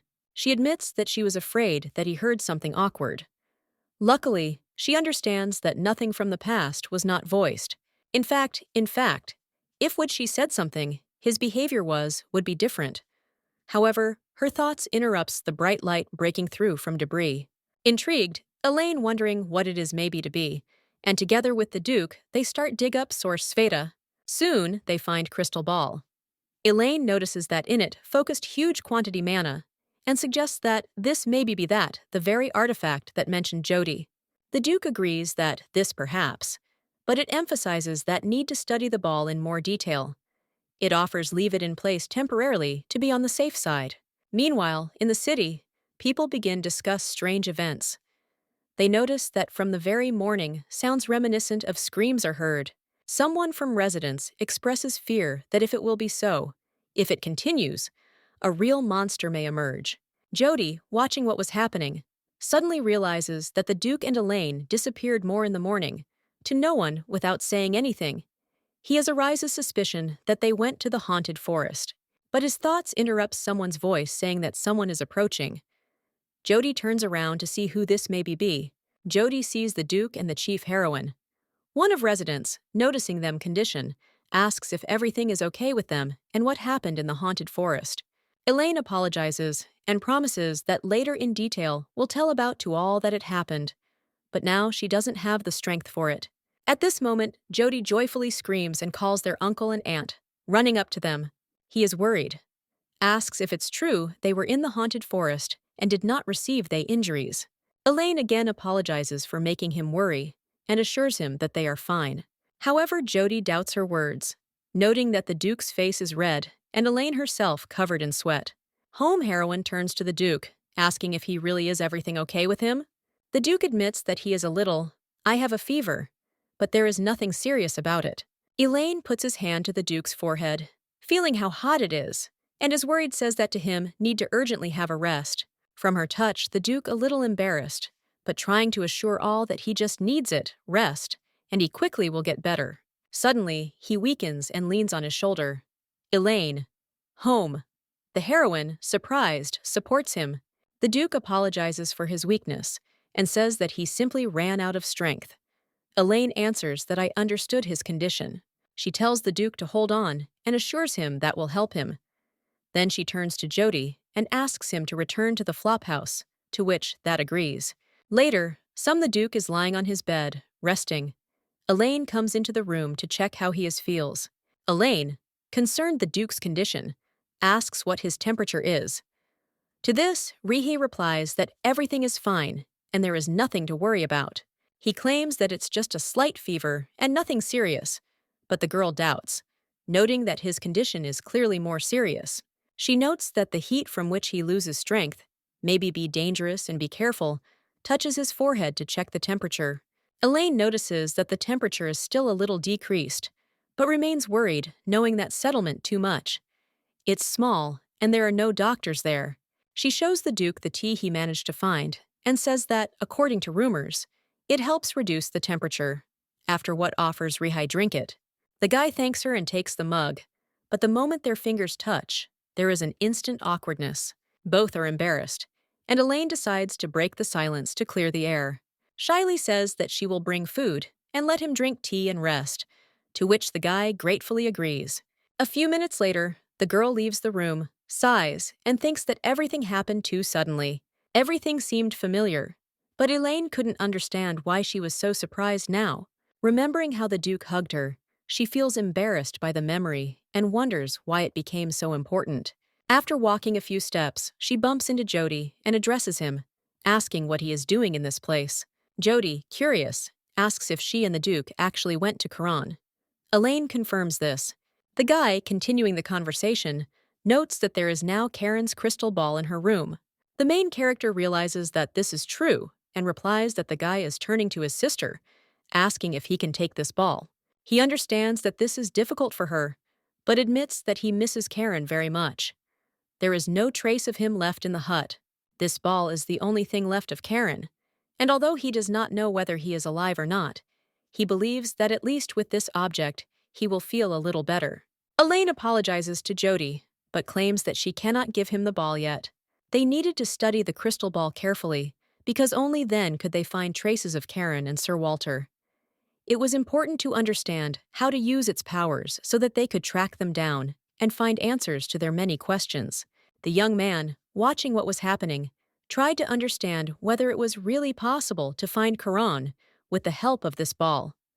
The lady, thinking, answered that she believed in it, that they had a chance. Once they had completed their analysis, Elaine promised to return the orb to Jody, but for now she asked him to wait. She hoped that the process would give them more information about what had happened and where Karen might have disappeared to. Jody agreed to wait. He couldn't help but wonder if they would tell him everything at once when they found Karen, or if it would take even longer. The lady assured him that of course she would give him all the details as soon as the information became clear. At this moment, someone else was watching them closely, trying to understand what exactly they were talking about. The person wondered if they were discussing the crystal ball and what purposes were hidden behind it. A little later, Elaine returned to the Duke's room, bringing him food. She thought that perhaps he needed something to eat to speed up his recovery. However, when she entered, she noticed that the Duke was asleep, and she couldn't help but think that sleeping on a chair was definitely uncomfortable. At times like these, she realized how important it was to give him a good night's rest.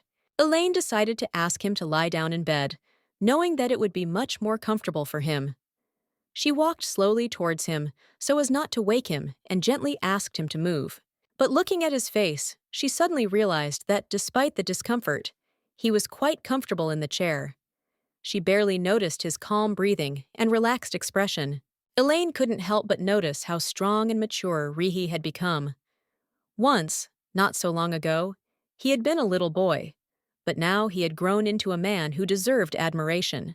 The lady realized that there was no trace left of the child he had been before.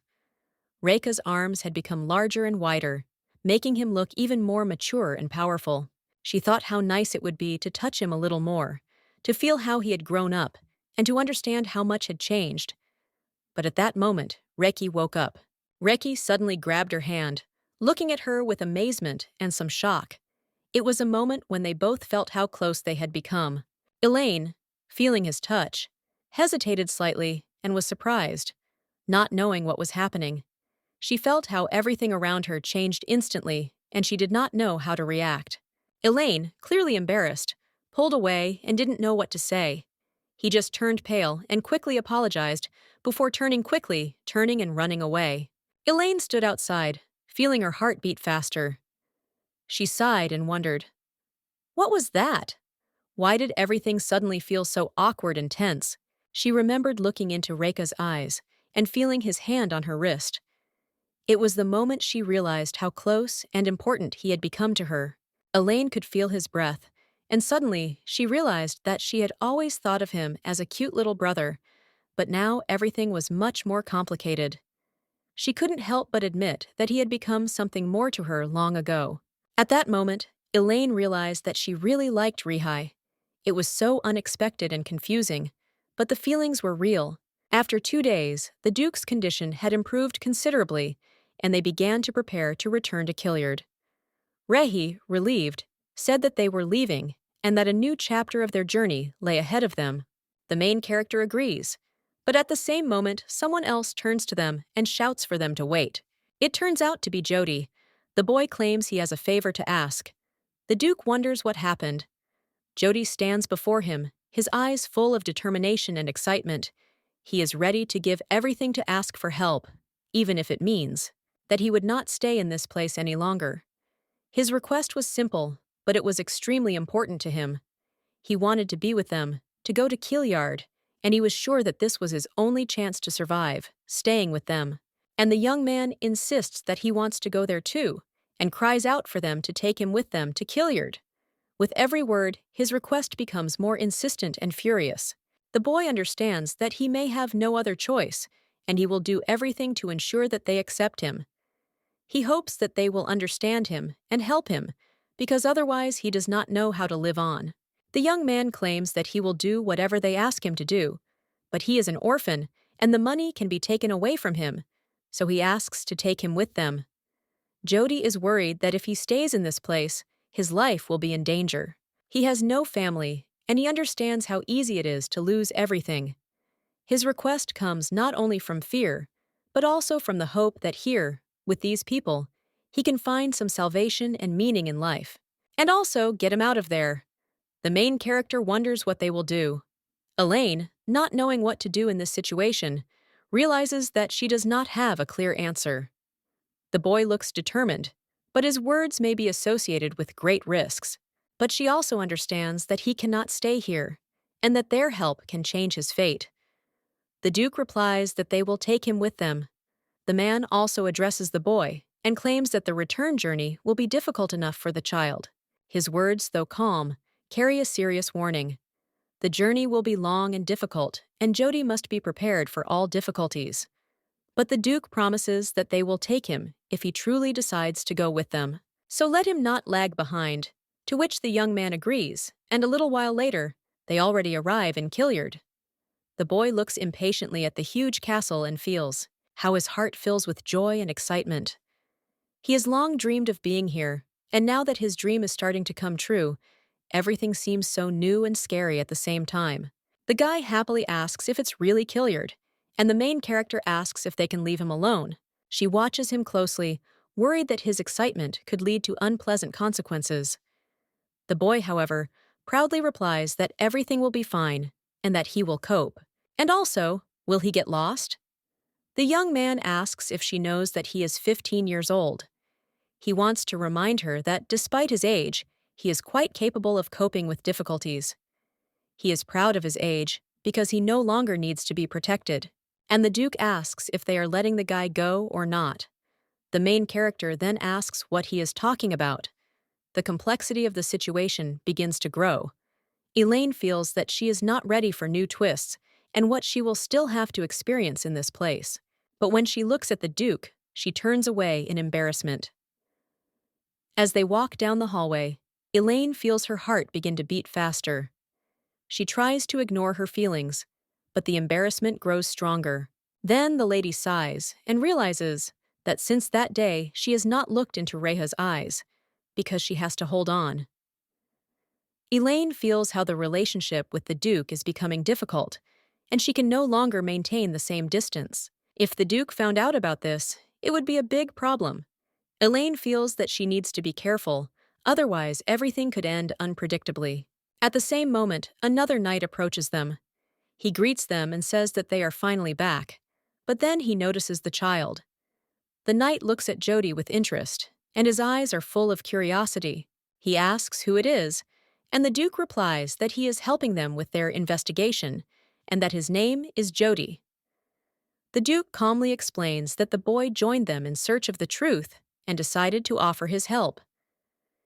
In response, Jody thanks the Duke for allowing him to be with them. In return, he decided to help him, after which the Duke orders that he be given new clothes and fed. Jody feels that his fate is changing for the better and gratefully accepts the help, realizing that his life is now in the hands of these people. They also looked at what else they could offer him and took him to his room. The knights readily carried out the order, and Jody, seeing their respect, feels that he can really be trusted, to which the knight agrees, and the boy says that he and his brother will see each other again. Despite his youth, he is already thinking about the future and understands that his life will be difficult, but with this help, everything will change. Hileo first and shows the pendant. This item becomes an important part of their search because it belonged to Walter and the traces may lead here. He claims that it belongs to Walter, so it seems that the conversation will be long, and they will talk about the rest in his office. The Duke speaks of the pendant, and his look expresses deep concern, because it may be the only important trace. Rahi told the story of the village of Multanu, Hilio, and Ramelu. Elaine listens carefully and realizes that all these events are connected, and this pendant may be the key to the solution. The girl, looking at the pendant, says that it belonged to her father. This discovery shocks her, and she feels how everything in her life begins to change its direction. And the Duke claims that, unfortunately, Sir Walter's exact location has not yet been established. The pendant remains their only trace, and they must find other clues to move forward. The pendant is still their only lead, but he asks if the lady can wait, to which she replies that she is grateful to the Duke for finding her father's trail. Elaine feels hope and gratitude welling up in her heart, and he also understands that the search will take time, after which he clutches this pendant in his hands, and he says that if he needs help, then let the Duke ask. These words sounded confident and reserved, as if the lady had already assumed that her support might be needed. Her manner of communication was full of dignity, which emphasized her experience in such situations. He agrees and thanks the lady, after which the knight also enters the conversation and reports that Countess Miller contacted him in his absence. His words sounded calm, but there was some wariness in them, as if the mention of Countess Miller carried some subtext. The Duke expresses surprise at this news, and a little while later finds himself sitting opposite the said countess. The atmosphere in which they found themselves was conducive to a businesslike and intense conversation. The countess greeted him warmly, emphasizing that she was pleased to see Sir in Killyard. Her words sounded soft and sincere, as if she was truly glad to meet him. Her manners were impeccable, which testified to her good upbringing and her ability to win over her interlocutors. This woman is the eldest daughter of Count Müller and goes by the name of Diana Müller.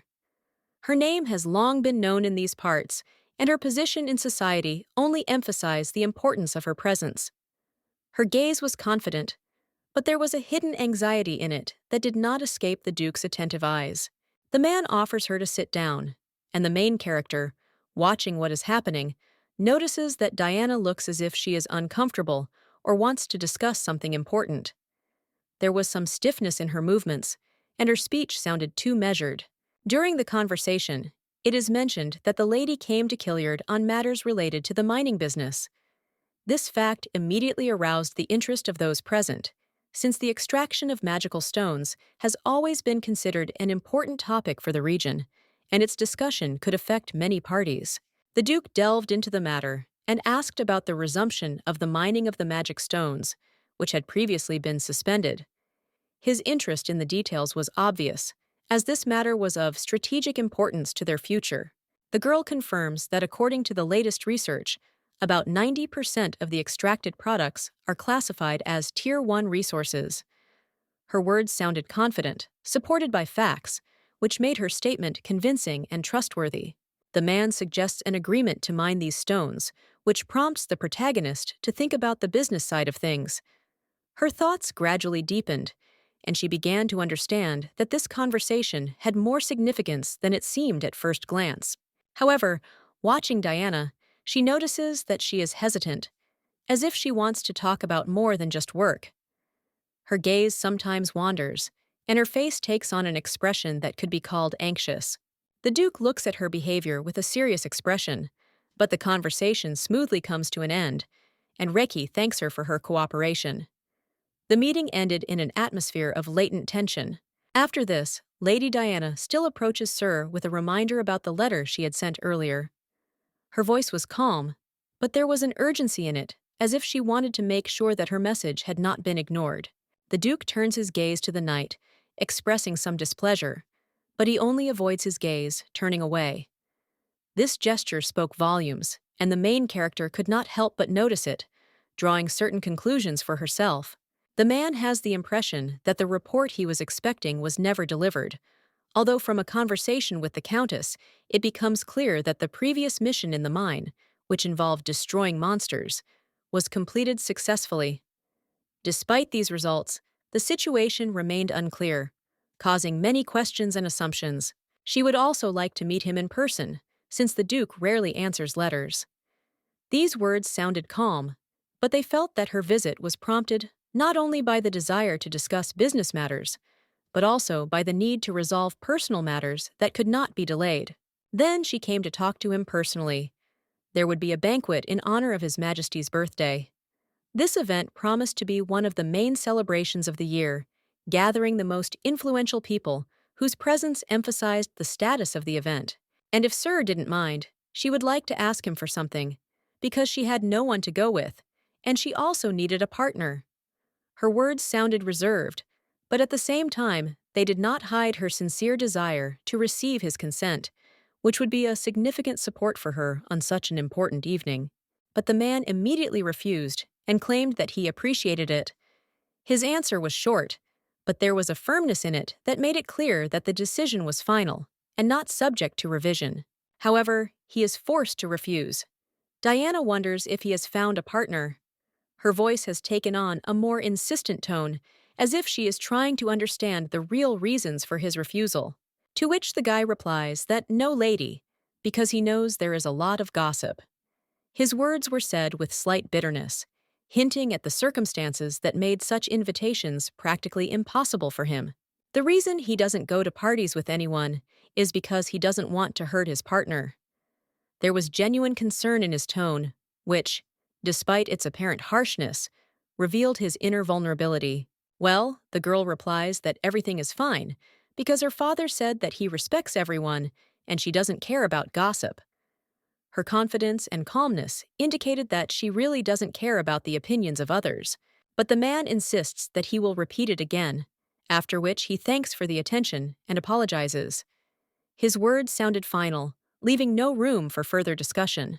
The lady is silent for a moment after this, but then claims that she understands his feelings. There was reconciliation in her voice, although with a slight hint of disappointment, which she tried not to show, and he apologizes and leaves. As soon as the door closes, the knight turns to the master. His expression spoke of extreme surprise, as if he could not understand what had happened. And he cries out what just happened, but the man wonders if he hasn't said that before. The Duke's words sounded calm, as if everything that was happening was absolutely logical and natural for him. The knight replies that no, and no matter how much he needs a partner, didn't the nobles laugh at him every year, and maybe this year he will avoid it. His remark was full of emotion, as if he was trying to predict the future development of events and prevent possible troubles. Moreover, Prince Michael recently announced that he had found himself a bride. He would certainly have insulted the master. The Duke only says how much the knight whines. His words sounded with slight irony, emphasizing that he does not intend to attach importance to such words. Well, the red-haired youth claims that the gentleman is now mature, and asks if he has ever thought about finding a wife. This question was asked with genuine interest, although the knight tried not to overstep the bounds of what was permitted, to which he replies that he hasn't yet, and the knight is shocked. He claims that he didn't tell the Lord about this, as if he only now realized how unexpected this answer was for him. But she wonders if he knows how many letters he gets, because there are literally hundreds of them. His voice was slightly reproachful, but there was also concern in it, as if he genuinely wanted the Duke to pay attention to this matter. The Duke wondered if this wasn't a waste of time, and they weren't even his parents, so why were they so concerned about his personal life? His reasoning sounded logical, but there was also a hint of weariness about the constant interference in his affairs. The knight sighs after this, but claims that when concluding a water marriage, his words sounded ambiguous, as if he had not yet decided whether to continue this thought. New opportunities are opening up, and we need to get married before Prince Michael to wipe his nose. He sounded unexpectedly enthusiastic, as if he genuinely believed this would be a big step for the Duke. He also turns to Lady Elaine and asks if this is true, but the girl is lost in her thoughts at this time. Her thoughtful gaze was directed somewhere to the side, as if she was completely immersed in her experiences and did not even hear his words. Rekha's wedding with a sad expression on her face. Her thoughts revolved around the events that she could not let go of, and memories associated with these moments floated into her head. And finally, the knight brings her out of her thoughts. The girl then becomes embarrassed and apologizes because she was thinking a little. Her face turned red from slight embarrassment, but she tried to control herself so as not to reveal her true feelings. The Duke just looks at her in confusion. Elaine realizes that everyone used to get married, and she thought that Rihai would be the one to do it. Her thoughts were conflicted, and she tried to figure out why this bothered her so much. But, remembering how he hugged her and how close they were to each other, Tolia Edie thinks about how to perceive this marriage now.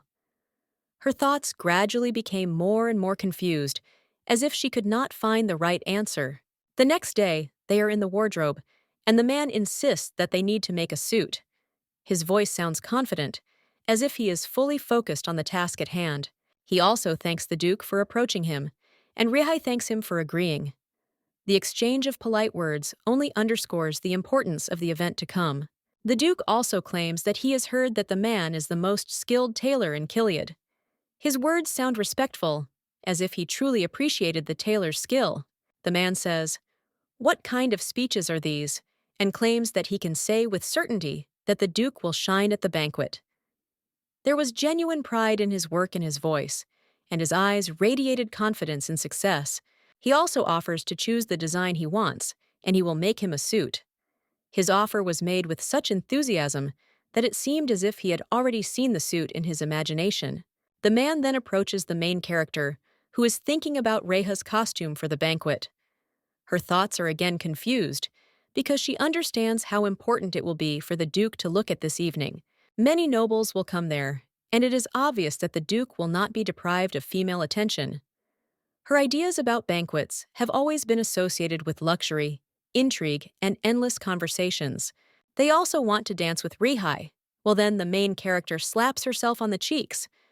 This gesture was unconscious, but it helped her to distract herself a little from obsessive thoughts, to get him out of his thoughts, but the sound is a bit loud, and the tailor turns to Lady Elaine, a little surprised. His gaze expressed slight bewilderment, but he tried not to show it, so as not to embarrass the girl. The girl replies that there is nothing special there, and she just killed the insect. Her answer sounded awkward, but she tried to pretend that everything that happened was completely normal. The main character thinks to herself how crazy she is, and as soon as the conversation turns to the wedding, she goes crazy. Her inner voice was filled with self-criticism, but she could not stop thinking about what was bothering her so much. The tailor at this time turns to the Duke and suggests starting with this suit, since it is very popular among the nobles. His professionalism was obvious, and he proudly demonstrated his ability to choose suitable models. A rare green fabric was used to create this summer suit.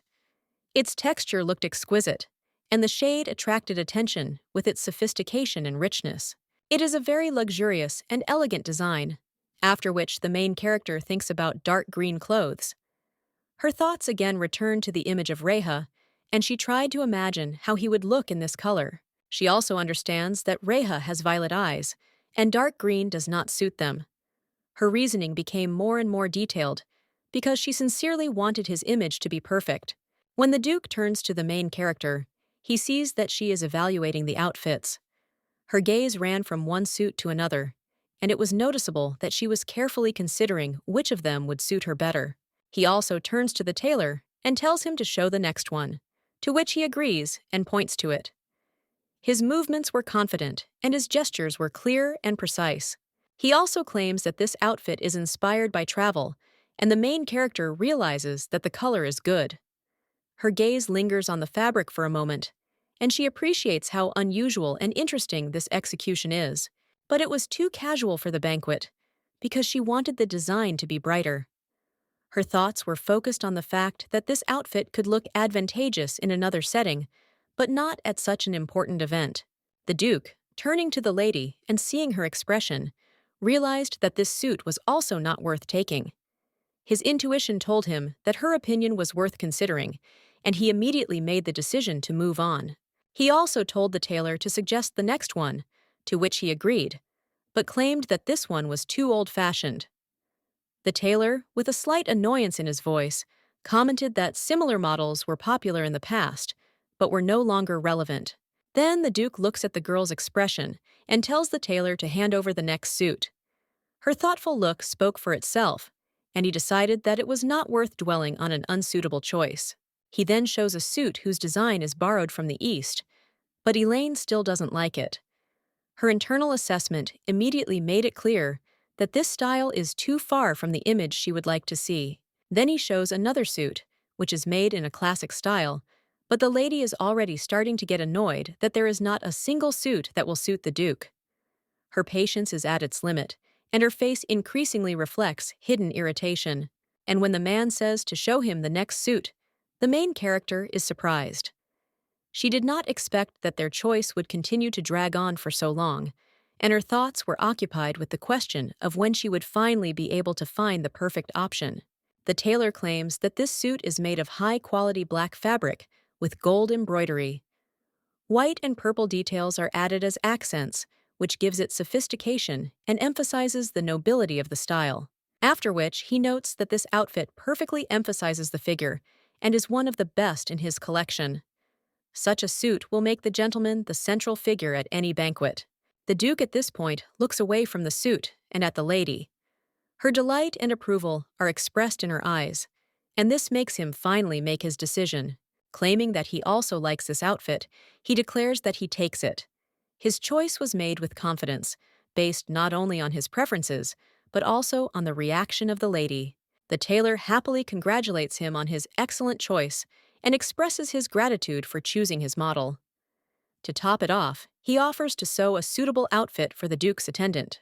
The Duke, however, calmly replies that there is no need for this, since he does not intend to place an order for his partner. However, looking at the main character, he thinks for a moment. Then, after a short pause, he asks if the tailor has any dresses.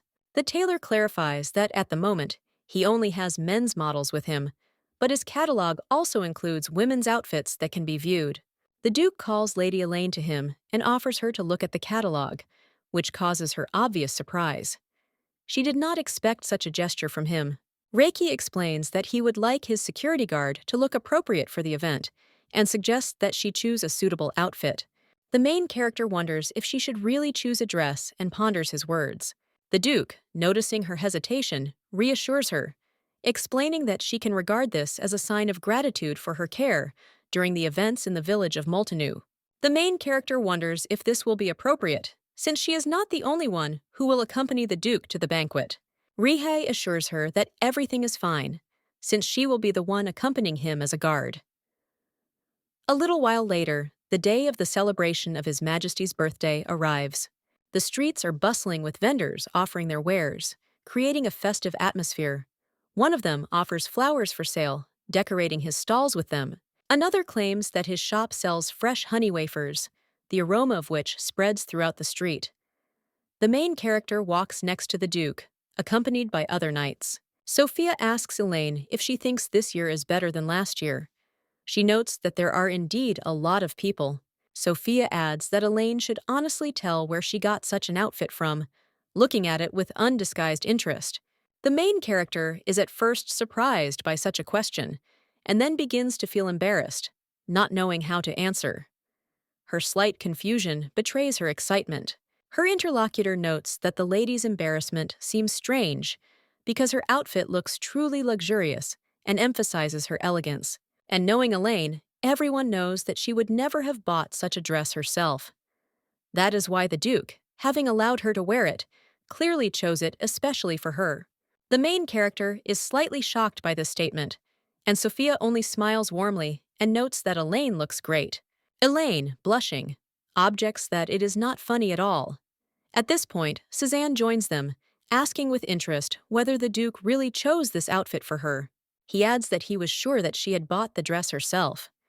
Sophia throws a displeased remark in his direction, wondering what he was even talking about. She then suggests that he should pay more attention to the road. Suzanne just snorts, noticing how picky they are. However, he smiles and asks if he can't even look at the beautiful Elaine. Sophia, without losing her composure, replies that of course he can't, and suggests that he should look at the road instead. Suzanne, with a feigned sigh, submits and looks away, continuing to snort, but says nothing more. Meanwhile, their carriage drives up to the banquet building. They are met by the butler, who greets the Duke cordially, mentioning that they have not seen each other for a long time. The Duke responds politely and instructs one of the servants to take the clothes out of the carriage and take them to the wardrobe. The butler agrees, and the Duke then turns to his knights, asking them to wait for him in the drawing room until he is ready to enter the palace. The knights nod in agreement, accepting the instructions. A short time later, they are sitting in the waiting room. Suzanne, clearly restless, remarks that they have arrived earlier than expected and now have some free time. Sophia advises him to stop fidgeting and behave calmly. Elaine, noticing the excitement, turns to Suzanne with a question about what kind of building it is. Suzanne is surprised that she is asking about this and asks if this is her first time there. Sophia, without losing patience, explains that this is His Majesty's capital mansion, where the monarch's birthday is celebrated every year. Elaine, a little confused, asks again if this is true, and adds that she never knew about it. She was sure that the king only occasionally slept in this building. The blonde notes, with annoyance, that the situation is indeed a bit complicated, since Chelsea, in his opinion, is not particularly well disposed towards His Majesty.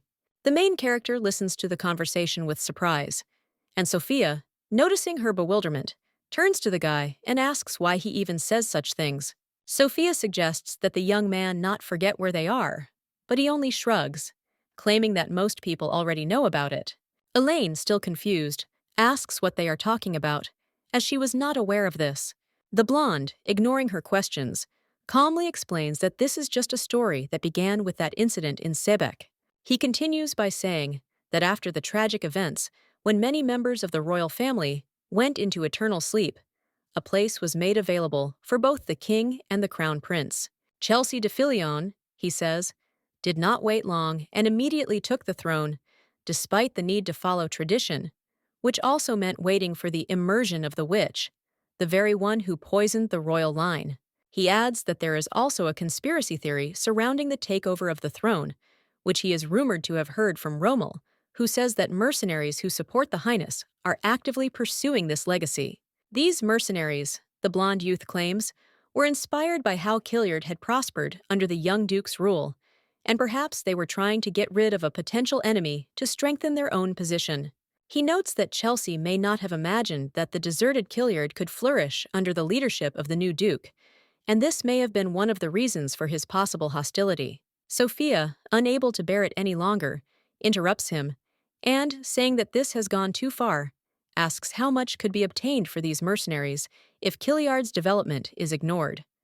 She reminds him that public opinion remains extremely negative regarding this whole story. Sophia adds that obviously the mercenaries could have been those who previously belonged to the old aristocracy, the nobility, for whom the status of their families is always more important than any other life. Due to the incident in Sebek, they suffered huge losses, but nevertheless, they continued to harbor grudges and look for ways to avenge their losses. And now, in her opinion, they are furious and much angrier because of the Duke's success in Killiard, his ability to turn everything he encounters into prosperity. Elaine, in her thoughts, cannot tear her thoughts away from these rumors. She reflects that after the incident in Sebek, only 2 people remained alive, who, to some extent, survived this horror. These are Chelsea de Filion and the Duke of Diallo. Although they are brothers, their paths are said to have diverged long ago due to different views and disagreements. But despite losing his right to the throne, he was given the title of Duke. However, despite this, he managed to gain authority among the old nobles, which gave him influence and opportunities. The Sebek incident left a deep mark on the Duke's heart. This event may not only cause Reka to fall into eternal sleep, but also become a catalyst for future political changes. Chelsea de Filion benefited greatly from this situation for himself, and if all this is really true, his role in this incident becomes even more questionable.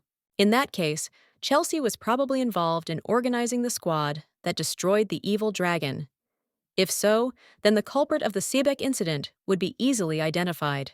At this moment, the man walking down the corridor suddenly turns to Michael, his son. He asks if the preparations for the banquet are complete, to which Michael confidently replies that yes, everything is ready. He specifies that the only thing that is still needed is the arrival of the nobles.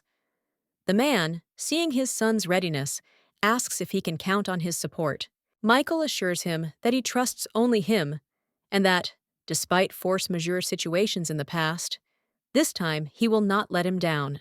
The man seems satisfied with the answer, adding that he heard rumors that this monster would go to the banquet without a partner, and if so, he would be glad. He also reminds that fencing, talents, business, he rejected all of this, and now perhaps even rejected a couple. Prince Michael confirms that this is exactly what his father meant. The man, in turn, reminds his son not to disappoint him. The crown prince, feeling responsible, bows and promises that he will not let his father down. As soon as he enters another corridor, Michael clenches his fists and decides that this time he will not give reason for disappointment, hoping that Raihei will understand everything. At this time, the Duke turns to the butler, claiming that since all preparations are complete, the carriage must be prepared for departure, to which the butler agrees. A little while later, the Duke enters one of the rooms and sees the main character there, ready for the upcoming event. The Duke, noticing her glance, asks what he looks like. The main character, examining him, expresses surprise. She gets up from her seat and approaches him to get a better look. When she appears right in front of him, the guy asks with interest what happened. Elaine apologizes and says that she didn't even notice before, but the suit really suits him. The Duke smiles and says that this is good. At this time, the other knights watch them and exchange glances. Cezanne, not hiding his curiosity, asks if this is really what he thought. A little later, they find themselves in the royal banquet hall. People are having fun and enjoying the holiday. When the Duke enters, the assembled people begin to whisper. One woman whispers that this is the son of a witch. Another man adds that he is a monster. The Duke calmly raises his glass and takes a sip. He looks at the king and queen's seats and notices that everything is the same as it was a year ago. This is a good opportunity for the nobles to advance their interests. At this point, someone asks if he has arrived. It turns out to be the crown prince, who smilingly declares that, as promised, he has found him. The prince, noticing his appearance, asks if this is the first time the Duke has been in this hall since the last banquet, and he seems to be fine, which pleases him. Reki wonders why he came over, and the prince, noticing his confusion, asks if he won't even greet him. The prince then points to his wife and tells the Duke to meet her. She is his daughter-in-law, Princess Elizabeth Fernand. The princess bows politely and says that it is a great honor for her to meet the Duke. She also adds that she is the bride of His Highness Michael. The prince turns to Rihi again and asks where his mate is. He remarks with an ironic smile that the Duke hasn't found a partner for a year. However, the blonde reassures him, saying that there's no need to be upset. The prince hopes that Reiki will find someone in the future, and they clink their glasses. After this, the prince exchanges glances with his wife, and Elizabeth, rising, straightens her dress. Suddenly, pretending to trip, the lady pours her wine right on the Duke's suit. This unexpected gesture causes a reaction from those present, and for a while, attention is focused on the incident that has occurred. At this moment, as if by magic, someone covers the events with a fan, thus hiding the incident from prying eyes.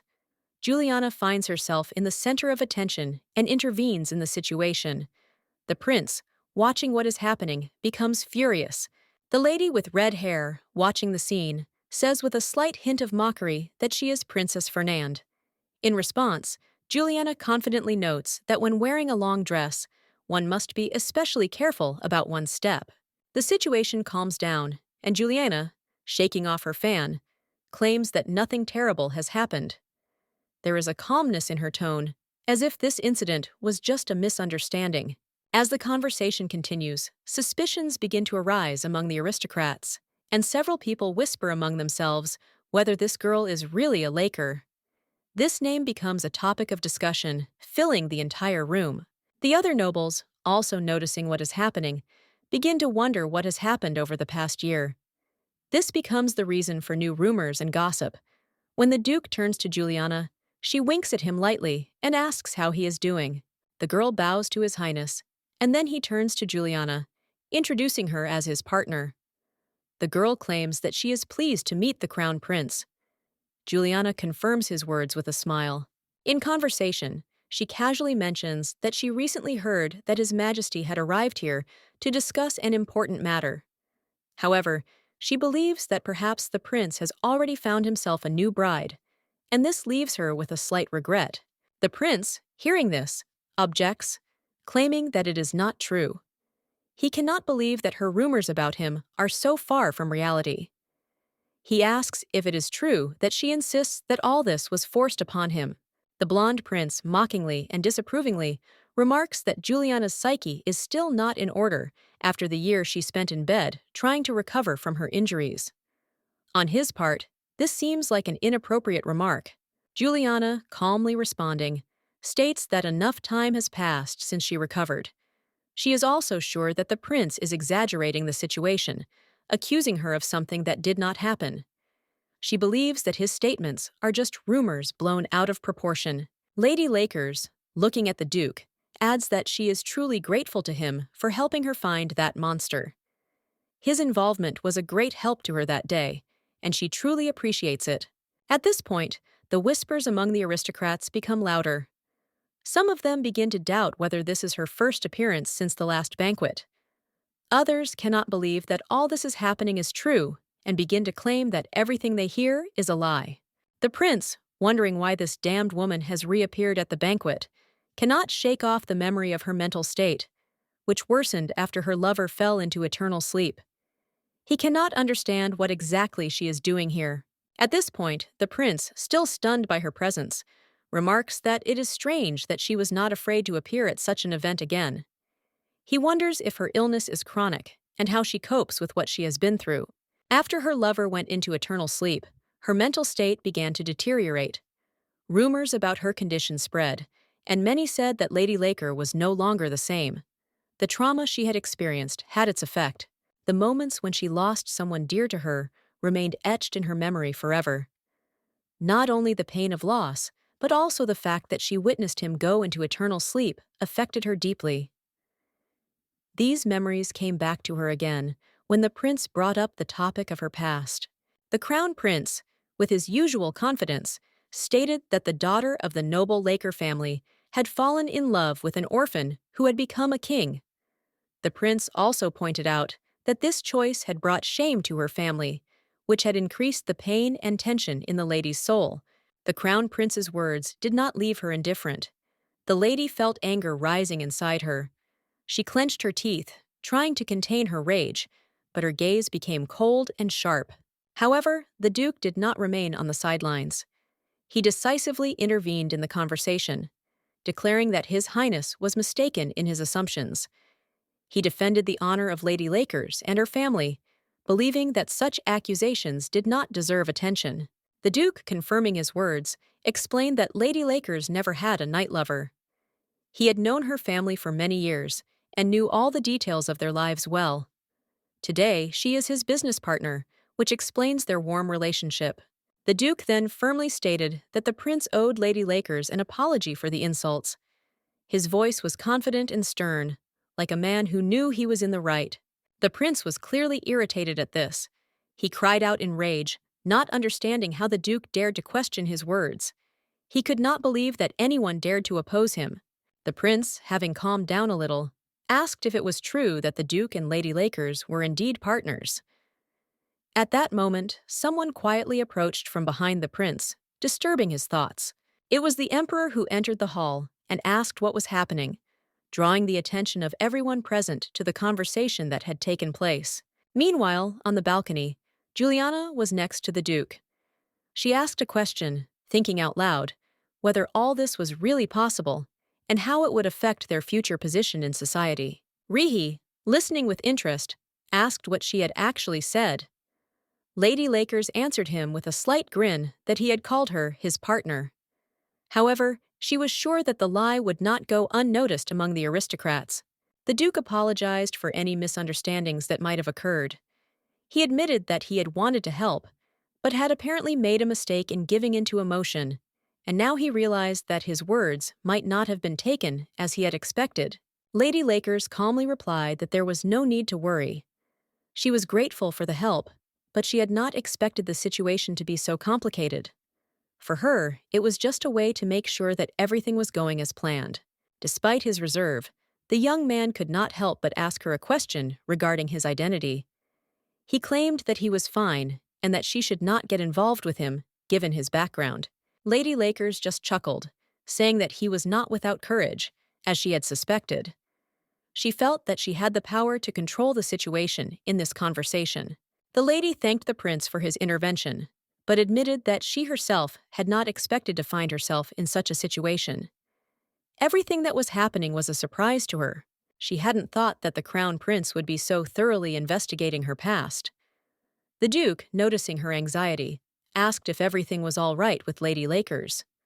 The lady, having relaxed a little, asked what was new in Caesar's life. She admitted that she missed him, but she knew she had to move forward. She was getting stronger every day because you can't spend your whole life pining for something that's already happened. Caesar, despite everything, was still in her thoughts. However, no matter how hard she tried, she could not get rid of these memories. At that moment, about to say something, she suddenly stopped, deciding that it was time to return to the banquet. The guy replies that he will return to the mansion soon, and the lady nods, agreeing that it is a good idea. She decides that in that case, she will go too. The lady continues that the nobles love to make mountains out of molehills, and she cannot ignore it. Her words sound confident, and it is clear that she is not one to calmly accept rumors about herself. She thanks him for the conversation today, and adds that if he needs help, he can always turn to her. These words sound sincere, but with a touch of professionalism, as if a business relationship has already been established between them. The duke, slightly surprised, asks if he has really become her colleague. But the girl, not hiding her smile, playfully hits him on the arm and replies that he shouldn't take it so seriously.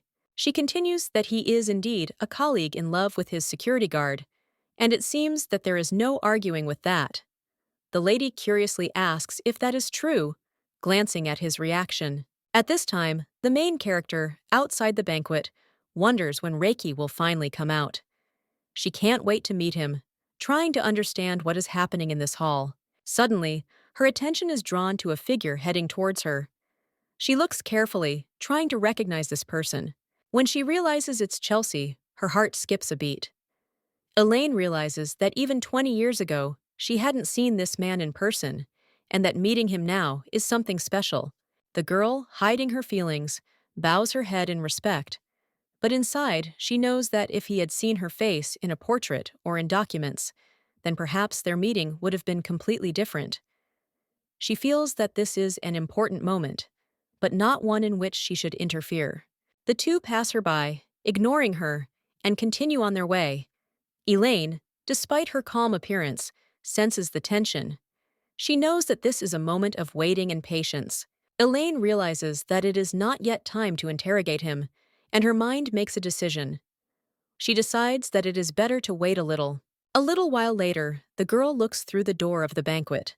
She notices guards standing at the entrance and realizes that the banquet is still going on. The banquet, it becomes obvious to her, is attended by nobles. And although the atmosphere seems festive, everyone already knows that Bella is to blame for the incident with Sebek. This leaves a mark on her thoughts, and she cannot help but think about the consequences.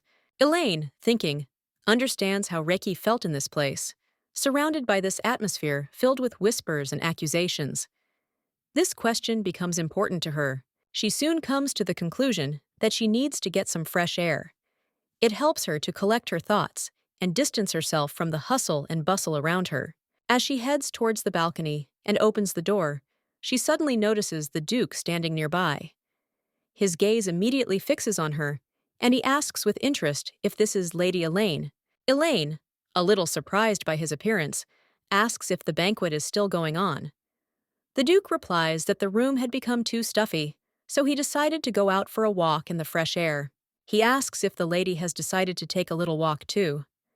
Elaine, not wanting to refuse, confirms that yes, she has decided to get some fresh air too. Suddenly, a melody appears in the air, playing somewhere in the distance. The Duke, hearing it, with slight admiration, claims that it is Schudel's music. He asks with interest if the lady has heard this melody before. Elaine, smiling a little, replies that yes, she remembers it a long time ago, when she took dancing lessons. She jokes that her dancing skills leave much to be desired, which is why she hasn't returned to this activity for so long. The Duke is surprised to hear that he didn't think she was from an aristocratic family to be so modest about her dancing skills. Elaine explains that her status is not what it used to be. She tells how her family went bankrupt, and she had to sell her title, which affected her life. The Duke, listening to her, sympathetically replies that he understands that it was not easy. The Duke, changing the subject slightly, suggests that they dance together while the tune of Shudel plays. He invites her to continue this dance despite her hesitations.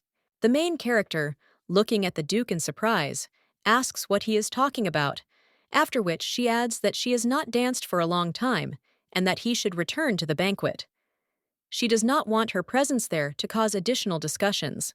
The Duke, with a slight gesture, assures her that all is well. He will lead the dance, and is not really too eager to return to the hall, as he has caused a small scandal there. The protagonist doesn't know what to say in response, feeling that the situation is becoming increasingly strange, but the Duke seems to pay no attention to this, and calmly states that now he has to worry not only about banquets, but also about his status. He extends his hand to her, expressing confidence that she doesn't like dancing with him anyway, but nevertheless, he can't help but offer her the opportunity. Elaine extends her hand in return, noting with a slight smile that she might accidentally step on his foot if she's not careful. The Duke calmly replies that it doesn't matter, and asks her to just follow him and not worry. He assures her that everything will be fine. As they begin to dance, Elaine feels her thoughts begin to spin. She wonders what is happening and wonders if it is even normal that she is dancing with Rihi. This feeling of strangeness does not leave her. She doesn't know what to do in this dance because she hasn't danced for a long time. Her heart is pounding loudly in her chest, and she feels the tension growing. The unusual atmosphere is becoming more and more tense for her. Elaine looks back at the Duke, trying to figure out what she looks like at this moment. But the man, not noticing her inner excitement, suddenly says how well they dance. Elaine can't help but ask what he's talking about, feeling her heart begin to beat faster. The Duke noted that he had never felt so good in this palace, but now his mood was completely different. He felt something new, something he had not experienced before. From the moment the lady became his bodyguard, his life changed dramatically. He felt happiness, and it was so strong that he could hardly remember the days without her. The Duke realized that perhaps he was in a hurry, but looking at her face, he had recently felt a hope that he had not known before. Suddenly, he took her hand, and kissing it tenderly, confessed that he had wanted to tell her this for a long time. There was determination in his words, and the Duke confessed Lady Elaine. What does he love? Her.